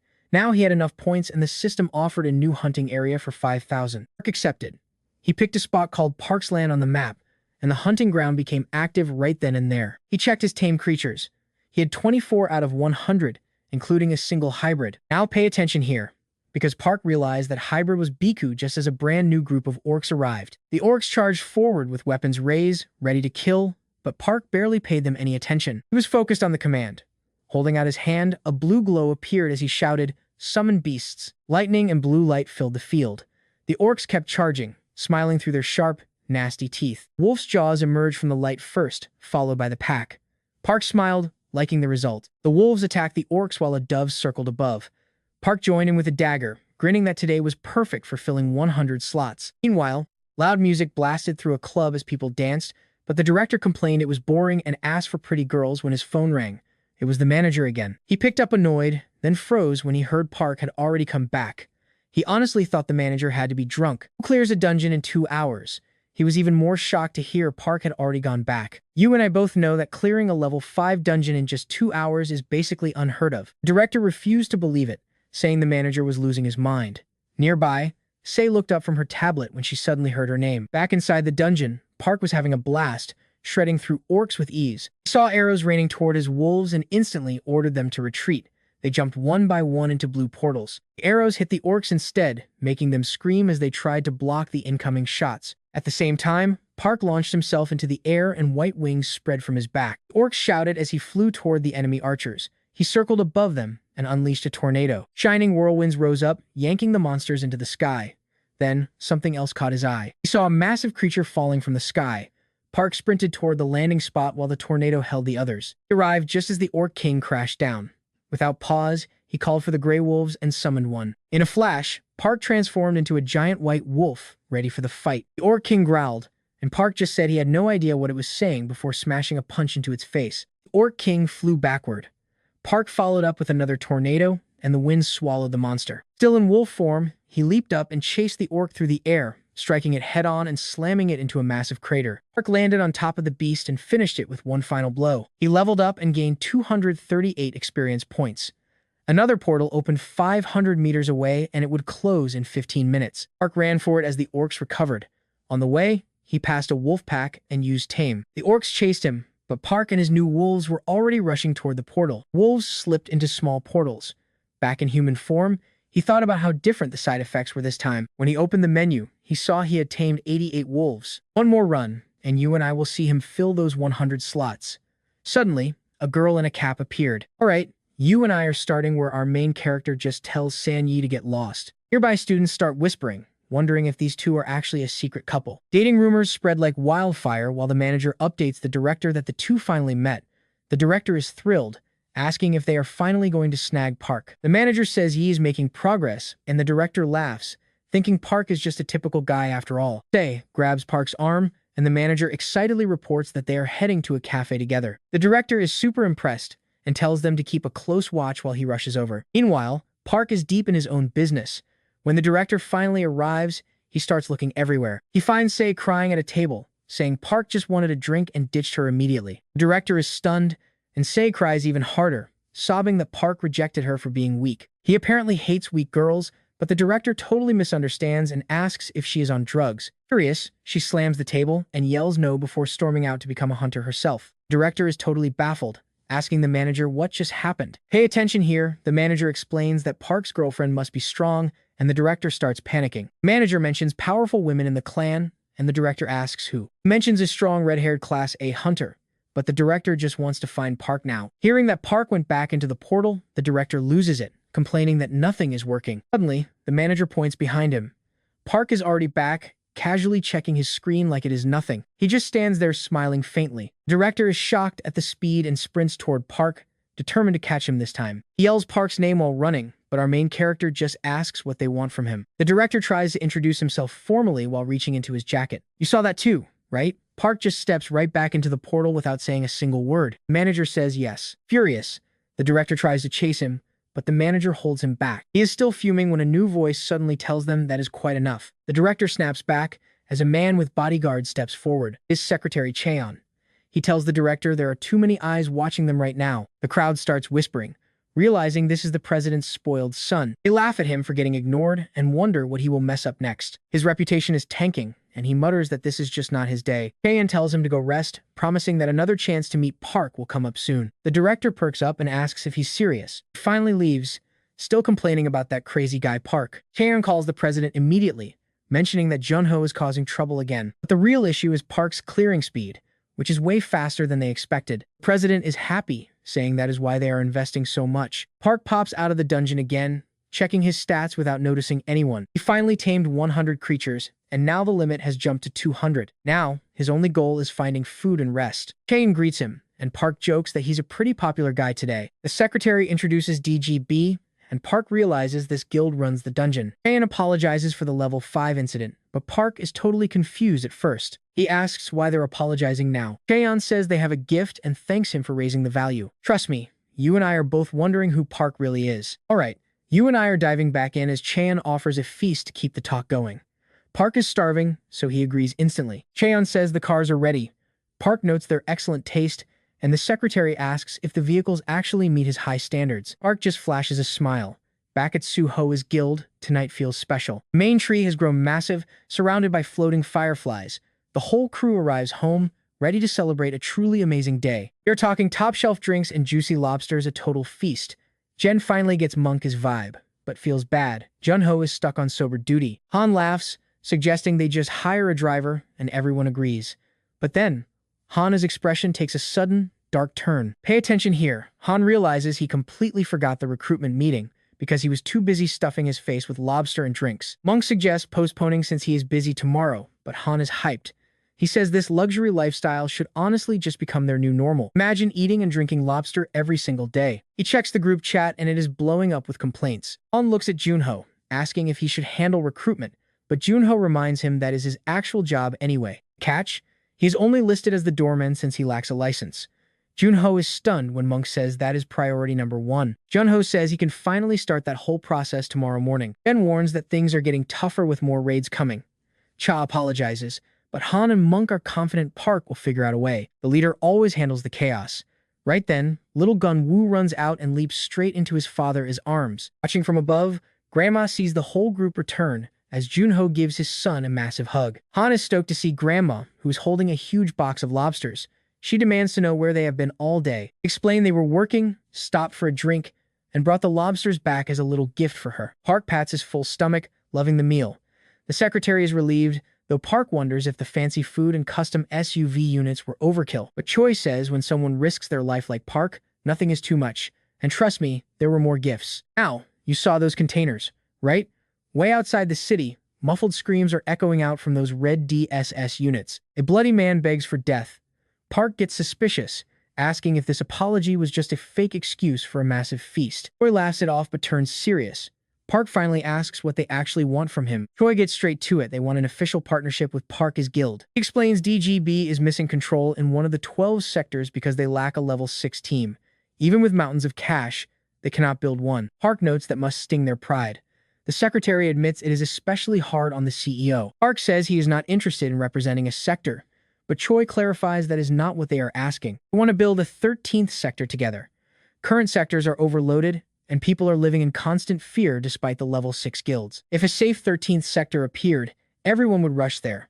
It is a massive opportunity for everyone involved. Land prices would skyrocket, and they believe Park's guild can become the ultimate symbol of that hope. He asks about the guild's struggles. Obviously, they need money, talented people, and real experience. If Park handles the dungeons, DGB handles the management and government support. Park counters that they actually have money and experience. Power is their only real missing piece. Choi still sees massive potential and asks if Park's team is ready for the challenge. Park thinks about his friends, feeling a bit unsure about everything. Then Choi applies pressure. Why do big guilds lean on corporations instead of the government? It is all about support. Claims DGB is the perfect partner. Park realizes this gives them total control over the local dungeons. Honestly, it sounds like a dream deal, but Park needs time to think. A new sector is not built in a day. Even that answer shocks Choi. He heard Park was just some goofy guy who would cave the moment he saw gifts. Maybe those gifts just were not good enough. Park gets up to leave, but Choi stops him for one last surprise. The secretary says finding this specific person took a ton of effort. Park is curious who it could be. Choi reveals the former director of that debt company went into hiding after being put on the wanted list. DGB tracked him down. Now he is in Park's hands, officially reported as dead during the capture process. Surprised, Park recalls how many people that man destroyed. He tells Choi to handle it however he wants, since the man is already finished. Why waste energy on him? Choi is shocked. Park does not even want to see him after everything. Park says that is too dark even for him. So, what do you and I think? Is he being too merciful? Alright, you and I are about to see everything change for Junho while he is home playing with his kid. Then his phone rings. Is his brother on the line? After listening to Park's plan, Junho asks in total shock. Seriously, right now? Park says yes, immediately. Junho is completely lost when he hears that a mysterious stranger wants an urgent meeting. Park says he will text the location. When DGB comes up, Junho just frowns, having no clue what that is. Meanwhile, Park tells his team he is letting his little brother handle this. The secretary just nods, making it clear they are ready for whatever Park needs. Even late at night, the DGB building is glowing. The president calls Miso's boss to see if he is still working. Boss says yes and wonders why. The president explains the meeting with Park went perfectly and thanks him, but the man says keep the thanks. He just wants a solid return on his investment once people start flooding onto Park's new land. They need to rebuild the infrastructure and housing as fast as possible. Boss says everyone has to pitch in. Meanwhile, Junho arrives at the address and meets two men. Pay attention here, because inside this container is a man screaming and threatening to kill everyone he sees. So, this is the guy DGB caught. The one I told you died naturally. As the door cracks open, the guy flips instantly. He starts apologizing like crazy, claiming he was just hungry and didn't mean it. Junho steps inside and the man freezes. He recognizes him and lets out a nasty, creepy smile. Junho just stays quiet. The man asks why he is there. Junho says he heard someone wanted to have a little chat. He tells Junho he has not changed and asks if Park is there. Hearing no, he smiles in relief. Junho asks what he wants and the man actually tries to apologize. He claims he only attacked because he lost control and says he truly regrets the whole thing. Junho simply says he understands it is all in the past. Man thanks him and brings up the level 5 dungeon incident. He swears he did not send that person in. Seeing Junho doubt him, he asks if a small-time debt collector could really pull off something that big. He blames the government and DGB for using Park and making him the fall guy. Junho just listens and says that sounds rough. The man agrees. His life was ruined and he was hiding in goblin-infested ruins, fully expecting to die alone. Junho says that is sad, but since they are done, he is heading out. The man panics and begs for help. He blurts out that he gave Gunwa's mom money and work, then stops, realizing he said too much. You saw that too, right? He says she begged him not to tell Junho. Junho is absolutely stunned. Junho asks what the job was. The man says he ran an employment center where the mom came begging for a job. He remembers the day they stormed Junho's apartment and found only her holding the little baby. He demanded to know where Junho was. The debt was massive and growing. He says it was pathetic the whole family suffered for one mistake. The woman is trembling and crying, begging them not to kill her. He grabs her face and says he could never kill someone so pretty. Then he asks if Junho is worth all this pain. He asks if they even have enough food and offers help. He tells her she could clear the debt in just 3 months. She just cries and begs him to stop. He pulls out cash and asks if she is tired of living like this, saying a woman's life can change in a heartbeat. He leaves the money and a phone number, telling her to call him whenever she is finally ready. As he leaves, he warns her that if her husband is not there next time, she will have to pay. She stares at the closing door in pure terror. After hearing this, Junho is completely shaken and asks if she really went to his office. The man says that after Junho disappeared, mother came to him desperate, holding the boy and begging for work. Junho is speechless, but his eyes show pure pain. He remembers coming home to find his son crying and only a note left behind. She wrote she was tired of living with him and not to find her. Grinding his teeth in rage, Junho asks if he knows exactly where she is right now. The man says if they free him, he will lead him to her. Junho's heart races, but he looks at the man and decides. Meanwhile, Park is driving when Miso texts him. She says Dr. Toddler is finally ready to meet them in England. Park's face lights up and he answers immediately. He remembers Miso saying the power meter and blood crystal generator have started a brand new age of discovery. And trust me, you and I are about to find out if this doctor can finally lead him back to his missing brothers. Alright, you and I are about to watch everything go south, he tries calling her, but the phone is dead. He yells at the driver to flip a U-turn. Destination? Back to that DGB container site right now. Meanwhile, that blue SUV is rolling fast, and Scarface is just back there cursing at everyone. He actually thanks Junho, getting a cold "you're welcome" in return. They push through the dark until they hit the address. Junho tells him they arrived. The guy just stretches, says he had a great nap, and even compliments the ride. He smirks, saying Junho is living the high life now. Junho ignores the talk and demands to know where the mother is. The guy says his crew is coming to lead the way. Right on cue, a group starts heading toward them. Scarface leans out to say hello. The thugs swarm the car and recognize their boss in an instant. They scream at his boss Yongari. One is shocked he is alive, while others joke they thought he was already dead. A thug peeks in and asks who the kid is. Then another realizes, wait, is not that Park Junho? The name spreads fast and the trash talk begins. They call him a loser while sneering at his expensive car. Yongari tells them he is helping the kid find his wife and to play along with it. A thug looks again and says if he means that woman, Migyang, then yeah, she is right inside. They lead Junho toward the entrance, surrounded by thugs carrying axes and bats. One shoves him from behind, mocking his fear. Junho trips as he walks in while someone laughs, saying he must be dying to see his wife again. Now watch this closely, the lights flick on, blinding him. When his eyes finally clear, he sees a massive grinder stained with dried blood. Junho just stares in total confusion. Yongari explains this used to be a crushing factory, and a thug guesses Migyang is in back. Another guy laughs that there are over 200 bodies in here, so who could even remember one woman? Junho turns to ask where she is, but a baseball bat smashes into his head before he can speak. He hits the floor with blood pouring down his face. Scarface laughs, telling him that he still does not get the situation. He killed her. He claims they helped her out, but she never paid them back, calling the woman ungrateful. He says if she was not so stupid, she might still be alive. Honestly, they are doing Junho a huge favor. As Junho tries to get up, he is told his woman does not matter.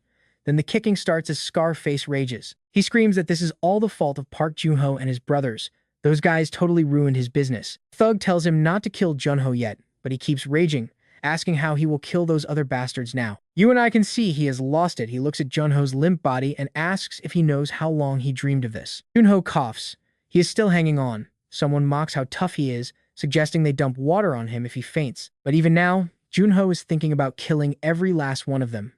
It feels like being a kid again, playing those violent games. Back then, he truly believed life would get better after school. Now he is grown, still stuck in the same mindset, wishing the manager would just die.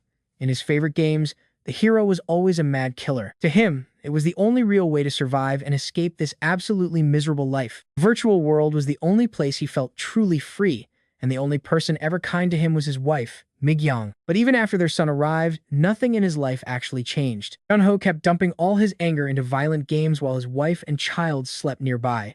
He felt like useless weight, making her life miserable. Then a thug flips the switch on the grinder and shouts that it is ready to go. Scarface tells Junho to stand up. He says the beating is over because he is sending him to see his wife now. With his head down, Junho thinks if she was alive, he would beg for one more chance. But that is not happening. The guy says they will do to Junho what they did to her. Smash his knees and feed him to the machine. He orders a thug with a sledgehammer to finish it. The guy tells Junho to bite down because this is going to hurt. Junho just whispers a thank you. He admits he is trash who deserves the pain. But suddenly, it does not even hurt anymore. The thug calls him a freak and swings that sledgehammer with every bit of his strength. In a flash, Junho rises and cleanly severs both the guy's hands.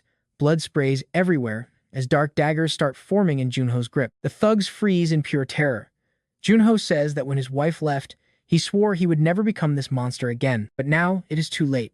Smiling darkly, he promises that nobody in this room is getting out alive. You and I just saw a monster awaken. They scream in panic and try to run, but trust me, it does not matter. All right, you and I are about to see Junho go absolutely feral as he hunts them all down while his grin grows wider. The more blood he spills, the creepier that grin gets. The survivors bolt outside, only for a severed head to follow right after. Junho steps out right behind it, his blade still dripping. The thugs beg for their lives, but he is already on the next victim before they can even blink. Above the chaos, Park watches with a cold smile while a man in black asks if his brother is okay. Park nods and tells him to handle the legal mess, so Junho stays out of trouble for this. The man shrugs, saying these gangsters are social trash that the government will not even bother to miss. Junho has no clue Park is there. He is just focused on the slaughter. Nothing else matters now. Park smiles, seeing his brother has truly awakened. This look on Junho's face, it is more than just rage. Trust me, this is where we see him finally move past his regrets. The long night is over. Next day, the news reports that despite the dungeon breaks, things are improving thanks to the military forces. People are still terrified that the guilds cannot stop the growing portals. But for now, the city is finally hearing some victory cheers. Cameras show the Elite 707 unit walking with a red-haired girl, while Miso grumbles that Choi was a total idiot for not calling. Then the news flips to a scandal about a singer. A photo shows Suni with Park, and the anchor asks if anyone knows him. Choi stops to look. Red-haired girl beside her sees the picture and starts cursing Park out. Meanwhile, another captain exits a portal, frustrated that his 12 teams found resources but not the treasure they wanted. Miso gets lost in memories. She remembers Park saying they only needed 1,000 years of training. She recalls the meeting where leaders doubted Park's secrets, causing Choi to snap and defend him completely. Miso decides to stop just clearing dungeons and start watching what Park is really up to with his group. Suddenly, her phone starts ringing. She picks up, asking about his brother, but Park just brushes it off to ask something weird. Now pay attention here. He asks what happens if an awakened gets bitten by a zombie, and Miso's face completely drops. Somewhere else, Monk is groaning in pain as a red web of veins spreads from his nasty leg wound. Park acts casual, claiming he is just curious. Monk is dying in pain, while Miso explains there are only 38 recorded cases of this happening. She continues, noting that 2 died from leukemia by day 48. Most lost their hair, others felt pain, but then she mentions the absolute worst part. 3 high-level awakened eventually turned. The red flags were high fever, phantom pains, and those creeping red veins. Lower ranks turn faster. Park asks if the infected need to be quarantined. Miso says they are locked in special labs while scientists hunt for a vaccine. Park hangs up, unimpressed.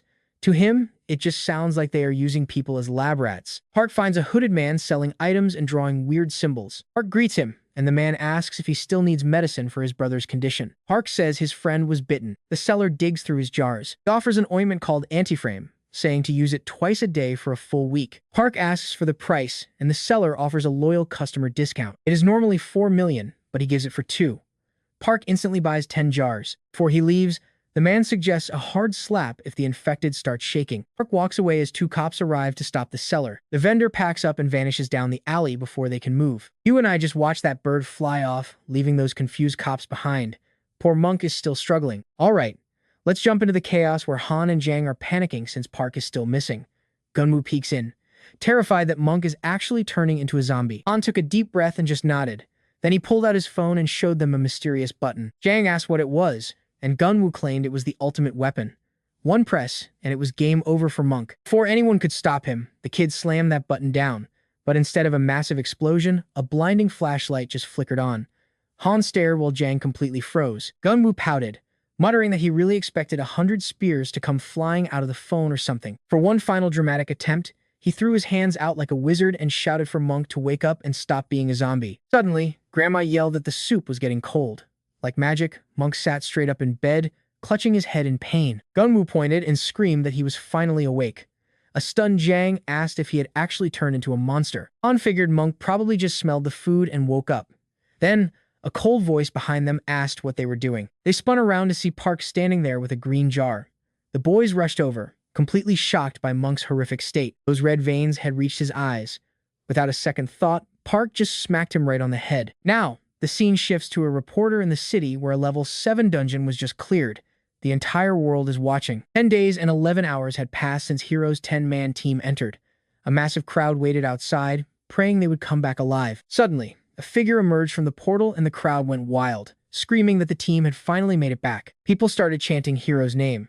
The reporter announced that his fire team had returned and the mission was a total success. Now pay attention, because this is where the celebration turns into a nightmare as Hero's teammates start dropping. Medics scrambled to help. Even Hero dropped to his knees, making the reporter wonder if the battle had drained every bit of them. And he collapsed too. She revealed in shock that 7 team members hadn't actually made it out of there alive. Hero was rushed to the nation's top hospital.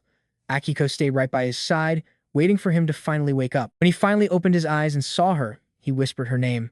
Surprised he was awake, She listened as he asked for water. After drinking, he let out a heavy sigh. Akiko started blaming herself, but Hiro told her it definitely wasn't her fault. Deep down, he knew it wasn't his fault either. Then Akiko mentioned that Park met with Daigo, which looked incredibly suspicious. Hiro was floored. Daigo was the deputy director of the supernatural department, the man basically running the country's national security. Getting noticed by someone that powerful meant way more than any boring praise coming from the awakened Federation. Park was officially on the radar. Hiro bitterly thought Park was a total bastard who didn't deserve to lead humanity. That was his job. From that moment, he decided he couldn't just ignore him anymore. He had just lost 7 people in that nightmare dungeon. Even that tragedy barely fazed him. He had seen too many deaths across too many reincarnations. Even Akiko had died dozens of times. Okay, I know what you're thinking. And yeah, this is the moment Hiro's obsession with Park becomes dangerous for everyone. Hiro was convinced Park's actions hid a dark secret. For the sake of all humanity, he decided that Park had to die. Hiro told Akiko to find a boat to Busuzan, or even build one. He had to get there, no matter what it took. Next morning at Park's guild, Junho woke up with a massive headache. Grandma scolded him for drinking too much and told him to eat breakfast. He grabbed his ID card off the table and grinned, finally feeling like a real professional mercenary at last. Elsewhere, Han was already grinding on his laptop. He noticed views dipped a bit once people found out Park was just an awakened human, but the channel still had 1 million subscribers and over 10 million views.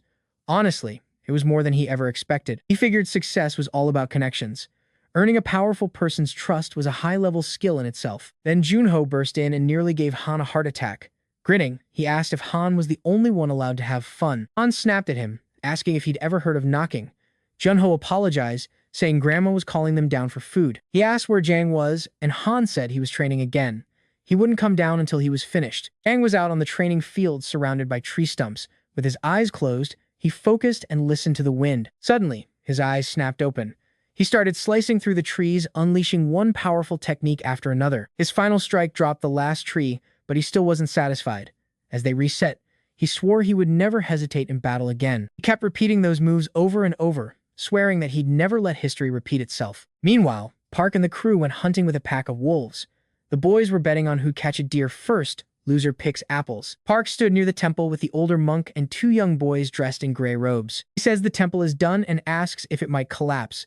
The monk laughs, but trust me, you and I know this peace won't last. Stick with me, we are diving into a world where monks and hunters collide. Monk gave his deepest thanks, truly grateful for the shelter.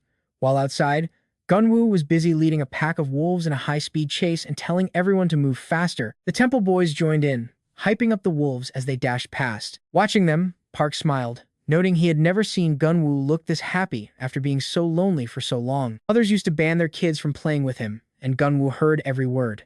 Meanwhile, Park had to turn down a lunch invite from the temple. He just wanted to know if the monk was finally recovering. The woman said he was training and eating well again, despite his past delusions, while the monk stared at the red scar on his eye. Now he looked like Sadama with a Sharingan, his mind slipping back to the past when they mocked him as a hairless monkey. Orphaned and alone, he had been bullied so much that he eventually just shut himself off from the entire world. His master eventually took him in, but years later, everything was wiped out when a horde of goblins attacked their home. Pay attention, this is the tragic moment where everything changed and the monk finally lost his soul. In a blind rage, he hunted those goblins down like animals, searching every corner to make sure none of them survived. He chose that path of sin and did not care about his soul, he just wanted to drown out the fire in his heart. Inside that madness, a voice whispered, or maybe it was just his future self, saying he should have died in that dungeon long ago if he truly cared. The monk looked at Park and thanked him for restoring the temple and finally bringing some real peace to his heart. Suddenly, his expression shifted. He had a new goal, leaving Park and the group completely confused by his words. Out of nowhere, he summoned a massive winged spear, smashing everything in the room to pieces. As the boys backed away, the monk smiled darkly, vowing to go to hell himself just to save the wronged. Aang looked totally lost, while Han muttered that their little group had just gained another total lunatic. Just then, Grandma stormed up with a knife, screaming to find out which idiot was swinging weapons in her house. Monk did not wait around, diving right out the window and smashing through everything on his way down. Minutes before, he had actually smashed the mirror with his own head, grinning like a psycho and calling himself damn handsome. Let us pivot for a second across the sea. A whole different mission is unfolding. Hiro and Akko stood at the stern, and as they hit the shore, she told him they would switch to a car. Hiro kept quiet, reminding himself he was only following the druid. While back at the guild, they wondered if the monk had come back. One guy said the old lady probably destroyed him, and honestly, He deserved it for breaking that window. And Junho walked in with news the city plan was done, and they would be getting the maps to start building tomorrow. Park told Junho to keep a close eye on everything and make sure nobody tried anything shady during breakfast. Minang asked about his plans, but when Park mentioned going to England, Han told him that was impossible. Shocked, Park asked why, and Han explained that every single flight and sea route had been completely shut down. Aang explained that dungeon breaks were happening everywhere, wyverns owned the skies, and the seas were crawling with monsters. Park wanted the full details, so Han pulled up a news report showing the massive wyvern invasion. Another report showed a giant octopus that had vanished, leaving Junho wondering if Park could just fly there alone. Park joked about turning into a pigeon, but admitted he could only stay in the air for 10 minutes. Junho pointed out that would not even get him down the street, making Park wish for a real pair of wings. When asked how long this would last, Yang said the military was already moving in to wipe the creatures out, but it would still take a month to normalize things,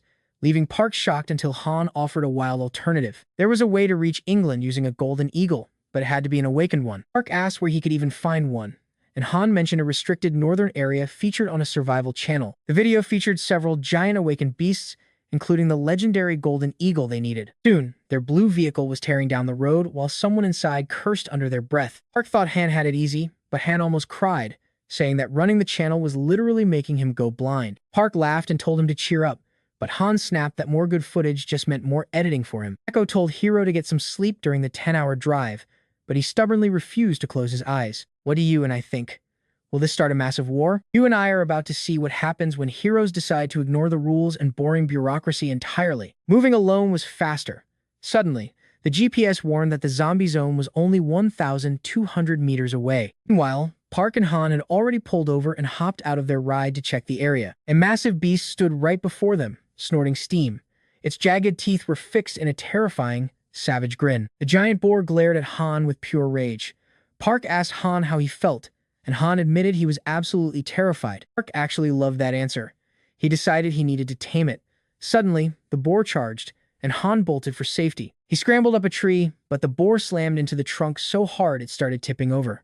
Han screamed for help. The second massive hit, the tree came crashing down. Han landed hard, flat on his back, gasping for air. He shut his eyes tight and begged for mercy until something soft brushed his face. He looked up at a red-eyed rabbit. Panicked, he crawled away. He looked between the boar and Park, confused that neither beast was attacking him yet. He shakily asked if they were going to eat him. Park just said it didn't look like it would happen. Han exhaled a shaky breath. Then he pointed at the rabbit and begged Park to get the weird thing away. It was terrifying, and its level was off the charts, rank C, level 2. Suddenly, a blue portal swallowed it whole. Han asked why the boar didn't leave too. Park just hopped on its back and said it was their ride. Now, here is the part you and I need to watch closely. Park named him Yako while Han rode a wolf, questioning these weird transformations. Park said it only changed their personalities a bit. Han definitely was not buying that logic at all. Park explained he only changed beasts weaker than himself. Han asked if that rabbit was dangerous, and Park said it outranked him. Han grumbled that even a tiny rabbit was somehow way stronger than he was. Found 2 strong beasts, but still no eagle. Han asked how much longer they would keep searching this area. Overlooking the forest, Park noted the eagle was the hardest to find. Then he called Miso, who picked up immediately. She asked what he needed. Park asked where Blondie was since he could not reach her on his phone. Miso said she was in another region. Elsewhere, heavy dark clouds hung over the ruins of a broken, dying city. The soldier warned the captain they had 10 minutes before the dungeon broke. Choi ordered a total retreat immediately. The soldiers had called for an airstrike ages ago. Choi demanded to know why nobody answered. Finally, a response came. No airstrike was possible and artillery was out. One soldier cursed, asking why they were only hearing this now. They were told the third battle group would arrive in 10 minutes and another unit in 15. Choi asked if this was a joke. They had to hold off the spiders alone until help finally arrived. Response ignored his anger, repeating that retreat was the priority. Losing patience, Choi ordered everyone to move out. A soldier shouted to leave before the witch changed her mind. The girl mocked herself, feeling the weight of it. She muttered that nobody loves her, then answered the phone, introducing herself as the captain of the 11th Recon Squad. On the line, Park greeted her brightly. Blondie completely froze the moment she heard his cheerful voice. After a pause, Park mentioned needing the Golden Eagle and asked if her elite team could help him find it. She gritted her teeth. Suddenly, she screamed at him to screw off, calling him a pervert before hanging up. Okay, I know what you were thinking. Park was just as confused, asking Han how an eagle request sounded sexual while his friend stared blankly ahead. Pointing forward, he asked what that thing even was. Black smoke rose outside the city. Han checked his phone in disbelief. It was starfish. Park repeated. Star what? Han showed the report. A starfish dungeon had broken open. These things spit fire and explode when they die. Park was stunned. Even in death, they cause chaos. Han pointed up, yelling for Park to look at the birds. A whole flock fled the dungeon. Oddly enough, Park watched the entire disaster with a faint, creeping grin. Seeing the fire spread, Han warned they had to leave fast. Park stayed put, watching the flames draw closer. Animals sprinted through the woods as the fire caught the slow ones. Suddenly, the wolf Han was riding started howling. Park calmly noted that the fire starters had finally arrived. Flames were already swallowing everything behind the animals. Then, both of them suddenly looked up at the sky. Han shouted that it was a golden eagle. A massive bird flew among them, looking totally amazing and huge. And that is where we leave it. Park named it Jamshuri, ready to fly. Trust me, you and I need to see what is next. Later, news reports claim the massive fire died out due to a natural disaster. Experts even said a hurricane wiped out all those starfish. Watching the screen, Han muttered that it was total garbage. No wonder nobody watches the news these days. Trust me, you and I are about to see the real truth because Han just uploaded the actual footage. Drone footage shows Park riding that boar through the fire, using Earth spirit powers to trap it. Then boom, a tornado turns the flames back onto the starfish. The video titled Park's Tornado Skill went viral instantly. Of course, the internet started shouting that it had to be fake. Others wondered if Park was literally a god. Han watched in shock as views surged past 400,000 in seconds. Then, another clip dropped. Drones caught the moment Han rushed over to Park, who had completely collapsed on the ground. Han almost cut that part out to hide Park's weakness, but then he had a better idea. Why not make it a separate video? Right then, a voice calls his name. Han grabs his coffee, steps onto the balcony, and looks down at the street below. Junho and Jang are standing there. Han asks if they are dungeon diving, and they mention a level 2 portal just opened nearby. Junho says they need 3 more people. Han just laughs. Can you guys seriously not clear a level 2 dungeon on your own? Junho brags that he has more skills than everyone combined, while Jang adds that Monk is already in the car waiting. Now watch this. Han realizes they have a crazy mix of skills to cover every role in their small squad. Before heading out, he asks for a second to upload one last video to the channel. His fingers fly across the keys. The video starts with a message. Park, I am inviting you to London. Signed, Dr. Toddler. It shows monsters plunging Earth into pure chaos, with skies swarming and seas cut off. Nothing can stop these nightmare creatures from taking over. Then Park appears, back to the camera. He turns and says he will be back soon, asking everyone to watch the house while he is away. Suddenly, massive wings burst from his back and he rockets straight into the clouds. The caption reads, Your adventure continues. The final shot shows Park flying off into the great unknown. Han loves the edit. This looks like a movie. The clip explodes instantly, and even the people at their motel are already glued to it. Kiko stares at the new upload, absolutely shocked to see that Park is actually heading to London. When Hiro comes out of the shower, he asks what is up. She looks tense and tells him Park has left the country. She shows him the screen, and Hiro snaps in pure annoyance. Why the hell did he decide to go to London now? Hiro figures since Park is from the future, he already knows the plan. If he is dodging a fight, he clearly is not ready yet. Hiro needs to catch him before his plan finishes. Akiko agrees, saying they cannot just sit around and wait for him. Hiro grins darkly. I will just drag that bastard into the open then. Surprised, she asks how, and Hiro answers without hesitation. I will provoke him. Now, you and I see Park flying toward London, totally unaware. Flying in his eagle form, he realizes he is way too slow and will never make it to London in time. Checking his menu, he is stunned. Using GM, Suri has a strict time limit, and worse, his new fire skills cost a ridiculous amount of resources. Suddenly, the system warns him. 60 seconds until transformation ends. Meanwhile, deep in a massive forest, the sounds of a chase echo. A bull is running for its life while 2 bikers hunt it down. One yells to stop wasting bullets and aim better. The other fires back, saying he already hit it 3 times and they are low on gas. The kid shouts for Uncle Jong to get closer. Just shoot it. Jong moves in while his nephew lines up the killing shot. Now that they are close enough, he finally fires. The bullet clips the bull's leg. It roars in pure agony, but somehow manages to keep running through the brush. The guy curses, wondering if he needs a machine gun for this beast. Then he spots something falling. Uncle, what is that? Wrapped in lightning, it slams down right in front of the bull with massive force, sending the animal flying and blasting rocks into the air. Bikers stop cold. A massive crater has formed in the dirt. The kid asks what the hell just fell from the sky. Jong tries to ignore it and tells him to grab the bull, but then a terrifying scream erupts from the crater. They both freeze. Uncle, what was that? A blinding light shines from inside while lightning flashes harder and the screaming gets even louder. Staring into the pit, Zhang asks what is happening. The kid wonders if it is a person or an alien mimicking a human voice. Suddenly, a human hand bursts out, covered in crackling electricity. Zhang pulls his knife as they both stand their ground, ready. Park climbs out clutching his head, groaning about how he almost died. The kid mutters that he seems human enough for now. Park snaps back that he is obviously human. Steadying himself, he introduces himself as Park and asks exactly who they are. The boy says his name is Chul Yang and the man is his uncle. He asks how Park survived falling from that height. Park calls it a fall from hell. So, where exactly do you and I think he landed? All right, you and I are diving into a world where falling from the sky is just the beginning. Chul noted Park sounded southern, asking why he fell from the heavens.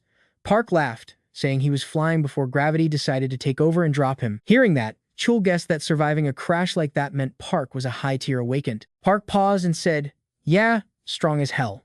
Still gripping his knife, the uncle asked if Park was alone or with a crew. Park admitted he had companions but was solo for now.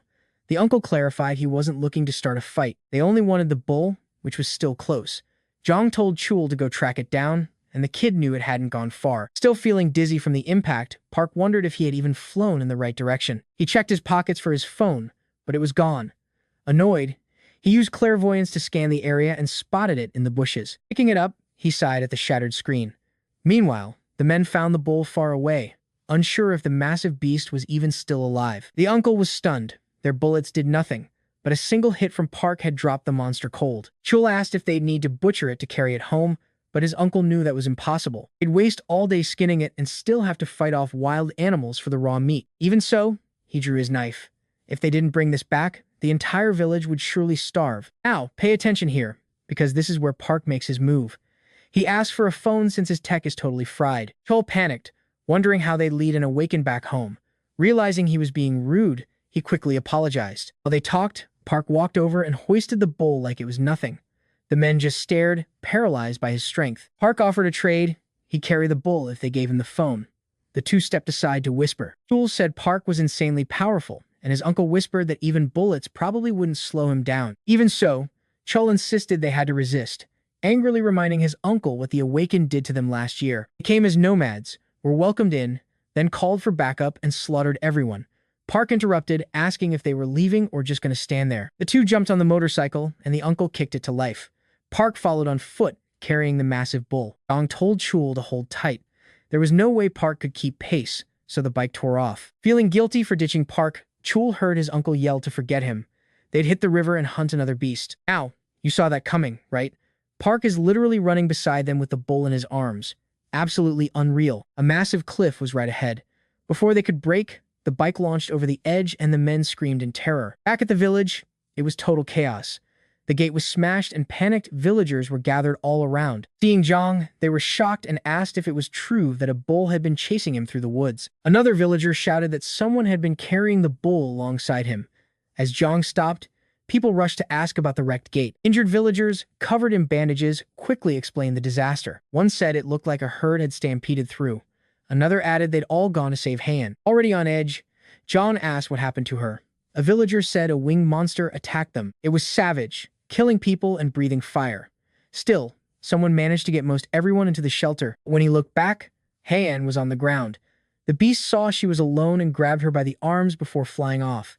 That was the end of it. The monster had kidnapped Hyan. Furious, Zhang shouted, "Where did that thing take her?" The man tried to calm him, saying the elder and a group already left, but Zhang wasn't listening. He kept screaming, demanding to know which way the beast had flown. At last, the villager pointed toward the mountains. They went that way. Zhang instantly jumped on the bike and sped off, ignoring everyone calling out for him to stop. With tears in his eyes, Chul begged Park to save Han, promising anything. Park agreed instantly, which caught everyone by surprise. He only asked for the phone upon his return. Suddenly, blue lightning wrapped around his back as massive wings burst from his spine. In the next second, Park launched into the sky. The villagers could only stare, wondering who this man was. One man noted he was a southerner, a young nomad, as they watched him streak through the clouds like blue lightning. He added that Park was also a beastmaster. Deep in the forest, a giant bear roared. A group tried to bait it into a trap to escape, but one of them tripped and hit the dirt hard. Bear was right on top of him, and his partner could only scream his name as blood sprayed. The fallen man was tossed while the bear charged again. And that is where we leave it. Things get bloody. All right, you and I are about to see what happens when a monster hunt goes south.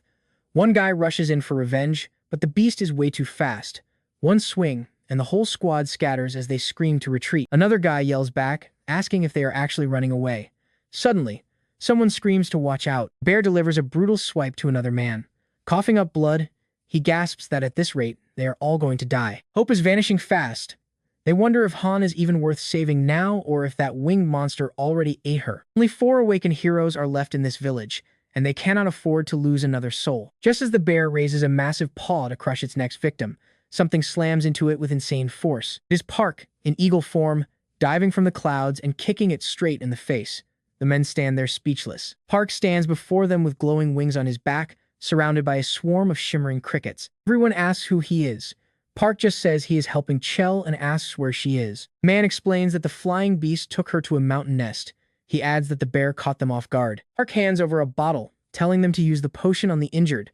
The man is shocked by the gift. Park demands the location again, but then the bear suddenly lets out a massive roar right behind him. Now pay attention, Park is about to show you and me how a pro handles business.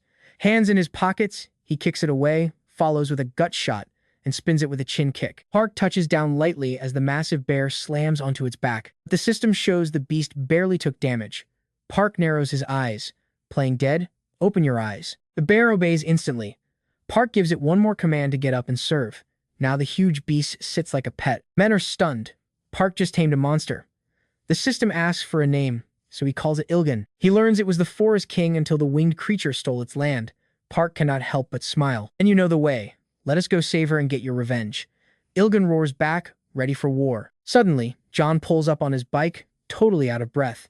When asked why he returned, he just asks where Hyen is. No one could answer. They do not know. Park looks at young Sean and promises to bring Hyen back, but only if the promise holds. John finally realizes who Park is. Park wastes no time and orders Ilgan to take him there. The two vanish, leaving the others staring in awe. As they move, blue light and lightning wrap around Park. His wings return as he leaps into the air toward the mountains. Men can only watch, realizing Park can command beasts and transform into one himself. Yongshan falls to his knees as Park disappears. He prays with everything he has that Hyen will be saved. Meanwhile, weird sounds echo from a cave. The winged creature is feasting on a deer atop a pile of bones. In a dark corner, Hyen cries for her father. Her voice makes the monster snap its head toward her, blood and drool dripping from its teeth. It terrifies Hyen so much she curls up to hide her face. Before it can strike, Ilgan appears to protect her. The monster lunges, but the bear is already prepared to fight. I know what you were thinking, things just got intense. Watch this. A giant eagle drops in and Park merges with the bear, one eye glowing red. He quickly identifies exactly what this beast is. It is a young wyvern, and it is already hurt. It tries to bite, but Park slams it with a massive paw. He grabs the wyvern's neck, tosses it away, and fires a fireball. The beast blasts through the wall and falls hard. Park turns to Hyen and promises her safety, but tells her to stay quiet and not move an inch. Another wyvern crawls back. Park wonders if he can tame it now that his spatial energy is much higher. Interface says a wyvern can be tamed once its integrity drops below 10. He has a chance, but a sudden killing urge takes over. His body attacks on its own, crashing the wyvern through another wall. Integrity drops to 16. Park realizes Ilgan's pure rage is starting to affect his own mind. Bear's hostility is spiraling out of control. The need to kill returns as his body prepares a final strike. He strikes with a furry paw while screaming internally to stop. Knowing the bear won't quit, Park cancels the transformation. Bear vanishes back through a blue portal. The beaten wyvern rolls down the rocks. Once integrity hits 9, Park uses taming. The exclamation mark means it worked. He instantly uses healing to fix the beast. Once the wounds are gone, Park gives a single command. And that is where we leave it, one more beast for the squad. The creature catches the air and takes flight. Trust me, you're about to see how epic this gets. Park just hopped on his beast and soared toward the mountain. Down on the ground, the villagers froze in terror. They grabbed their weapons, ready to fight for their lives. Zhang was a total mess, crying and whispering apologies to his missing daughter. Seeing his pain, everyone else went silent, thinking of Hyen. One man pointed up, screaming it was the same monster from before. Another shouted for the group to open fire immediately. Guns were raised and fingers tightened on every trigger. But then the elder screamed, "Stop! Do not shoot!" Everyone paused. Now pay attention to this reveal, someone is on its back. Then another man realized it was Hyen. Zhang could barely believe it. Wyvern landed softly and Hyen ran straight into her father's arms. Crying, he held her tight. She was finally safe. Later, the entire village gathered by the fire, eating and talking. They even started calling Park the legendary Dragon Knight. As more meat cooked, Someone joked the baby needed food, while another confessed they still felt uneasy around that winged beast. Park watched the kids playing with the wyvern and realized how calm the creature had become after being tamed. He also discovered he could see the past of any beast he tamed. The wyvern's history was tragic. Her pack was wiped out. Since she was young and always flew behind the others, she was the only one who survived the brutal assault. After crossing the border, she struggled to survive before hiding in the den. The elder thanked Park for saving their peace. Park didn't just bring safety. He gave them food, healed the wounded, and even helped fix their broken homes. He learned they had been poor since the government collapsed after the disaster, but they were still happy together. Even united, they couldn't stop the monsters and had to run. Their city was destroyed, so they moved deeper inland. Eventually, many other nomads followed their path. Now, almost nobody was left in this desolate land. Hunting became impossible, and the land went dry. Between beasts and raiders, they lost hundreds of people over the years. 2 years later, only 60 survived. That very day, they had planned to abandon their homes because they couldn't stay. Park asked if the rest of the continent was safe. Sadly, the answer was no. The lands were crawling with monsters. Still, the elder had heard rumors of safe havens protected by magic barriers where normal people could actually hide. The real problem was getting inside without any connections. Plus, they didn't speak the language. They had no chance. You and I both know surviving that trip alone is a miracle, and it made Park remember Miso's words. Soon, all of Asia would become a massive battlefield with refugees everywhere. The nomads had heard similar rumors from guards. If they couldn't protect themselves, they'd have to pay a steep price to join a group that actually could. Chief stood up, announcing everyone was too drunk to travel. He told Park his room upstairs was ready. El mentioned it was a bit messy, but Park just smiled and declined. He had to get moving immediately. The elder worried it was too late to travel, but Park insisted. The old man nodded, thanking their savior one last time. Park felt a bit awkward about the praise. Then the elder sent Chol to go grab the blood crystal phone. The villagers gathered around to see Park off while the wyvern waited patiently behind him, ready for takeoff. When Park took the phone, he realized the navigation and satellites were perfect. This would be incredibly useful for him. The leader told him not to thank them, he saved their lives. Suddenly, Park's hand glowed with a ball of electricity. Villagers watched in total awe, expecting him to cast another powerful spell or show off more magic. Instead, dozens of blood crystals poured from his palm. The villagers were stunned by the sheer value of the gift. As he prepared to fly, Park said he hoped the crystals would help them. The whole village cheered in gratitude. He wished him a safe journey and he waved back, promising that their paths would definitely cross again. The wyvern spread its wings and soared toward England. Zhang held his daughter's hand as they watched Park disappear. Suddenly, the story shifts to a breaking news report. A news anchor announces a wyvern horde was destroyed by the Alliance. That morning, the Air Force spotted another wyvern. This time, however, something was very different about it. The beast was being ridden by an awakened. The story blew up online, and everyone started praising this unknown dragon knight. The broadcast then shifted to footage of a massive bridge that had just collapsed into the water. 2 giant fire ants emerged from a portal, turning the area into a hellscape. But someone was racing toward the danger. The anchor pointed to the screen where a man with long hair and 2 swords appeared. The commentators were speechless. Was that the #1 hero? Why was he in a different country? People everywhere were asking the same thing. So what do you and I make of this? The strongest hero has arrived, and things are about to get insane. All right, stick with me. You and I are about to see a tamer clear a dungeon in 10 minutes flat. Absolute legend status. Then, the Dragon Knight joins the front lines to exterminate every last scorpion monster. Top-ranked summoners are gathering, all asking the same thing.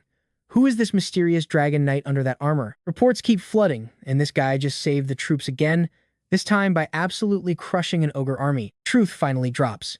The mystery knight is actually Park.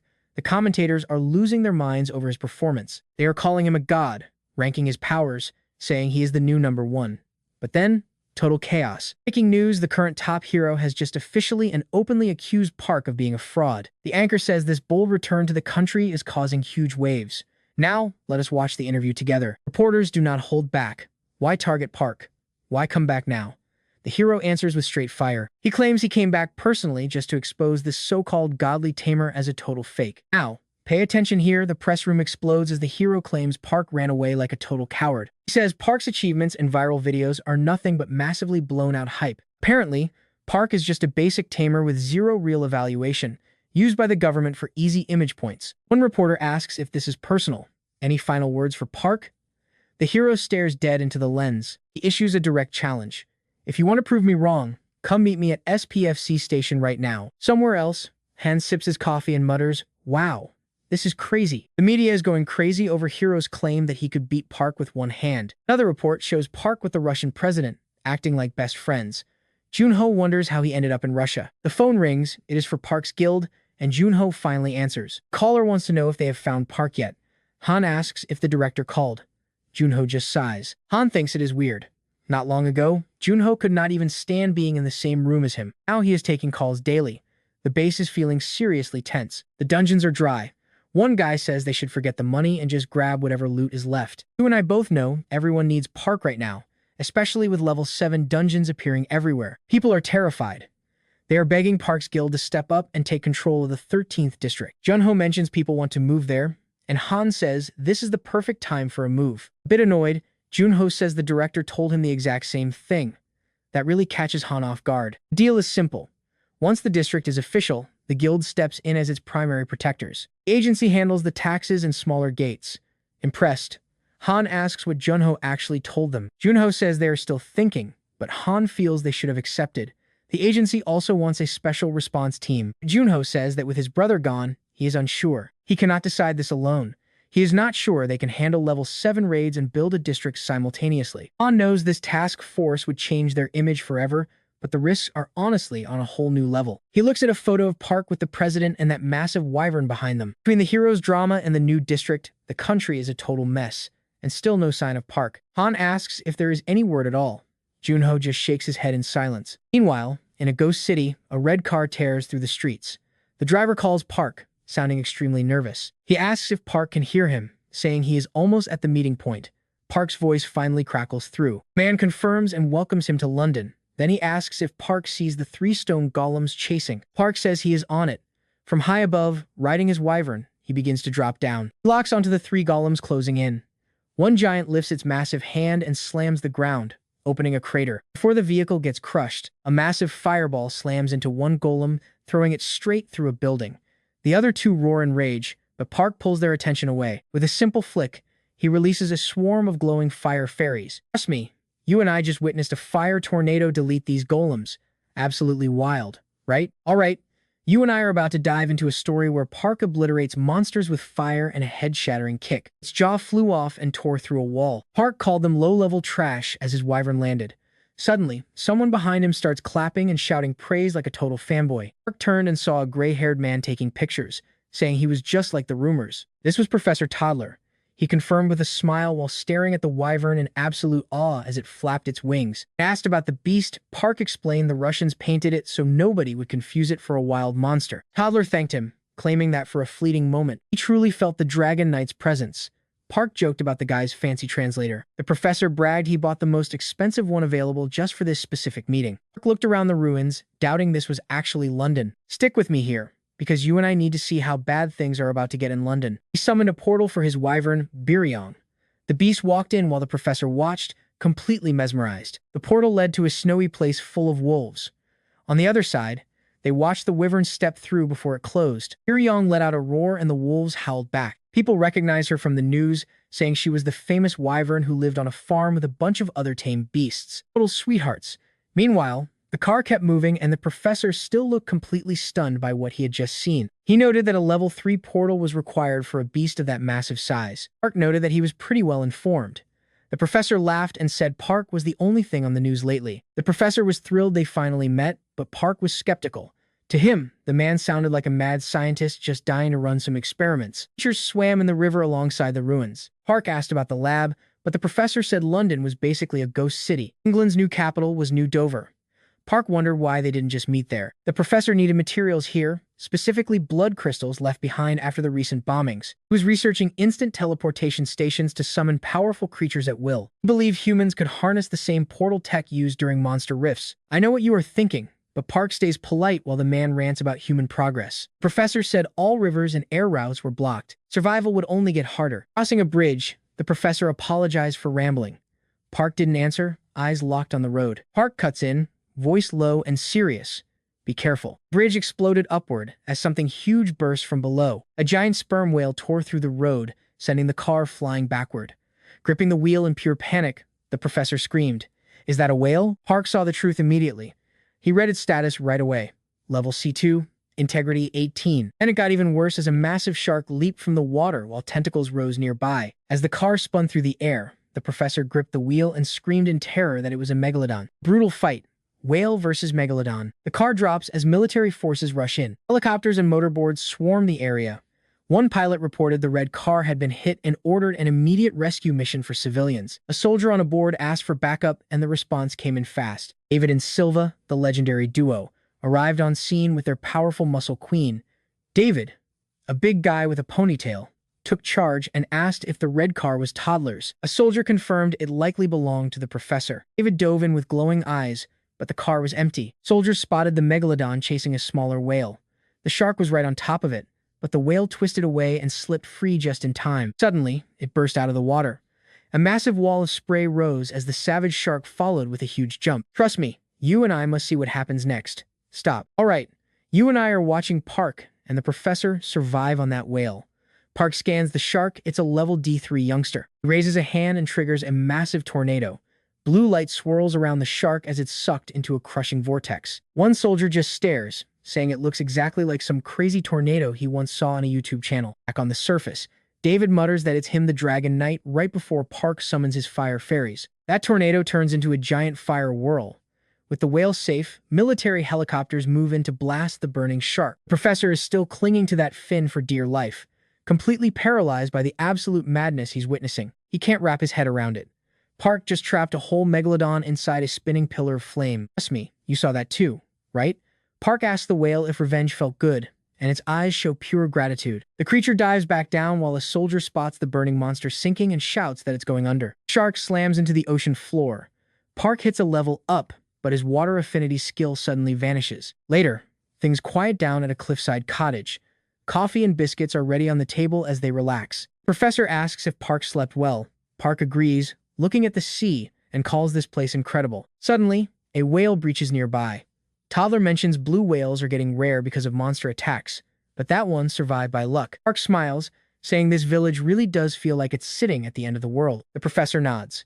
English forces have been pinned down by monsters for years, with absolutely nowhere left to run. They built these unbreakable walls, but he admits he still can't stop playing that entire night back in his mind. He's amazed Park can control so many creatures, but the real shocker? That insane fire tornado from earlier. Seeing that in person felt like a dream. Meanwhile, Park just quietly sips his coffee like it's nothing. Professor adds that no awakened person has ever controlled all four elements: water, fire, earth, and air. He asks about Park's life before awakening. Park says it was totally normal until he landed in the animal kingdom. That changed his whole world. Then Park asks if the professor was the one who made the spatial energy meter. The professor proudly says yes and asks if he likes it, but Park gets straight to the point. What laws run it? Let's pause. You and I can tell something's off here, that feeling of being watched. Park explains he feels like he's under observation. The mood gets heavy fast. Professor Toddler looks visibly uneasy as Park continues to drop some truth bombs. He says it's tied to the planet he returned from. That world shattered, and now pieces are hitting Earth as dungeons. In those level 4 dungeons, they're just tiny, broken fragments of what used to be an entire world. Friendly animals he knew are gone, replaced by lizard men and terrifying creatures he's never seen before. He asks what happened to his friends, why he hasn't aged in 1,000 years, and who's watching him. The professor finally admits Park is right. All those burning questions, including Park's sudden interest in writing, are all part of the same mystery. They open a hatch in the floor and head down. Below, the professor finally reveals his secret laboratory. Park notices how deep they are, and the professor says it was built to withstand a full-scale nuclear blast. It's his personal lab, but technically government property, and Park is the first outsider ever allowed inside. At the bottom, the professor punches in a code and the door slides open. This is it, he says, shining a light. Park goes silent while looking around. The lab is massive but looks like a complete and total disaster zone. Stuff is scattered everywhere, but the professor just laughs it off, saying the place is actually fully stocked. He points out analysis gear, test samples, and even a robot that can recognize voices. Another bench holds flasks with dungeon minerals being tested right now. Up on a monitor, Park sees the very same notes he once wrote back in the cave. The professor says all this was collected from dungeons over 2 months, and incredibly, they found Park's own language inside them. Those inscriptions have been appearing for 21 days straight in every single dungeon they've entered. Park is stunned. He asks if there are multiple versions of the same dungeon, and the professor says yes. Similar dungeons are appearing in cities globally from levels 2 to 5, and they all show up at different times. That reminds Park of what Miso said. Dungeons don't just appear, they open up near people who have awakened. Maybe they're copying themselves. Park asks if the entire planet was somehow duplicated before it was broken apart. The professor says that's their best theory so far. Then Park asks about the animals living in those places. You and I can see it, the professor wants that answer just as much as we do. Alright, you and I are jumping into the moment this crazy professor practically begs our main character for some help. Someone actually reached out to him recently about those mysterious inscriptions. Ever since getting that letter, he has been calling our main character the Dragon Knight. But our hero is not impressed. He thinks this guy is just faking his knowledge. Feeling the vibe, the professor shifts gears and starts digging for a special energy meter. He shouts that he found it and reveals a strange stone, showing it off with a huge smile. It is a memory stone, he explains, telling our main character to close his eyes and hold it. No hesitation here. As soon as he grabs it, the thing starts glowing. As soon as he closes his eyes, those strange inscriptions appear along with an eerie gaze. He sees his data being recorded and snaps his eyes open, totally on edge. The professor immediately asks him how that felt. He admits it felt like someone was staring at him. The professor says only sensitive people notice that. Can this stone become a meter? The professor says yes, but he did not actually create the stone. Confused, our hero asks what he means, so the guy starts explaining. Stick with me here, because this is where we find out this stone fell during the Great Catastrophe. Did it literally fall from the sky? The professor calls it a divine stone from Europe. It appeared during the disaster, and its knowledge allowed them to start exploring space and building tech. And he pulls out a box of vials, claiming it is one of their greatest inventions. Inside is a special holder fitted with that same memory stone. Since he looks unimpressed, the professor explains that he moved the stone's info into the device. It records data through touch. It has a limit, but it still performs great. He hands the box over and tells him to touch it. Without waiting, our hero puts his hand right on the device. The professor gets totally hyped, seeing he hit energy level B in only 3 months. Even for him, that is unheard of. Is this really portable? The professor says yes, though he wants to make it even smaller. Then he reveals another device he made. When asked if it uses the same stone, he says yes, but with extra perks. This stone can hold massive amounts of data and even display physical traits. Seeing agility on the screen, he asks for details. The professor says it measures strength and dexterity too. This helps build the ultimate team by checking raw physical ability instead of just energy levels. He stays silent, realizing that no awakened person has ever been able to see another's stats before. Grinning with pure excitement, the professor asks for his thoughts. Our main character points out that there has never been a way to see another awakened person's stats. The professor says the prototype is ready and invites him to a demo tomorrow. He hands the box back, but suddenly the screen showing his stats starts flashing red. An error pops up and the professor is shocked because it worked perfectly yesterday. Feeling a bit embarrassed, he asks the hero to wait for a second. Calls the director to cancel the demonstration due to technical issues. Meanwhile, our hero looks through an article about himself and San Yi. He gets totally annoyed seeing that Cave, quote, he hates being used again. After hanging up, the professor says he needs to leave. But our hero quickly asks exactly where those stones actually come from. They are mined on the planet Aruka. Back at the guild, the sun is starting to set. Now watch this, everything is peaceful for the kids until a dark figure suddenly appears. It is Choi, standing there with 2 swords dripping in fresh blood. One of the monks whispers that it is blood. Choi glares at the boys. Gunwoo recovers and asks the stranger who he is. With blood on his face, Choi asks if he is really Gunwoo. Elsewhere, our hero knows nothing and keeps asking about Aruka. The professor says memory stones are not that rare. They all match the same wavelength, unless someone breaks them apart. Blood crystals are batteries, then memory stones are basically data storage devices. High elves use them to stay connected. Our hero asks who these high elves even are. You and I just witnessed the start of a massive project, a network for elves that will eventually cover all of Earth. So, he says, the elves basically spilled all the beans about Earth's new reality. In Aruka, elves use these stones to scan energy in classes. No secrets can hide from them. Park was floored. He wondered if they saw the same status screen he did. When he checked his own, he saw the professor's full stats, rank, and class laid bare. And the screen just died. Total static, no signal. Park just clicked his tongue. Another day, another system glitch. The professor noticed Park spacing out. He awkwardly promised to fix the machine even if it took all night. He wasn't leaving the lab until he cracked the code. Park smiled and said he'd stay out of the way. The professor told him to wait a bit longer because a guy would be there soon to show him around. As he left, he warned Park not to wander. The main street was packed with sights, and they would catch up tomorrow. Left all alone, Park started poking around the silent lab. A screen showed that time moves twice as fast in dungeons, and these markings are over 200 years old. The more he read, the crazier it got. Right in front of him sat a table covered in memory stones. Pay attention here. Park picks one up and realizes they're actually recording his every move. Maybe the High Elves know who started this disaster. He decided right then that he had to go to Aruka himself. Just then, a guy came downstairs, calling his name. Park asked if he was the guide. The man introduced himself as William from Lawrence Corporation. He was part of the research team. Park didn't waste time. He pointed at the screen and asked if he could actually reach that specific place. William explained it was the south portal of London, deep in a military zone. William asked if he wanted to join the dungeon raid. Park agreed instantly. Even though William felt uneasy, he agreed to lead. Meanwhile, Professor Toddler was back in his office, desperately hunting for that system error. Everything looked fine, yet it only glitched on Park. He couldn't figure it out. Then someone walked in looking for him. It was David. He said hello and immediately asked where the Dragon Knight was. He really wanted to see the legend up close. The professor explained the glitch and said the guide was on it. You and I know David is disappointed, but the professor has him step onto the scanner instead. David was curious. Instantly, the screen flashed with his high strength and agility stats. Professor was relieved. The machine worked fine. David stared at his own numbers, clearly impressed with himself. Professor expected this from a rank C awakened. David had already hit his physical strength limit. David wasn't satisfied. He wanted those numbers to hit 4 digits. Until then, he'd just keep training his heart out. That gave the professor a massive lightbulb moment. David said goodbye and left to hunt down the Dragon Knight. The professor couldn't stop thinking about those 4 digits. He flew to the keyboard. The limit was always 999.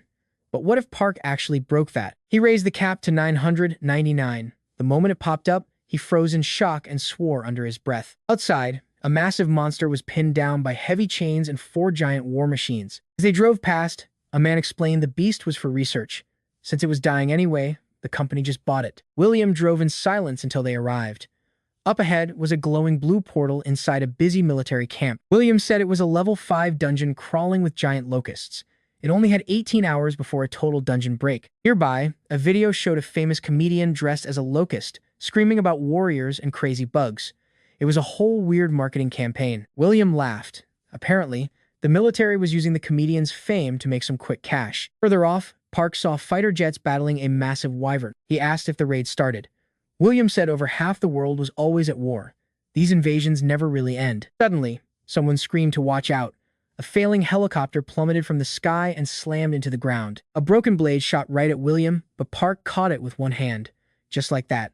Totally cold. William was stunned.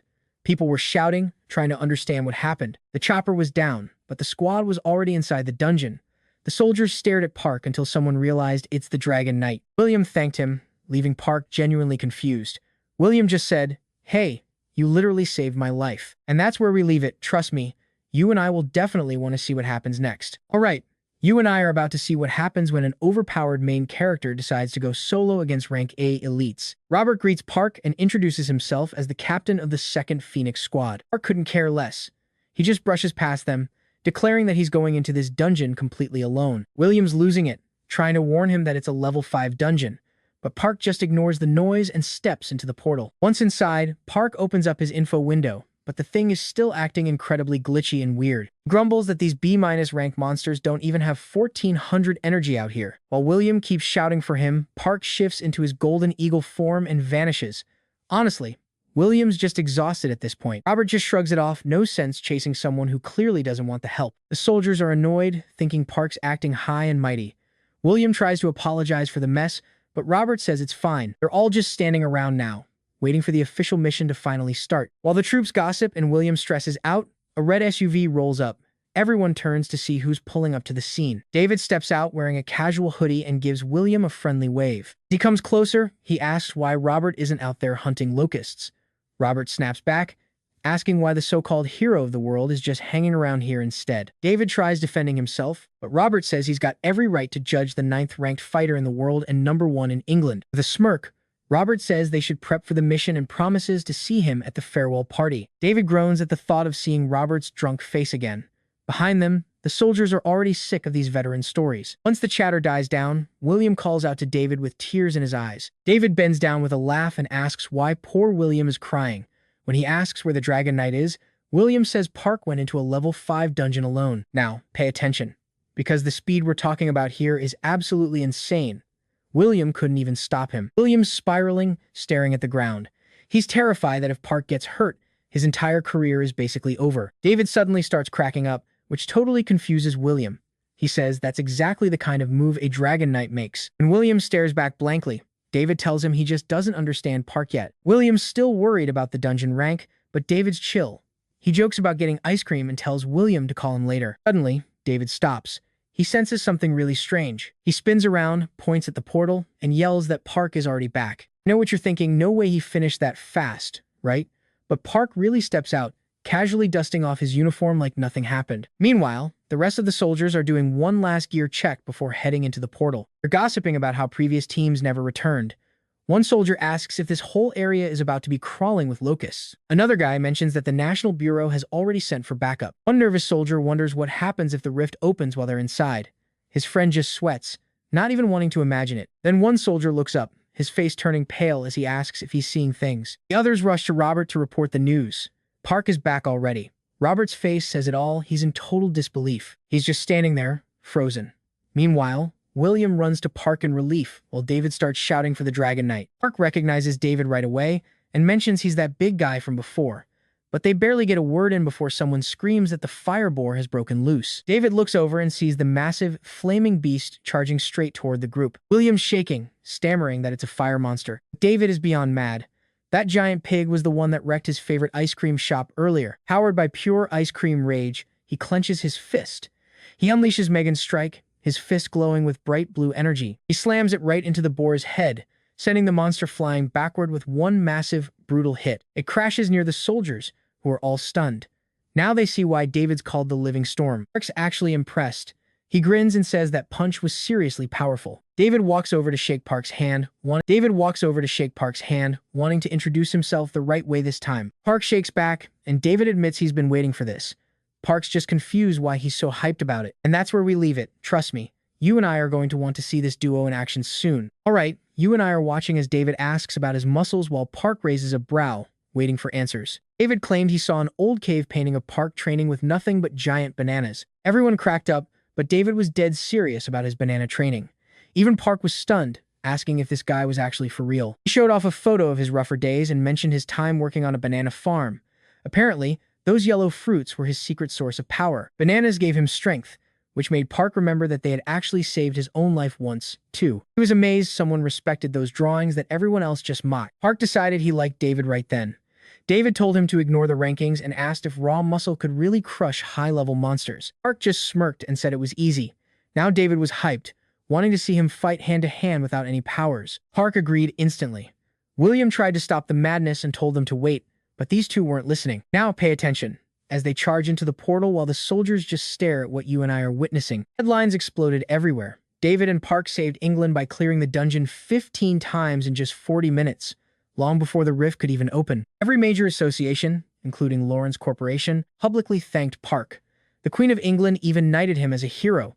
Back home, Miso and her boss were reading the news in total shock. She said Park saved a whole country, but her boss was just stressed out, holding his head and asking if they had found him yet. He wanted to know if his dungeon was cleared or if they found anything useful deep inside the portal. Miso said they found nothing. He sighed, expecting that, while she joked about at least getting their money back from him. He grumbled that a level 7 dungeon was coming, so cash didn't matter.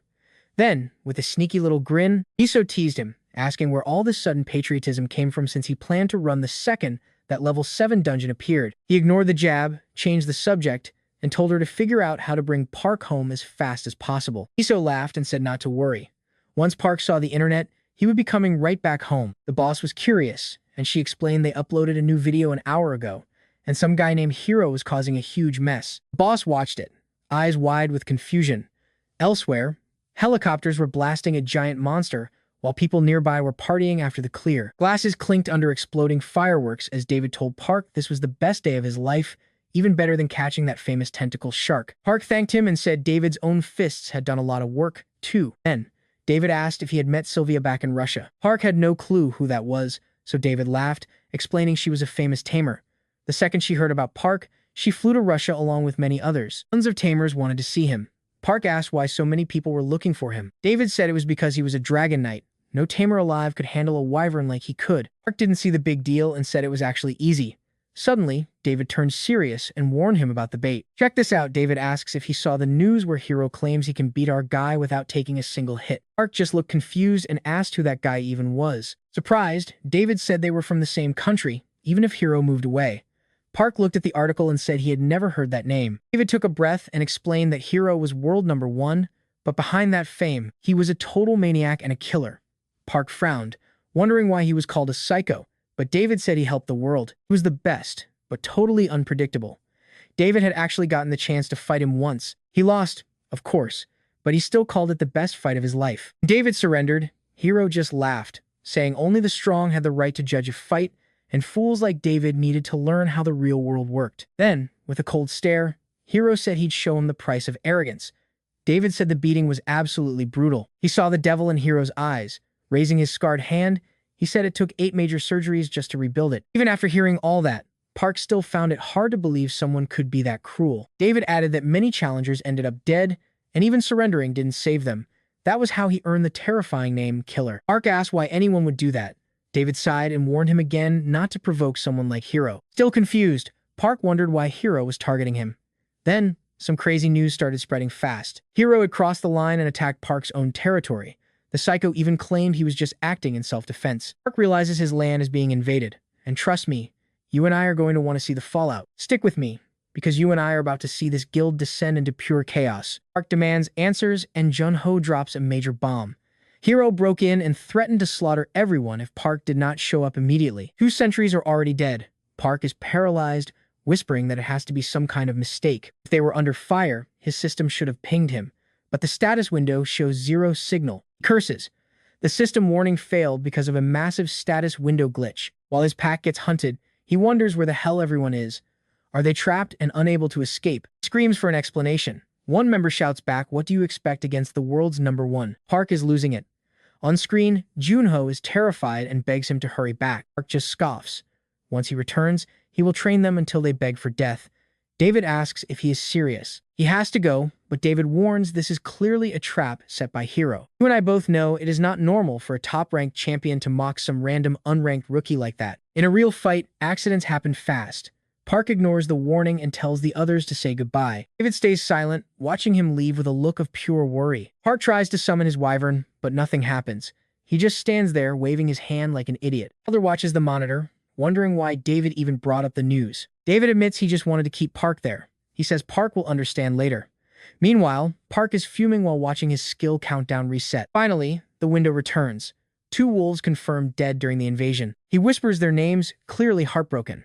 Then, his summoning skill finally kicks into gear. Portal rips open and a massive wyvern steps out, making the entire hall start whispering. David grins while the professor tracks everything.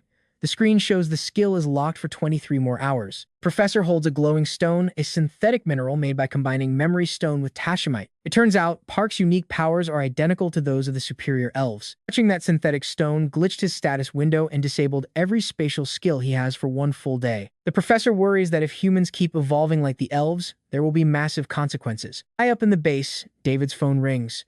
It is the director checking if Park is still there. David confirms he left, but all the vital data has been saved inside the stone. The director is surprised and tells David to head back to headquarters immediately.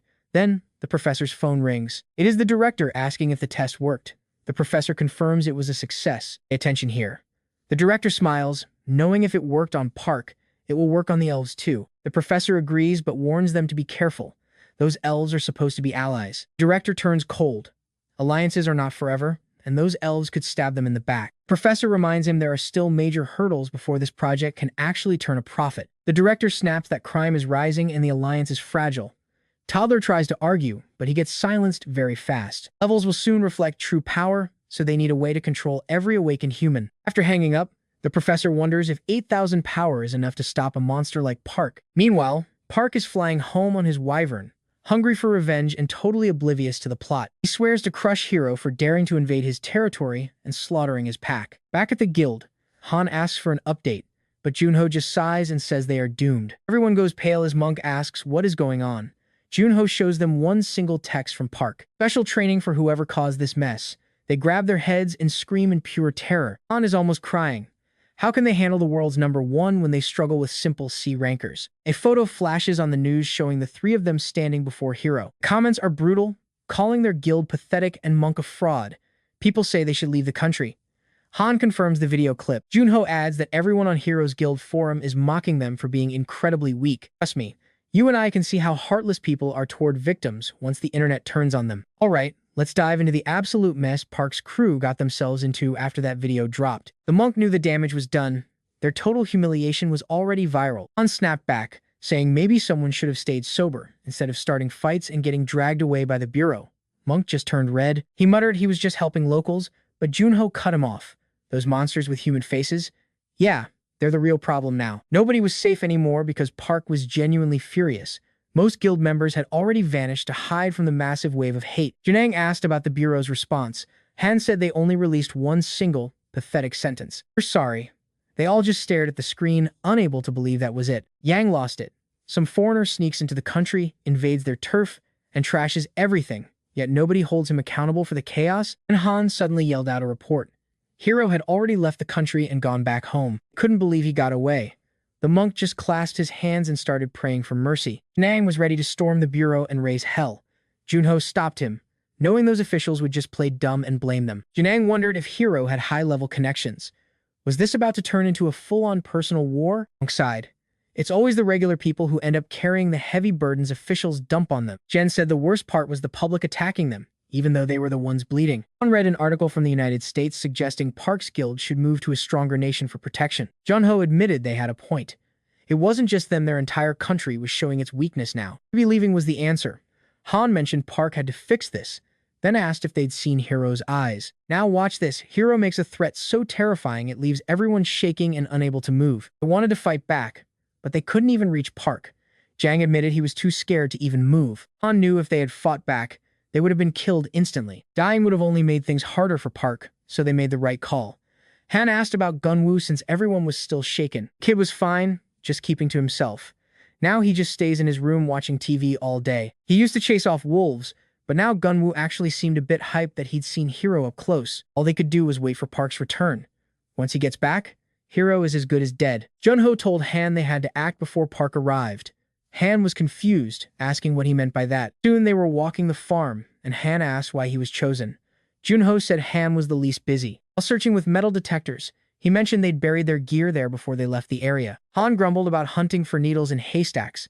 Then, suddenly, Junho's phone started ringing. Miso thanked them for the help, saying the dungeon exploration was only possible because of their guild's support. Junho kept it professional. Miso asked them not to hold a grudge against the government for what happened earlier. Junho stayed polite and ended the call. He suggested checking the animal farm next, but Han shot that idea down. Junho knew those people loved planting surveillance bugs in all the most important places. Trust me, you and I need to watch this part carefully. Junho warns that sometimes the enemy is closer than they think. Han admitted he was right to stay cautious. This farm was home to all sorts of strange, dangerous creatures. Junho commented on the massive amount of animals. Nearby, a huge bear and a giant black rabbit were actually fighting. Han wondered if they were just playing around. Junho noted the family kept growing even while the owner was away. He wondered where Park was. Han mentioned an article about him riding a humpback whale near China. If he's in the Sea of Japan, he's definitely close to home. Did the farm even have a lake? Han reminded him Park was taming beasts long before this farm. He'd clearly mastered that skill during his long trip. He'd even frozen the ocean to kill monsters. Suddenly, Junho stopped and stared ahead. Han followed his gaze in shock. Two small monkeys were sitting in a tree, watching them curiously. Han asked if they were from Japan, and it hit them. Impossible. The news was reporting that Park was already attacking the city where Hero lived. They read the shocking headline out loud. A massive wyvern soared over the city as people looked up in terror. Park descended on its back, and everyone screamed as they realized the legendary Dragon Knight had actually arrived. And just like that, you and I are about to witness this city become a total war zone. You and I are jumping right into the chaos as live streams show Park trashing the city while everyone demands Hero face him. Junho and Han are totally stunned. Han knows this is classic Park behavior, and the comments are losing it over his revenge plot. Park keeps screaming and cursing Hero. Meanwhile, news reports confirm the Dragon Knight is right in the heart of the city, hunting him down. Apparently, Park snuck into the country illegally. He is causing a massive traffic jam, but hasn't actually leveled any buildings yet. Suddenly, the Federation Criminal Task Force rolls up. The reporter sounds terrified because it looks like Loot Saseki's elite #1 squad. Saseki steps out with armed agents as the terrified crowd whispers his name. The reporter says the #1 team is closing in. In the comments, everyone is already saying Park is finished. Then more news hits. A full battalion of Type 10 tanks and a massive squad of unmanned drones are heading straight there. Han says Park really stepped in at this time. Over at the Ministry of Defense, it is all hands on deck immediately. The operations room is silent while everyone rushes to their stations. Operators confirm the tanks are ready and the drone unit is prepared. On the screen, a large red marker locks onto the Wyvern. Another agent reports that a combat satellite is now officially locked onto the target. Inside the room, two high-ranking men watch the live feeds very closely. The Vice Commander of the Federation tells the Minister of Defense they are actually trying to recruit Park to their side. Now pay attention, the Minister says, since Sasaki is there, we should wait and see if Park is actually elite tier while Seki moves in. Crowd cheers as Park keeps demanding heroes show up. Suddenly, he hears Sasaki calling him out and turns to face him. Sasaki announces that Park is under arrest for trespassing, causing public panic, and several other serious crimes against the peace. Park ignores everything and only asks if he is Hero. Seki firmly says he is with the police and orders Park to get off the Wyvern now. Park looks down and says if he isn't Hero, he needs to move out of the way. The crowd gasps as he brushes off the famous Seki. Suddenly, black ropes burst from Seki's hands and wrap around both Park and his Wyvern. People are screaming that this is Sasaki's legendary bind technique. Park looks at the restraints and just laughs. Saseki warns him not to move or the ropes will tighten even further. Park calmly spreads his arms to check the ropes. Seeing this, Saseki rushes in, determined to arrest him by total force. Okay, I know what you were thinking, but while the hosts say Saseki will finish this in a minute, Seki is the one getting punched. Park hits him so hard he flies into the air and the ropes shatter instantly.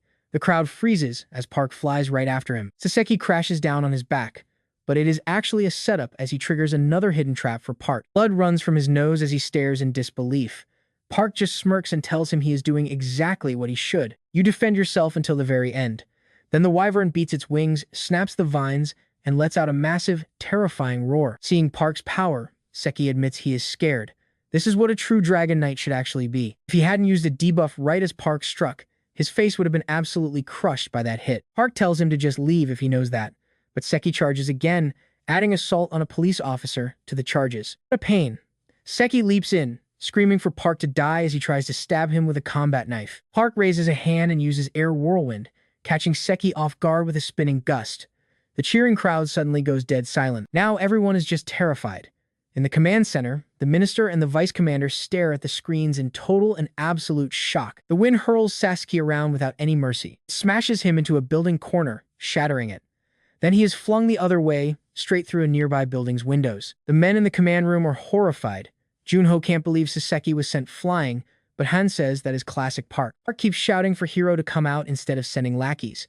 The Wyvern breathes fire while soldiers scream for him to stop. They yell that they are only there to protect civilians, and the comment section just explodes in total shock. Seki is getting tossed around like a rag doll while Park continues to show off his insane, overwhelming power. The defense secretary says Park is more impressive than expected and might actually be more useful than the hero himself. The vice commander mentions that Park was already invited to join them and will be accepted once the flights start running. Then Park warns that if they don't bring Hero out now, he will burn every single thing within 1 kilometer. Hearing that threat, the crowd completely panics, running and screaming in absolute terror. And that is where we leave it, as soldiers prepare an orbital satellite strike to stop the Dragon Knight. Alright, you and I are jumping into this standoff where the minister just smiles, asking the vice commander what's next. The plan was simple. Lieutenant Messi was already moving.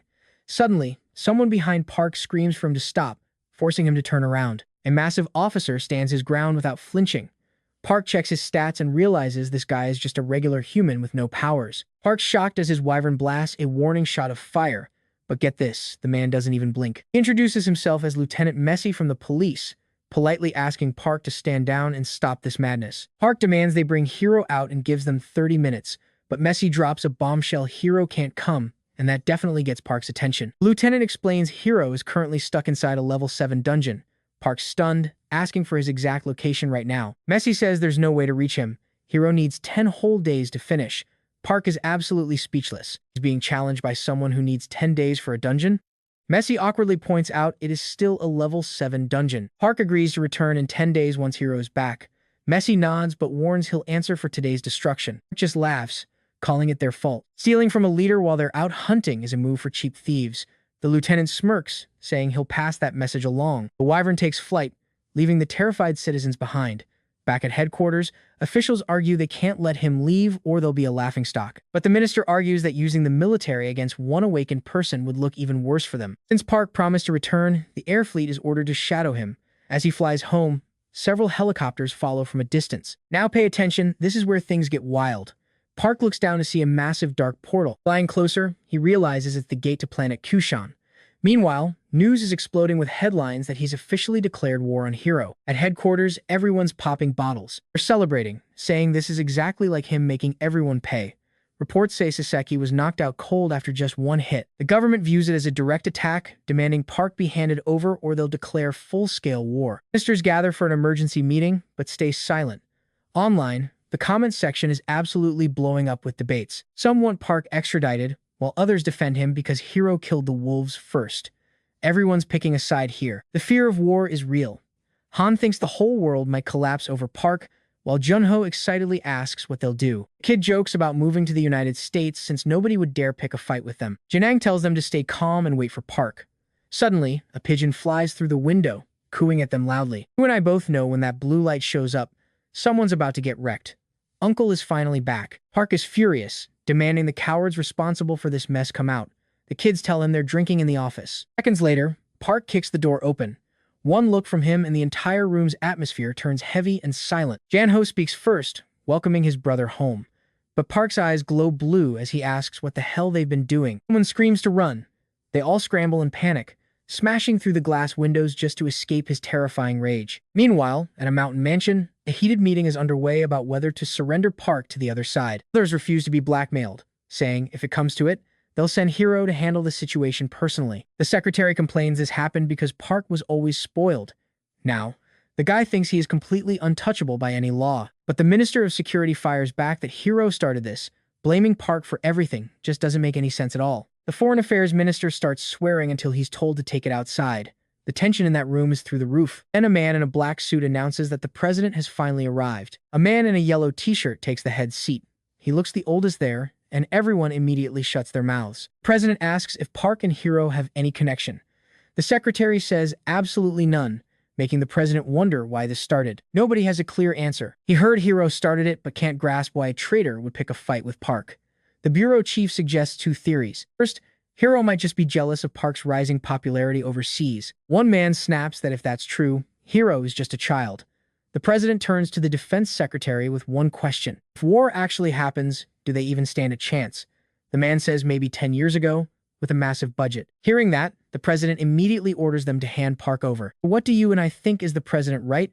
Or is this a massive mistake? Their survival is on the line. All right, you and I are about to see why this world is obsessed with one guy, even if it means risking total war. The president wanted answers. The chief explained this could be a massive foreign setup just to force them into handing over Park. That hit hard. If he is right, the threat of war was nothing but a trap. Conflict felt inevitable since everyone was exhausted, but the chief knew one thing for sure. They absolutely could not lose Park. The president was skeptical. Was Park really that big of a deal? Especially since he didn't even come home like a hero. The chief stood firm. Park was built different. Other countries were already moving to snatch him and his insane abilities. What kind of power could make entire nations go this crazy? Turns out, Park was on the verge of mastering every single element used by the High Elves. Once that news leaked, interest in Aruki went through the roof. Since nobody there had regional magic, the ministers were absolutely floored by the scale of Park's potential. The agriculture minister was hyped. Instant harvests? The chief just nodded. Yeah, it was exactly as broken as it sounded. Basically, Park was a walking lottery ticket worth billions. After hearing that, every minister in the room was on board. Now pay attention, because they were ready to choose war just to protect him. The president ordered the justice minister to put Park on the VIP list immediately. No leaving the country. The chief thought, where there is money, war follows. Breaking news hit the headlines soon after. The ministers officially refused to hand over their star player. Another report claimed the DGB wanted a massive grain warehouse on the guild land. Speeding away in his black car, the chief knew money was pulling every single string behind the scenes. He kept thinking about Miso's words. He reminded himself that he was the reason Park had not been deported in the first place. Miso asked if he had talked to the guy, but he knew Park would not reject such a sweet deal. They were keeping him out of prison and making him filthy rich. He told her to inform Park the guild was hitting rank 6 soon. They needed to expand the farmland and turn their country into the world's top breadbasket, surpassing Ruka. Miso had already set it all up with Max. They were meeting Park tomorrow. The chief could not believe how fast she moved. He joked that Park could smell cash from a mile away and left Miso to handle it. She snapped back that she was always fixing his messes. The chief just waved her off. Meanwhile, near a level 3 Locust dungeon, Han, Junho, and Jang came crashing out of the portal. They hit the dirt hard. Han was so drained he just face-planted. Now, watch this part. Monk landed right on top of them while Park yelled for them to get up. He screamed because they still had 10 rounds left. Jun-ho did not even react. He just kept snoring. Park was losing it until his phone rang. It was his grandma. He picked up instantly, his tone changing to ask what was wrong. She was worried he was working the boys too hard through lunch. Park just said those brats ate more than enough while he was away. Then Miso took the phone and got down to business. She heard they had been grinding inside that dungeon for 3 whole days. Park confirmed the crazy training and asked what she needed. Miso warned that the country's reaction was getting intense, but they had a solid plan to fix it. Listening closely, Park looked at his collapsed team and realized every place had its own rules. If you ignore them, trouble is going to find you eventually. He told her they would settle everything at home. Later, back at the guild house, that giant tree was still growing. Under the shade, Park and Miso met a new guy named Max from the SPFC. Max said it was a huge honor to meet the legend in person. Once they sat, Park asked what they wanted. Max explained that the champion had challenged him, even claiming he would not need to be serious to win. Classic trash talk from the guy Hiro. Park looked shocked. Did Hiro really say that? Miso was surprised he had not heard the rumors. Park had heard the noise, but did not know the reason. Max laid out the cold truth. Money. The payout for this duel would be astronomical. He told Park to just accept it, get paid, and save the country from war. Park remembered David's warning about Hiro being a total psychopath who should be avoided. So, Park asked a simple question. If he accepted, would he be allowed to kill Hiro legally? The room went silent. Max awkwardly said they would not blame him for accidents, but they were not ordering a hit. Miso stepped in to talk to Park alone. She told Max she would update him later and send him on his way. Once he left, she told Park he did not have to take the fight if he was not feeling it, or was not really coming anyway, but Park just smirked. He was totally in. Miso warned that Hiro's side was obviously trying to set him up. Park just shrugged it off. And trust me, you and I know Park doesn't care. Hiro wants a beating, and Park is happy to deliver. Let's jump into a story where playing politics is just as dangerous as fighting monsters. Check this out. Park loved that plan and agreed immediately. Smiling, she promised to tell Max before handing Park a serious-looking government document. She explained that every year, all guilds ranked 6 or higher have a massive mandatory meeting. Park checked the papers, totally confused, but Miso revealed she'd already invited him despite his guild's lower rank. Miso then pulled out a statue marked with a 6. It was official, the guild had finally ranked up. The Bureau issued the certificate, handing them total self-rule over the entire working district to manage as their own territory. Park just stared at her, asking how something this huge was even possible. Miso said once people moved in, the area would become District 13 under Park's guild. He joked that it was finally time for him to step up. Back at the office, he explained the deal to the guys, but all 4 of them hated the idea. To them, the government failed everyone before, and now they wanted the guild to do their dirty work. Stick with me here, because the tension really starts to boil over as Junho openly wonders if they are just falling for a massive and dangerous government trap. Park suggested they treat it like a neutral zone, slowly expanding their farm as they grew more powerful. Han grumbled that the whole situation sucked, saying he'd rather take the cash and move to America. Park fired back, explaining his plan to build their official headquarters there and eventually split it into sectors. Han was shocked, asking if Park really meant for them to run everything. Junho realized that by picking the leaders, Park would basically become a lord. Han immediately loved that idea, geeking out and repeating the title of lord over and over, like a kid. Meanwhile, Monk read an article claiming Park's land could transform their country into the world's newest grain center. The boys started wondering if they could actually rival Aruka's farming industry and their global dominance. Even with those expensive trade gates, Han realized that if this worked, Park would become a true lord with land worth a massive fortune. He even asked if the contract was signed and if Park kept double copies so nobody could cheat them. Park snapped that they couldn't even protect a house yet, so they should stop dreaming about running a castle. Then he told them that if they were done eating, it was time to get back to training. Han faked a stomach ache to get out of training, but before Park could lose his temper, Yang interrupted everyone by reading an absolutely massive and shocking news headline. Hiro finally came out of the dungeon. The guys started mocking him immediately, but the news reported that Hiro's elite team cleared an entire level 7 dungeon in just 8 days, which is absolutely insane. You saw that, right? Hiro's response was simple.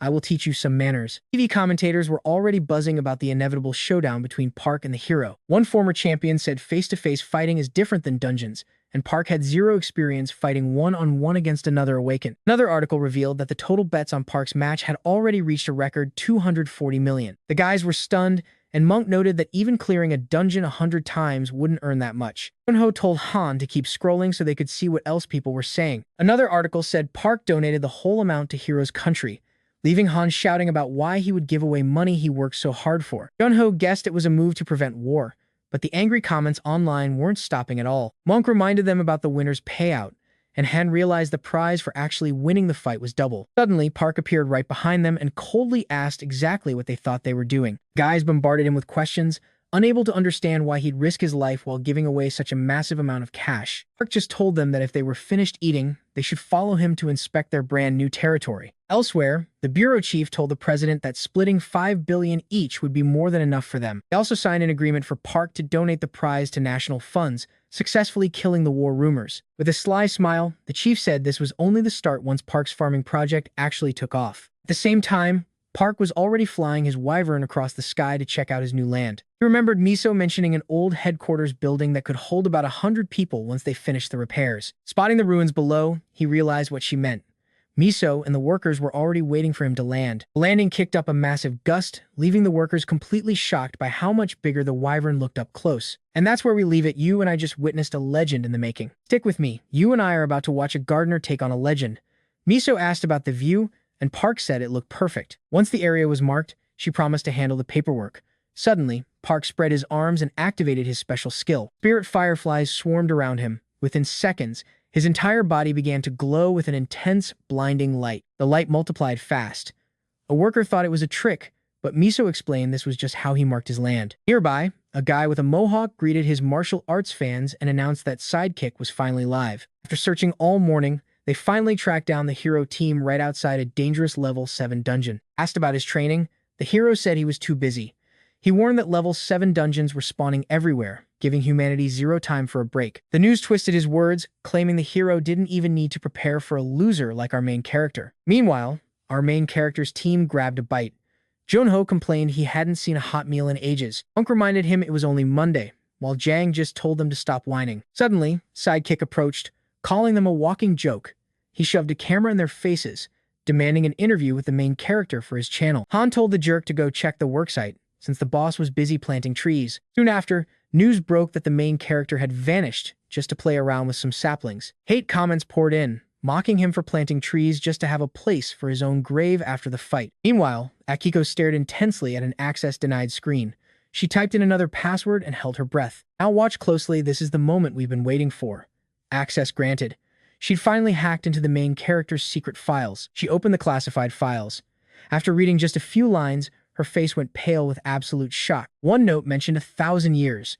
Meanwhile, betting experts reported 85% of people were picking the hero to win. Headlines praised the hero as humanity's hope, noting he'd cut his dungeon clear time down to just 8 days. Supplies were being moved into the city, while a strange warning sign about dangerous wolves appeared right at the entrance to our main character's land. With only 6 days left until the showdown, the stadium was already completely sold out. Just 2 days before the fight, the main character was still nowhere to be seen, stuck on his farmland. Inside a luxury hotel, the hero and Akko shared some wine. She looked at him and asked what was on his mind. The hero wondered out loud how he'd kill the main character if the guy never showed up. Akko set down her glass, warning him it wouldn't be that easy. She wasn't just talking about the fight, but the kill. He'd seen the secret files. The main character wasn't normal. He'd actually returned after living 1,000 years on another planet. The hero was stunned. He asked if the guy had just used a regression stone over and over again. Akko doubted it, but the hero argued that surviving a millennium without one was basically impossible. The record showed he spent 10 years on a planet where time moved at a completely different speed. Since the hero himself had survived 500 years on Earth through regression, he realized it wasn't impossible. It also explained why he'd never once met this guy before. He asked if the guy found eternal youth, and Akko mentioned a legendary item, the red divine peach. He explained the fruit only appears once every 1,000 years and vanishes in just 10 days. Eating it grants absolute immortality and eternal youth. Hero admitted the guy was getting interesting.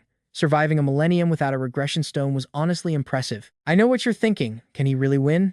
Even Akko was worried now that she knew the main character's true age. Hero stood up, declaring that no one would block his path. Soon, every news channel was blasting the same story. Fight day arrived, but our main character was still missing. He was still out there, calmly tending to his trees. Apples began to sprout as Han watched.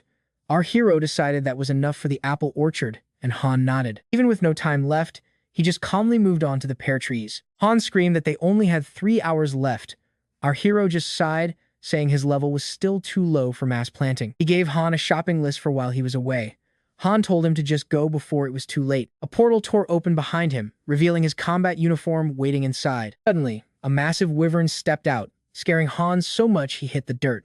Our hero promised to be back soon, reminding Han there were still dungeons to clear. Han scratched his head, wondering what even counted as slacking off, but got no answer. That's where we leave it. You and I are going to want to see this fight. See you next time. Alright, you and I are about to see a main character who literally plants trees before a deathmatch. Han grinned as drones rose into the sky.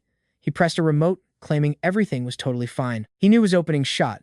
Inside the stadium, the crowd roared while commentators hyped up the energy. An announcer shouted there were only 3 hours left until the showdown began. The crowd buzzed as they noted the main character was missing. Was he really going to skip? They called it a suicide mission for a rookie against the champion, blaming the government for this. Hiro and Akiko entered the VIP room. She reported he had recently expanded his territory in Job. Hiro smirked. This proved the main character knew exactly what was coming. Job would house the first level 7 dungeon. When it opened before, the entire team was slaughtered. The country lost most of its awakened defenders and couldn't hold back the tide of monsters. Job was incinerated, and monsters flooded the continent. Without any defense left, the entire nation collapsed. Hiro figured the government needed help to stop that fate, mocking the main character's massive ego. With only 7 minutes left, the rules were clear: arrive an hour early or get disqualified. Now pay attention, a massive wind sweeps the crowd as people look up in pure panic. Is that a monster? Giant wings overshadowed the stadium. A wyvern.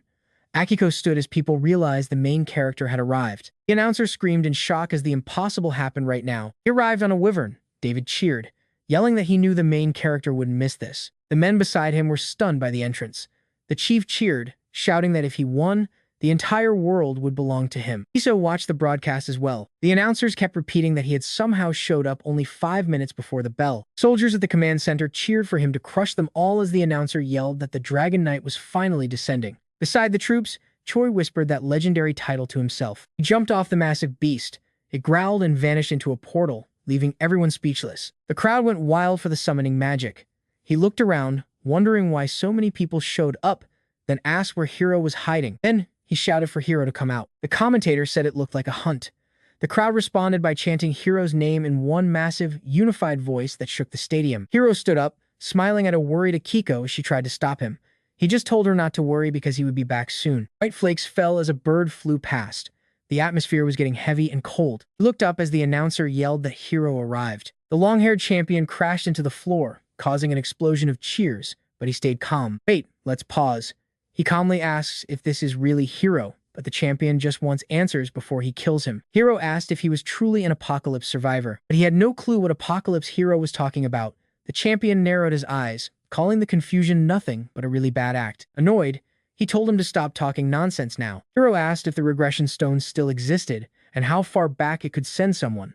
Still lost, he just asked what stone Hiro meant. Commentators noticed the talking and wondered if they could listen in on the secret conversation. Second announcer joked that maybe the champion was just giving the rookie some helpful tips. They sent drones in for a closer look. 3 mechanical eyes dropped right into the arena. Hiro triggered a skill, asking if he thought he owned the world after returning from time. He looked lost, asking how anyone could return from the past. 2 blades appeared in Hiro's hands as he rushed in, shouting that he would beat the absolute truth out of him with every single slash. The announcer screamed as Hiro attacked. Then, everyone froze. Heavy fists smashed into Hiro's face, catching him off guard and launching him through the air. The entire stadium went dead silent as the champion slammed into the ground, leaving a crater. And that's it, trust me. We just watched Park walk over and call the broken champion just another crazy guy as he lay there totally defeated in the dirt. Alright, stick with me because we're jumping right into the heat. He screams at Hiro to wake up, and suddenly, a finger twitches. Park just laughs, mocking the champ for being such a weakling. He's not done yet. Hiro hasn't paid his debt in full. At that, Hiro's eyes snap open as he drags himself back up. The announcer's losing it. Our champion is actually standing again. The entire stadium is dead silent, watching him sway on his feet. Then, the crowd erupts, begging him to stay in the fight. Hiro wipes the blood from his face, completely dazed. Meanwhile, Park's just muttering to himself that everything needs to go according to plan. Step 1. Hiro needs a lesson in humility. That sends him into a rage. He charges, yelling for Park to shut up, but gets a fist to the face instead. Hiro freezes. He's in total shock. He didn't even see that punch coming. And boom! Another hit to the gut sends him flying. Park triggers his tornado skill, trapping Hiro in a swirl of wind and glowing lights. At its peak, the energy explodes, launching Hiro high into the sky, caught in a massive vortex of wind and water. Park leaps after him, charging up a fireball, the Fire Fairy Stream skill. He slams the burning strike home, and a massive blinding light swallows the entire arena. Panic hits the stands. People are diving for cover, eyes wide, hands over their mouths in absolute terror. Fire spreads as a massive smoke pillar rises. The announcer stammers that Hero is getting crushed. No, it's worse than that. Now pay attention, it's total annihilation. The second announcer can't even speak, just staring in horror. Fans are weeping and screaming as Park reaches into the smoke, grabbing Hero's limp body by the throat. The announcer thinks he's dead, but Park isn't buying it. "Stop acting," he says. He can see the health bar, he knows for sure Hero is still kicking. Staring straight into his rival's eyes, Park finally asks the question, "Why are you hunting me?" As his health starts climbing, Hero growls that he just wants Park dead. Park's confused. Why? Then Hero's eyes turn blood red as his power surges. Dripping with pure hatred, he says Park deserves to die. Park's stunned, demanding to know what the hell he did. Hero's face twists into a literal monster as he reveals Park ruined a 500-year plan. Park's eyes go wide. What plan? But Hero's already mutating, whispering two words, "monster break." Then he roars about saving the Earth as red light floods the stadium. Park just shakes his head, calling him absolutely insane. Then the transformation completes, and Hero unleashes his divine rage. The fabric of space literally rips apart, the shockwave blasting Park backward, like a ragdoll. The force erupting from Hero is so wild that the stadium glass shatters into a million pieces, raining over everyone. Red lightning tears through the sky and walls. Up in the control room, the minister and the vice commander are watching the monitors with total dread. You and I can tell this isn't Hero anymore. That restorative potion was dangerous, and now the commanders are terrified of another explosion. A massive beast with giant horns and a long tail is now stomping through the arena. The minister mutters that Hero found something insane on planet Kushan. After the explosion, thick smoke covers the ruins. You can hear survivors groaning all across the shattered stadium. People are screaming for help. A little boy calls out for his mom from under the rubble, but many others didn't make it. Even Akko's injured in the waiting room from the flying glass. Inside the ring, the monster snarled. It's time for his ultimate move, Wrath of God. That kind of power is too much for any human body. To wield it, he had to become this nightmare. Shocked, he has to use his trump card on one man. He was saving this for the level 8 boss. Suddenly, the monster hears something and freezes. Park steps right out of the rubble, rubbing his head and cursing about the massive headache. Monster stares in total disbelief as Park, glowing with green energy, walks toward him. Park just grins. That was a hell of a hit. Hero can't wrap his head around it. How did he survive the Wrath of God? Park just laughs, mocking him. You aren't the only one who can transform. Hero's eyes fill with fear and rage. He demands to know what item makes Park so strong and how the hell he regressed. Park just smiles. You got it all wrong, he says. There's no regression item, just a little skill called Forest Blessing. Hero roars in total denial. How can a simple skill possibly stand a chance against a high-level elixir? With a smirk, Park explains it's basically a god-tier skill. It fully restores all his health and mana in just 5 seconds. That makes Hero snap. He screams, asking how Park can still be smiling. Park just raises an eyebrow, genuinely confused. Crouching for the kill, the monster snarls. Does all of this, the world, the fight, just feel like a joke to you? Park quickly checks his status window, confirming the monster in front of him is Hero, a U-rank hybrid. Suddenly, the beast lunges, catching Park completely off guard. As he swings, Hero screams that the world died because of Park. He slams him with his tail, asking if he's still laughing now. He raises a massive fist and keeps swinging, punch after punch, but honestly, it looks like none of them are even landing. Park just scoffs. A U-rank isn't even that strong. He drives a brutal kick into the beast's chin, staring right into Hero's eyes. So what do you and I think? Is Park the villain here? He asks if that 500-year plan really failed because of him. Is that why Hero wanted him dead? Park raised his hand, summoning a green barrier to block the howling wind. All right, let's jump into the madness. Hero rages that if Park understands the truth, then he has to die. Grips a purple stone tight.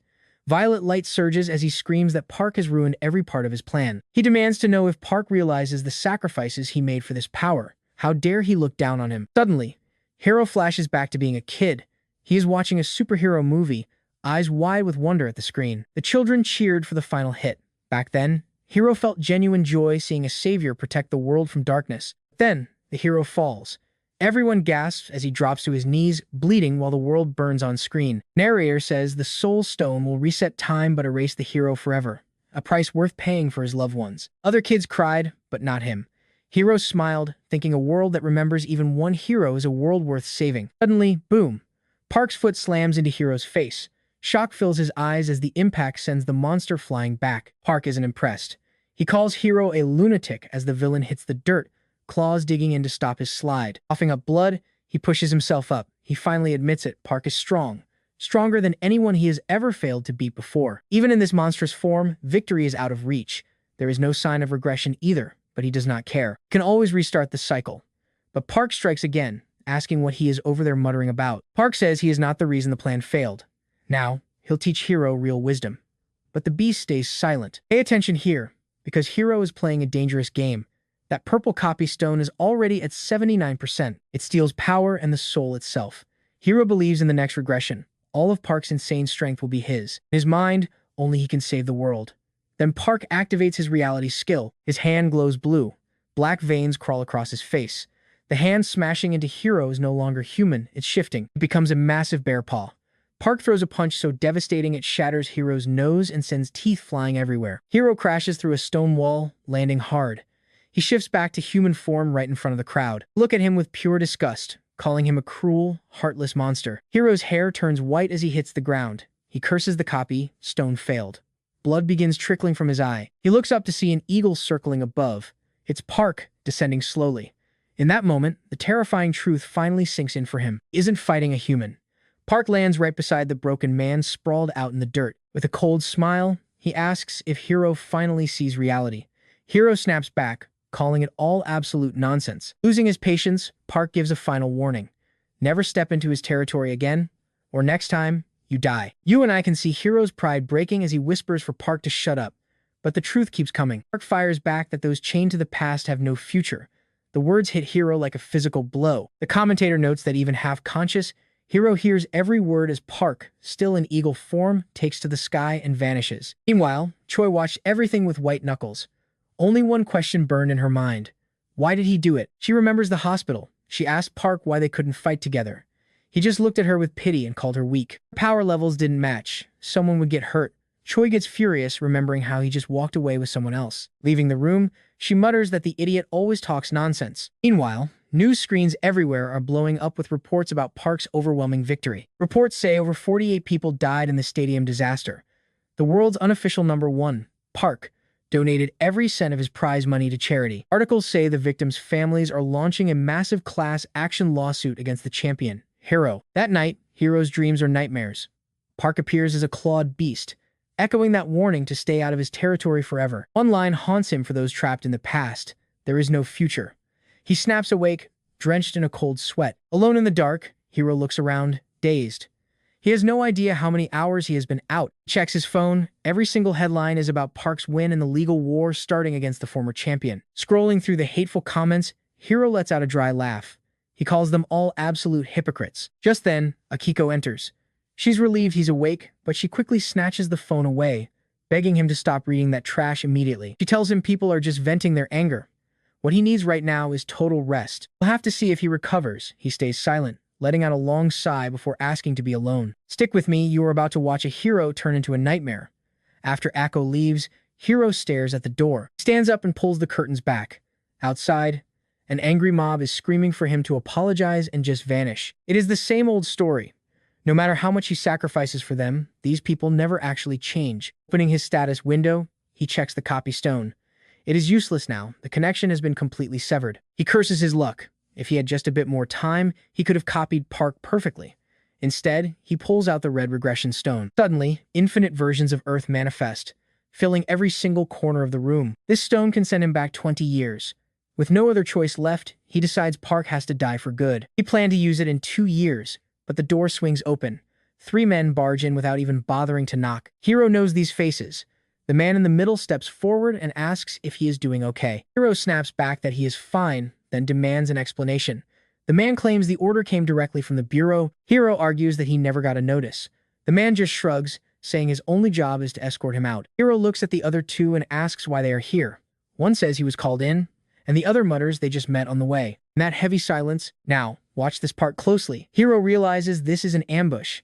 These top-ranked Marines are not here to give him an award. He looks them dead in the eye and tells them to wait outside while he gets ready. The leader agrees to leave, but the tall guy slips up. He mentions there are 2 more guards waiting outside the door. The leader tries to shut him up, but it is too late.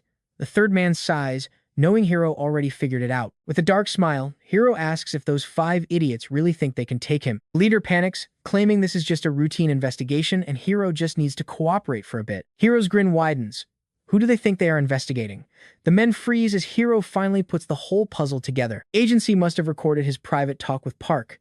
They are after the secret items in his inventory, and he calls them out. Are they after his regression stone? Do they really plan to lock him up and torture him for his gear? Leader freaks out and denies everything. He lies, saying this is only about some items missing from the official reports. The tall guy snaps that Hiro should have used such items to help people. That is it. Hiro's eyes glow a demonic red. Lethal energy swirls in his palm as he growls that they finally crossed the line. Soon, the entire country will realize exactly what they have lost. The tall man tries to move, but he's already too late. Horns sprout from Hiro's head as his power explodes. Outside, the guards watch as a blinding light pours through the door. A second later, dark blood begins seeping through the cracks. They charge the door, but a massive explosion sends them flying. As the smoke clears, they see the absolute carnage inside. You and I saw this coming. Hiro is a monster now. He skewers the tall man and lifts another by the throat effortlessly. He growls, asking if they thought he was weak. He warns them anyone who takes another step gets their neck snapped. The leader calls him captain, but the monster snarls back. He does not have the right to use that title ever again. He demands to know who gave the order. The man stammers it was Commissioner Tucker, the head of the bureau, who only cares about bloodlines. Tucker was just waiting for Hiro to slip up. He never trusted him and wanted an excuse to finally make a move. He claims that when Hiro's team cleared the 7th dungeon level, 9 people ended up dead. Hiro transformed to save them and hid the truth in his report. To Tucker, it all sounded like a bunch of lies. He wanted to know what else Hiro was hiding. The man just repeats Tucker's cold orders. They wanted to interrogate him before any real investigation. The monster just laughs. It is nothing but pure greed. Tucker wanted every item for himself. He probably would have offered Hiro a captain spot if things had actually gone his way. Man hesitates, remembering Tucker's fake promises. Hiro just roars with laughter and calls them all pathetic fools. He has watched this country fall 25 times already. He wanted to rebuild everything, but human greed always ruins it. Still raging, Hiro asks about Akko. Did she know about this plan? The man shuts his eyes, too terrified to even speak. Hiro roars again. With nowhere left to run, the man finally admits it. Yes, Akko knew every single thing. Hiro loses control and crushes the man's throat until blood sprays across the walls. They try to call him captain, but it is too late. That is where we leave it.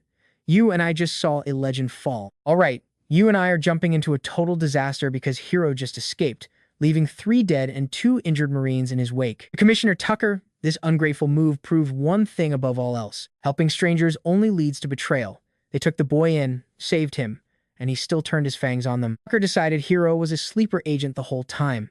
Now he finally had the proof to convince the Prime Minister. This incident was the perfect excuse to wipe out his rivals and build new heroes to replace the traitor. He shouted for his assistant immediately. The young man scrambled into the office as Tucker ordered him to get every single news network on the line. A massive press conference was set for 2 hours from now.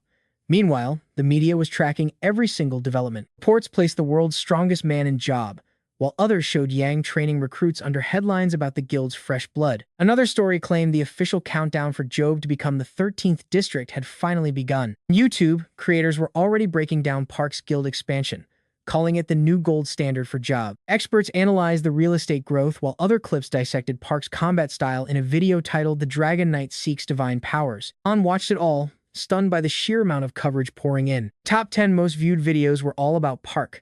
Grinning, he realized this was a whole new level of fame, and he saw the alert. Hiro had escaped the hospital. An anchor urged everyone to tune into Tucker's emergency press conference right away. There, the commissioner branded Hiro a spy and demanded answers for what he called Park's blatant terrorist attack on the bureau. The government spokesperson fired back. He called the claim total nonsense, but pay attention here. As the country fumed, a chill hit Han because he realized the dangerous Hiro had completely vanished. How could a guy near death even move? And what if he attacked while Park was away from the guild headquarters? Cold sweat drenched Han's forehead. He bolted toward the forest, desperate to find Park before something terrible happened to everyone back home. He grumbled that Park always disappeared when things got messy. Why couldn't the guy just stay put for once in his life? Suddenly, blue lightning began ripping across the sky. Han froze in his tracks, pure terror crawling up his spine. This feeling was way too familiar. A massive bolt slammed into the ground, and screams started echoing from deep within the woods. Workers came sprinting toward Han, screaming for him to run for his life. Seeing that, he knew that absolute lunatic was already there. Terrified, he kept muttering that the madman had returned.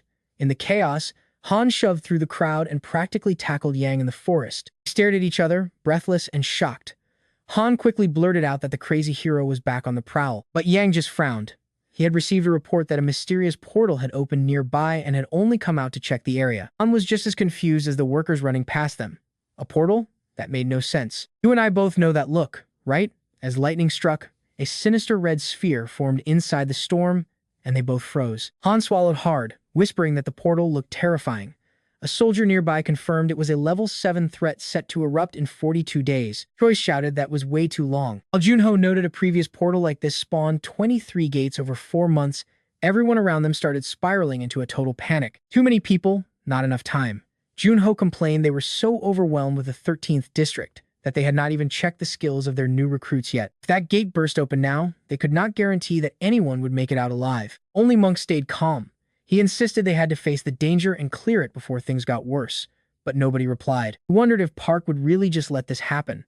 Jong sighed, saying they had to focus on surviving the trip inside first. Shaking, Han asked if they were really planning to walk straight into that nightmare. He reminded them he was only rank E. Yang admitted he was too, while Jang complained that Park was gone right when they needed him. Junho went to the animal farm while Monk scouted the east side. Yang headed for the entrance to keep a close watch on things. They split up immediately, but they completely missed the tiny ferret sitting right between them. It looked exactly like Park. Feeling its intense stare, they slowly turned back. In his ferret form, Park asked why they even accepted this territory. Junho said they were blinded by the 13th district title. Han admitted the manager role got to him, and the others agreed. Park cut them off. That was not the real reason. This land was actually one massive hunting ground for them to exploit. The ferret said the choice should have been obvious. He actually liked their ambition, even if they did not realize the full scale of it. He told them to feel the raw, wild nature of the land for themselves. Monk closed his eyes, taking a deep, satisfied breath. Park said a massive reward was right in front of them.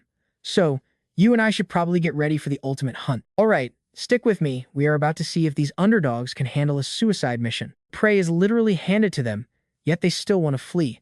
Park warns that if they keep living like cowards, they will spend their whole lives running back to misery. That hits Monk hard as Park asks, "They really want to go back?" They all scream no. After everything they have survived, nobody is returning to that old life. Han gets ready for battle while Monk offers to scout ahead. Suddenly, the ferret glows blue and everyone freezes in place. Now watch this, the moment Park drops the bombshell that they are about to enter their very first level 7 dungeon together. The group flips their script instantly, saying they need to prep and pack hot meals. Park assigns Yang and Monk to the first run while others train the rookies and watch construction. They all shout their understanding and scramble to get ready. Han pouts, because he thinks he is left out of the nation's first level 7 raid, but Park says he is coming too. Somehow, that does not cheer him up. Park marches toward the dungeon entrance and declares they are going in right now. Han begs him to wait, but Park ignores the plea and steps through. With no other choice, the others follow him in. Han enters last, totally hyped.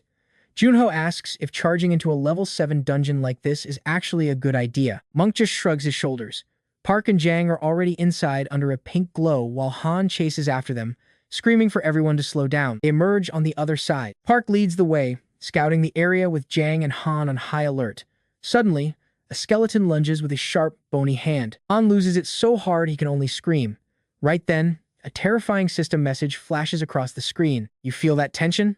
They have entered the land of the undead, and the world outside is watching in pure terror. On the news, the anchor announces this is only the 8th level 7 dungeon discovered in the entire world. He says everyone is expecting a disaster, and the airport is already jammed with people trying to escape. Live footage shows the total chaos. One man yells about sold-out tickets while a woman begs for any way out. The reporter says the panic is just beginning. Meanwhile, Park's guild is already deep inside the dungeon. At headquarters, high officials are arguing over whether this rush into the dungeon was a mistake. The head of the agency asks if they made the right call. An aide confirms the team is inside. One official sighs while listing their ranks, asking why Park brought these specific people along. Someone mentions Han's video memory skill. The chief hopes they at least